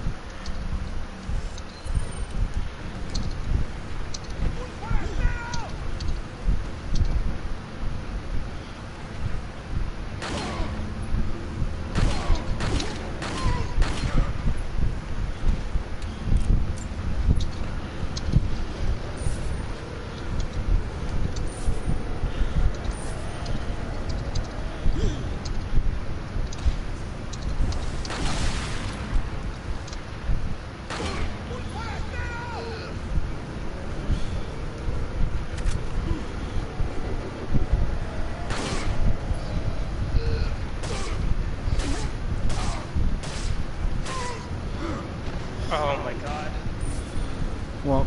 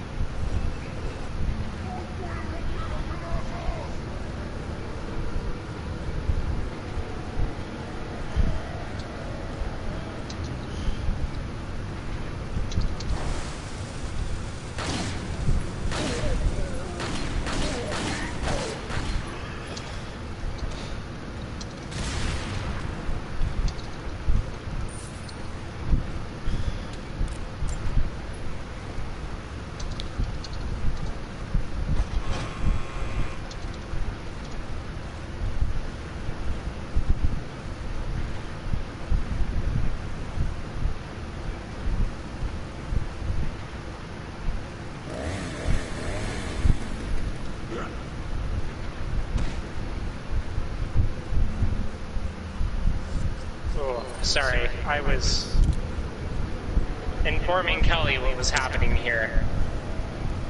I figured. Because she would not like this show one bit, but I'm just telling her what I'm doing. I'm just hanging out with you, talking shit about this horrible TV show. Oh, fuck, dude.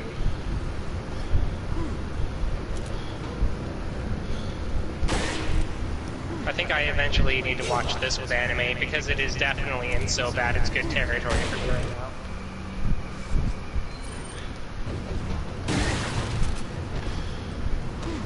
It definitely sounds like it.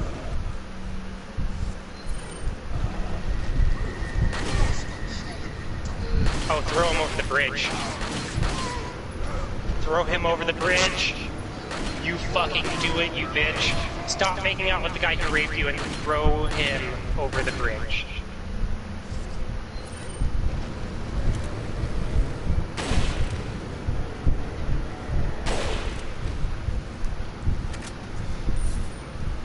I just feel like this man should realize something is up. He just, like, dropped this other lady. And all of the motivations are questionable at best.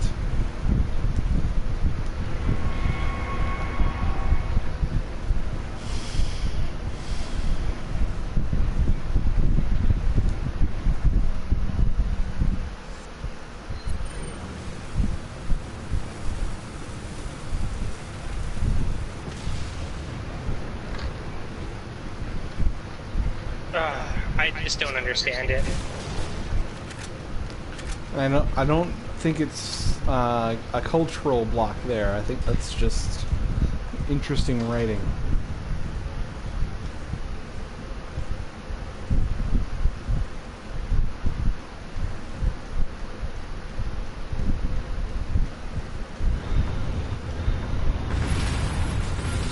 God, this is only episode 2. I forgot it was only episode 2. Fuck. How's all of this happening in episode 2? It's only Explain episode to 2. me.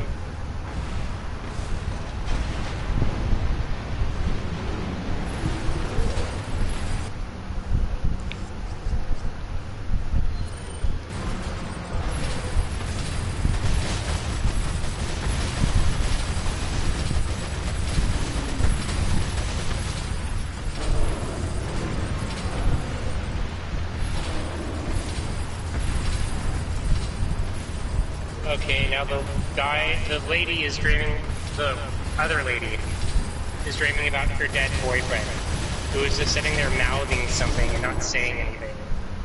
Mm-hmm. Like he's talking but not actually making sound. Right. Like you do.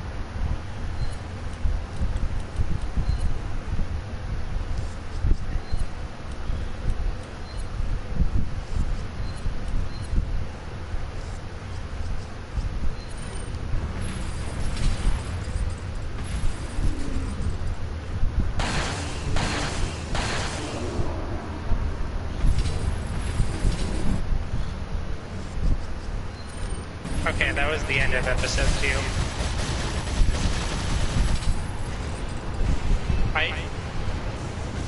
I don't understand how this TV series came out. Like, what?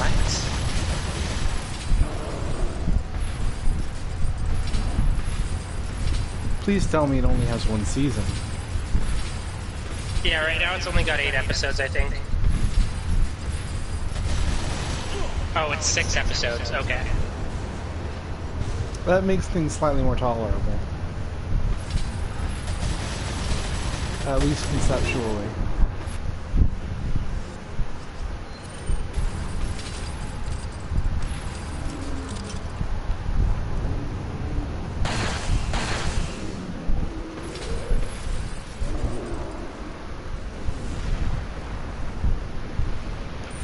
Oh. Oh. I think I was right. How so? I think that this girl actually becomes the Grudge. Is it rape victim from episode 2 or rape victim from Yeah, episode the rape 1? victim from episode 1 and 2, who then had her rapist beat her mother to death with a phone and implicated her during the murder.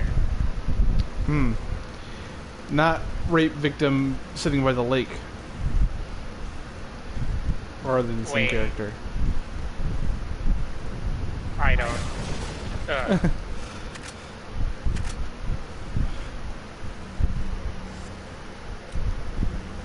So now it is 6 years later, Oh. and the guy, I mean, they're together still, I guess. Mm-hmm.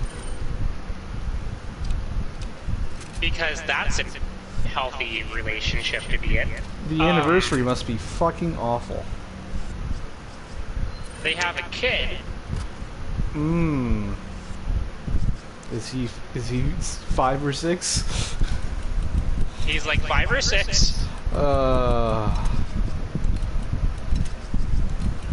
Yup. He works for like a trash place or a recycling factory or something. Mm-hmm. It's being yelled at his boss by his boss. He's coming back home and yelling at her, and he's like, "Why doesn't the fucking kid listen to me? Do you tell him not to listen to me? Are you trying to ruin my life?" And she goes, "Well, you ruined my life first." And to be fair, Yep. yep.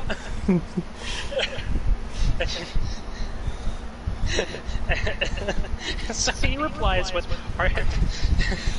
are you really trying to get revenge for that one thing? And I'm just sitting here like, yeah, that one small thing you did. That one easy, tiny little, nobody would blame you for it thing. Oh. And then he's like, wait, is that the teacher's son? Did he enroll you in our school just to have sex with you? What? And she is just, you can see it in her face. She's like dead tired and like, dude, are you fucking kidding me?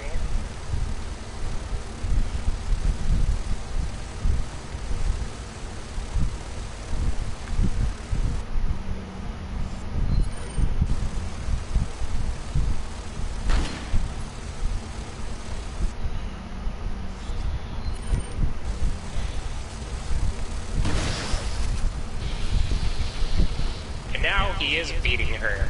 Great. Oh, wonderful.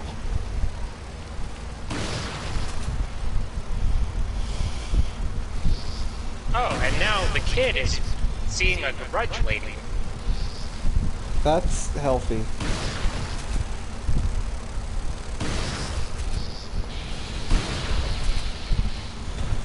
He appears to be going off to go beat up the kid. Yep. That's exactly what he's doing.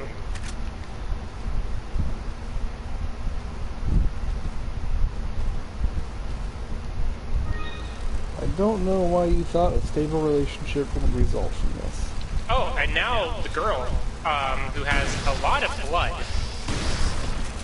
coming out of her mouth, is looking up and sees the grudge lady and recognizes her as the same grudge lady she saw when she was in the closet.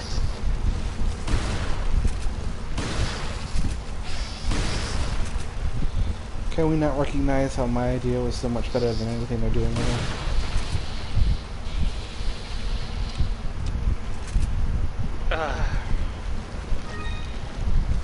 Like, I get it, it's supposed to be an origin story for, like, it's called Ju-on Origins. Like, it's supposed to be the origin story of, like, how the grudge happened. But, like, man, dude, this is,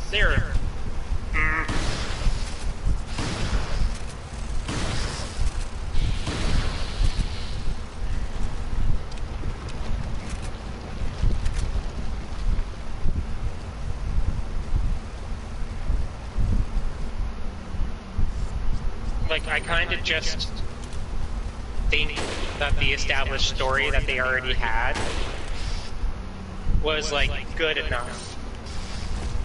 I don't think it needed any of this. They are really going above and beyond to make this so horrible.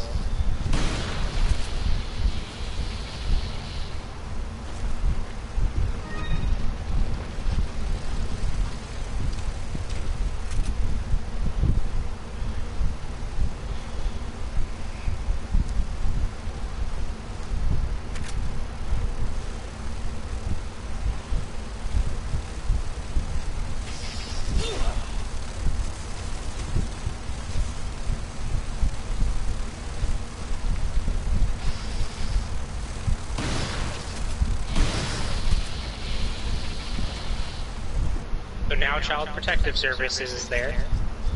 Well, that's good at least, I guess. I mean, if this is Grudge Lady, I know that nothing is going to happen because this kid and this lady are going to get murdered.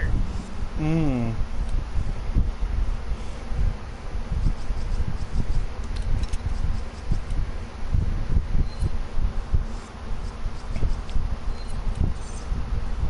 Second butterfly lamp is done.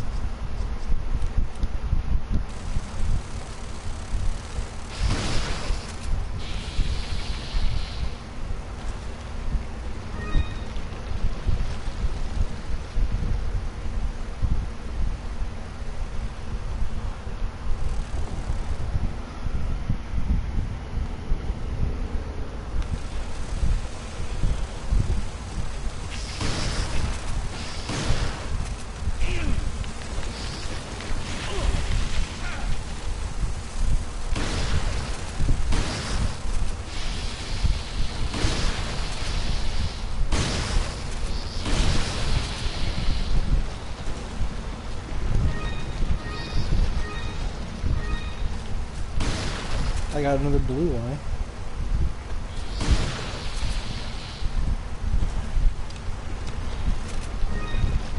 Two more blue eyes than I needed.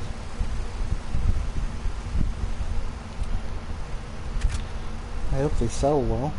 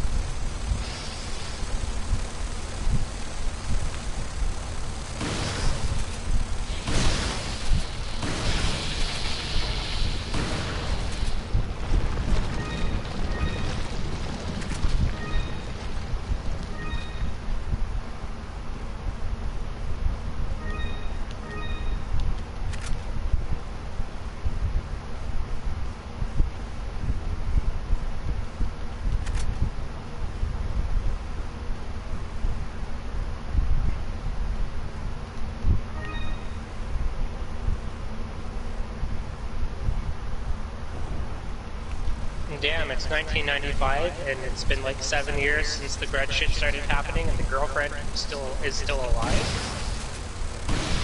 The one with like the boyfriend who died. Right.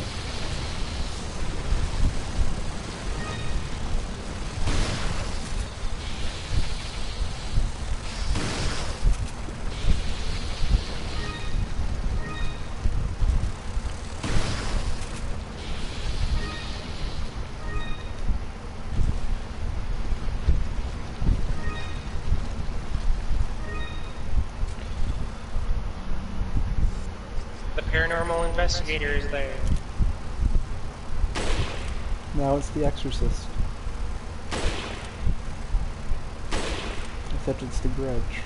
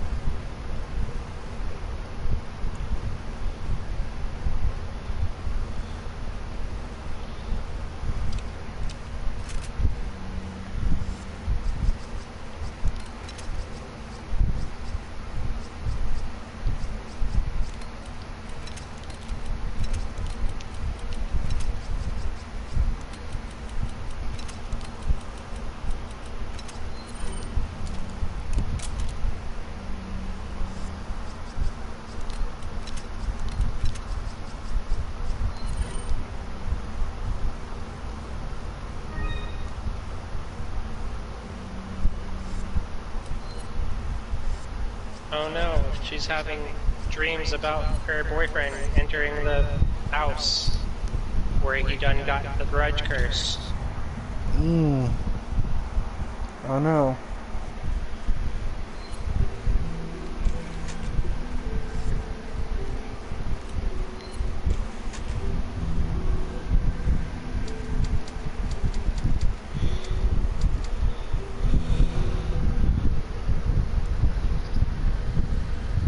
But the paranormal investigator was like, you wouldn't have to know what house you got the grudge curse in, do you?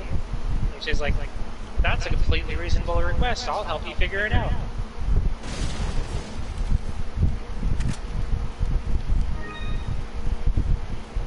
Because she doesn't already know? She didn't. He was doing it to surprise her. Oh. Got some rare thing. What are you buying? Is that all? Thank you. But she's like having dreams about like when he saw the grudge lady. And like it seems like the grudge lady is carrying a baby in her arms. I don't Fuck. get it, man. Like, obviously, if this is like an origin story, it's not the same grudge lady, but it is a grudge lady, right? Right. I am buying. Thank you. Is that all, stranger? Is that all? You were making a metric fuck ton of money there. Is that all? Yeah. Thank you. Is that all? Thank you. What are you buying? Is that all? Thank you. Is that all? Is that all? Thank you. Come back anytime.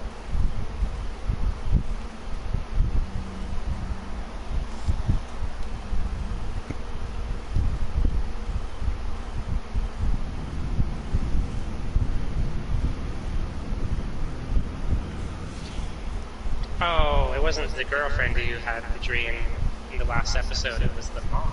Okay.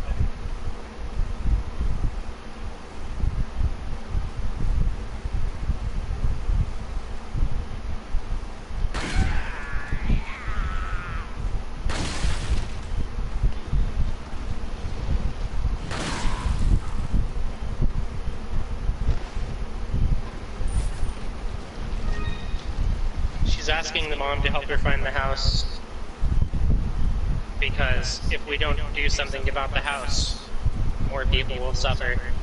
And I'm having flashbacks to the Grudge 2 where they burned down the house. And they're like, yeah, well, we burned down the house. And the mom of the Grudge lady... Wait, never mind. She can't be the Grudge lady then, right? Because the mom's dead. Oh, okay, never mind. Yep. Cool, I found the hole in my logic. But yeah, they went to the Grudge lady's mom's house. And they were like, yo, we burned down the house, so like, she should be done, right? And the mom was like, why the fuck would you do that? That just means that she can move easier. So, I'm looking forward to them trying to get that done.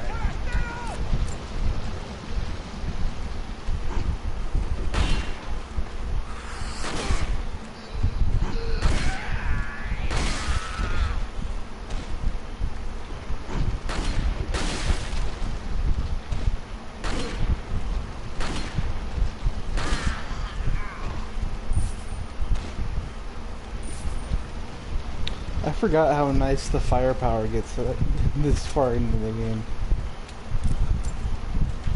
Okay, listen. What's up? Hold up. I need to figure out who they're seancing. Oh, there's seancing involved. They're doing a seance.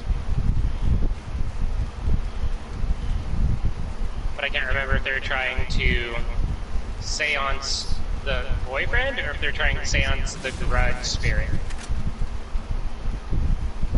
Because the cat is freaking out, and like honestly, if you're doing a seance and the cat starts freaking out, you fucking stop, right? Right. Okay, I can't figure out who they're seancing.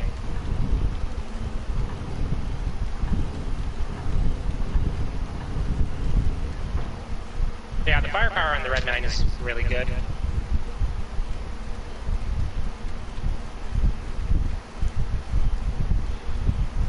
Being able to, like, pretty much just two-shot everything is pretty nice.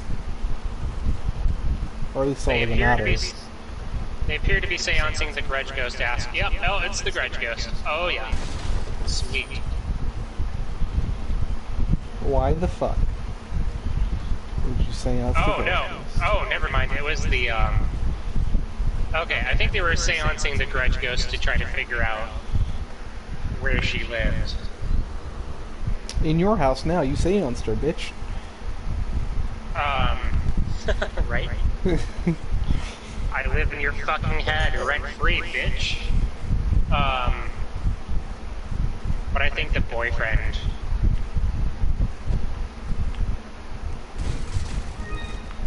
Oh, okay, no, never mind. They seanced the Grudge Girl, and then the boyfriend showed up and said, bitch, what are you doing? Told them to not do that.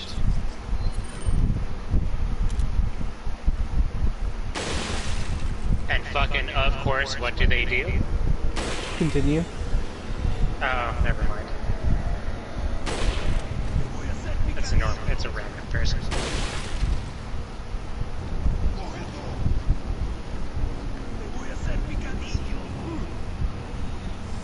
Oh, no, never mind. The girlfriend is absolutely trying to find that house.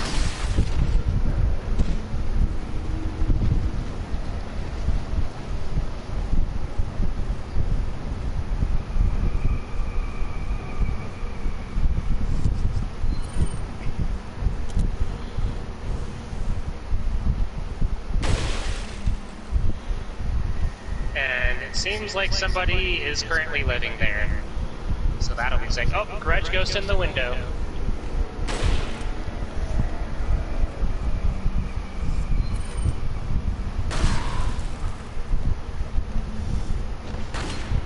Well, those two people are going to die. I think that can be said about a lot of things in anything remotely related to the Grudge.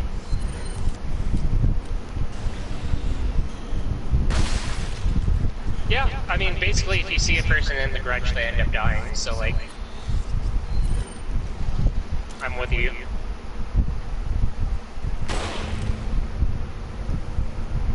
Who is that? I don't recognize who this person is.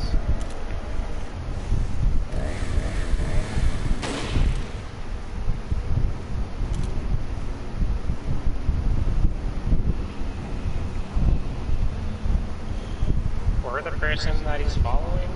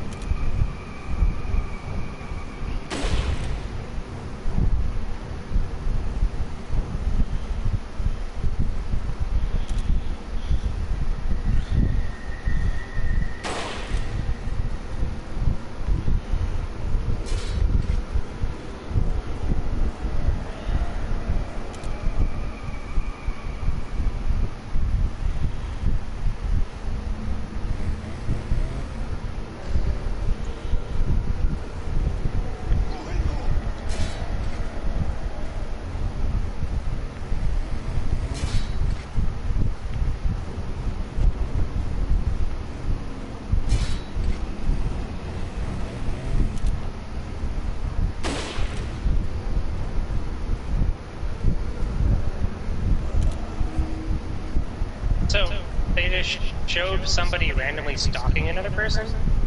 Okay.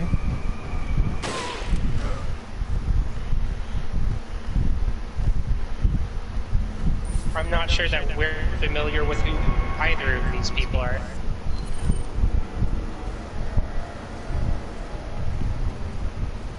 Oh, okay, cool. So that's what happened there. So they were following a person and found out that they were hanging out with their pregnant wife.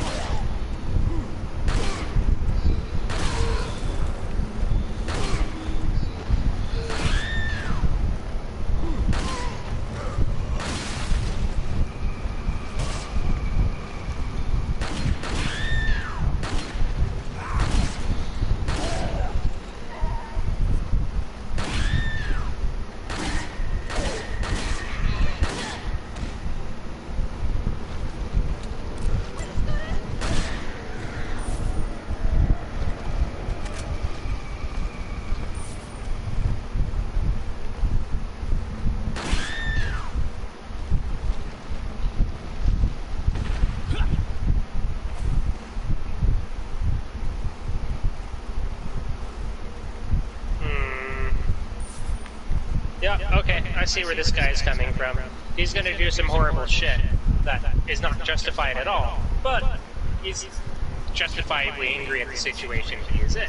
Because he followed some random fucking guy that he suspected his wife might be cheating on or whatever, and she was all excited to share baby shit with him because, you know, she's pregnant or whatever. Mhm. But he comes home and he's like taking an active interest in like naming the kid and being all excited and stuff, and she just cannot give him the time of day.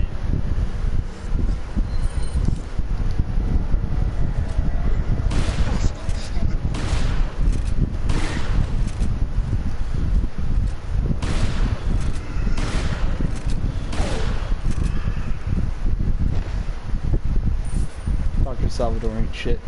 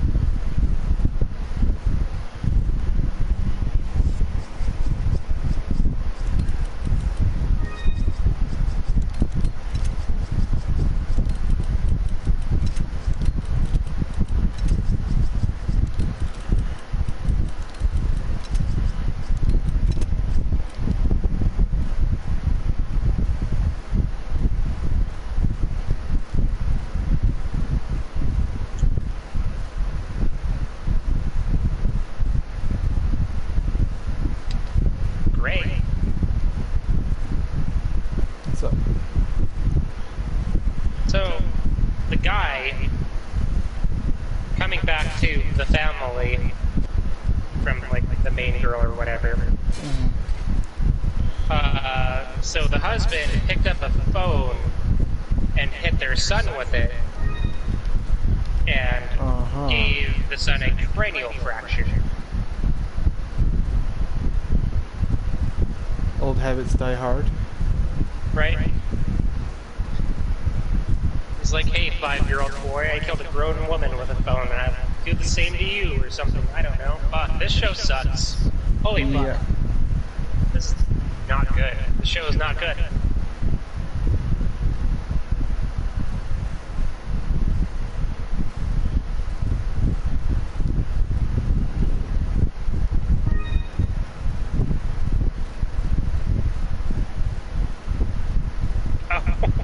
She looked up and was like, can my son even recognize me right now? And for some reason, I thought that she was looking up at the Grudge Ghost and was like, yo, what the fuck, Grudge Ghost?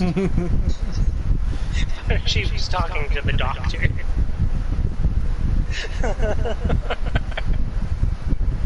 Yo, what the fuck? Like, you're a medical expert, Grudge Ghost, you tell me what's going on. My patron deity, Grudge Ghost.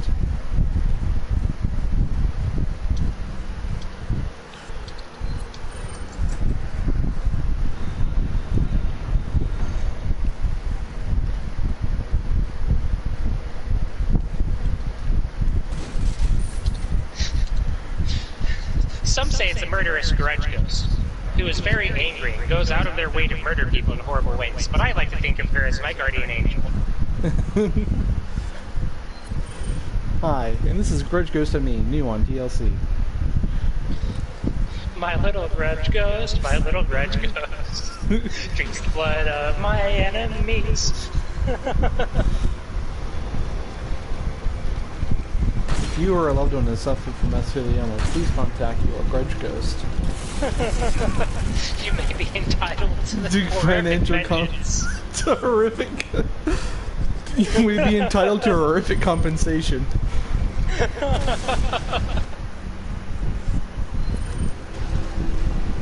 Okay, now she's like nervously laughing in the hallway after hearing that her son might like not ever wake up again. So I think she might just have like a nervous laughter condition thing that might like clear up some stuff from episode 2. These are only half-hour long episodes. They're not even an hour long. Are you sure? Because it feels like... It feels like a goddamn eternity, doesn't it? Oh, and I'm not even, like, actively watching. Like, fuck, dude. I'm at the end of episode 3, and I feel like I've been watching this for a full year.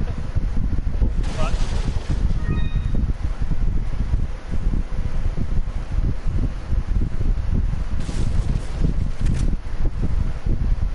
I don't know if it's going to be chapter end or next save, but I might hop off soon. As yeah, it's 5 in the kinda... morning.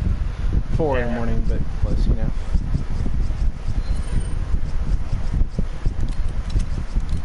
Oh, so I'm not really watching with sound right now because the sound is irrelevant. But the social worker lady who got involved in the case was like, "Hey, you okay?" And then put her hand on the shoulder of the mom, and like slowly looked around like something was behind. I thought the grudge ghost was gonna be there. It was the doctor. If you do a slow dramatic shoulder turn in a horror thing, you know what you're doing, writers. I'm just sitting there like, oh, I think the sun might be up and around and walking. That might be what the dramatic shoulder turn was. Because I see a kid's shadow in the background. Yeah, that's what's going on. But like, I am getting debated pretty fucking hardcore by these doctors. It's just like, is it a grudge ghost? Oh no, it's a medically licensed professional. Even worse.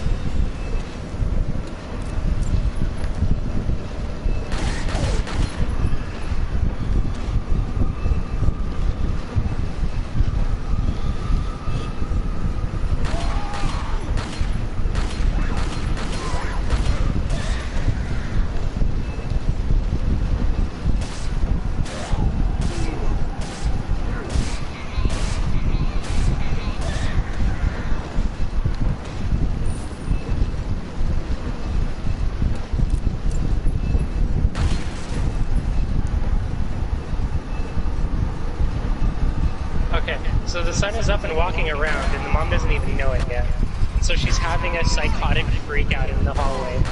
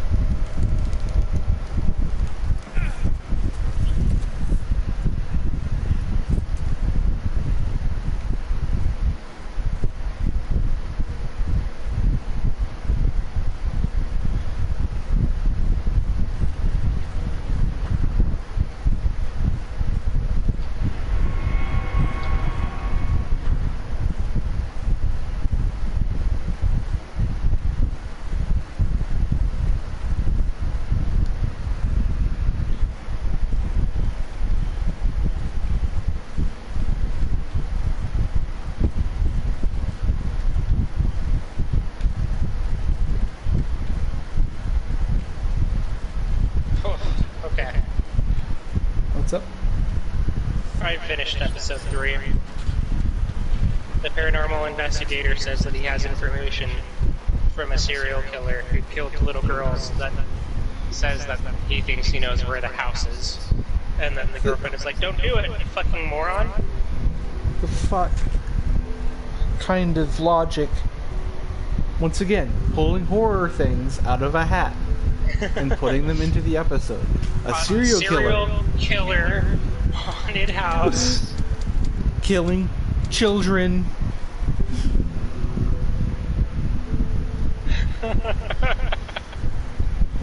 Paranormal investigator, book signing. Seance. Kind of. Oh, that was another one. Seance.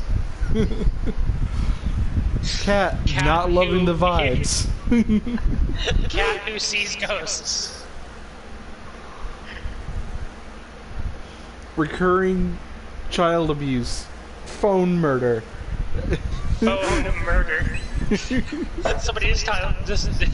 Somebody just pulled up dial M for murder, and they're like, wait, we did that in the last episode, but fuck, it's the rules, gotta use it again, I love the idea that the writer's table's like, fuck, just pull out of the hat. Isn't there a Japanese horror that's based off of phone calls? Phone calls?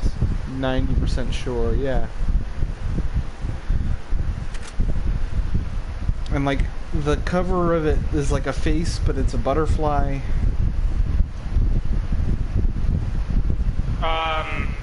That might be like Shutter or something, like with, not phone calls, but like pictures.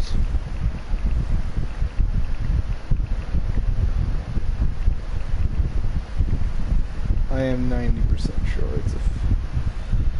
Hold up, let me... Is it one missed call? Yes, it is one missed call. I don't know where I got butterfly from, but the eyes and the mouth, yeah. She's... looks like a moth, which is kind of like a butterfly. I've never seen this movie. Only reason I know about it is because I frequent, like, horror soundtracks. Yeah. And, there's some that I listen to from that movie.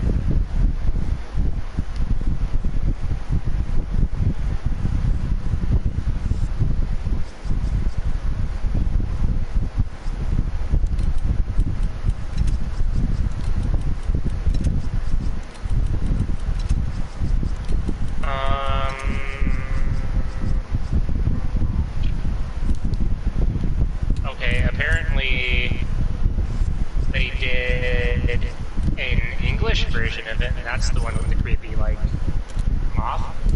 Fuck.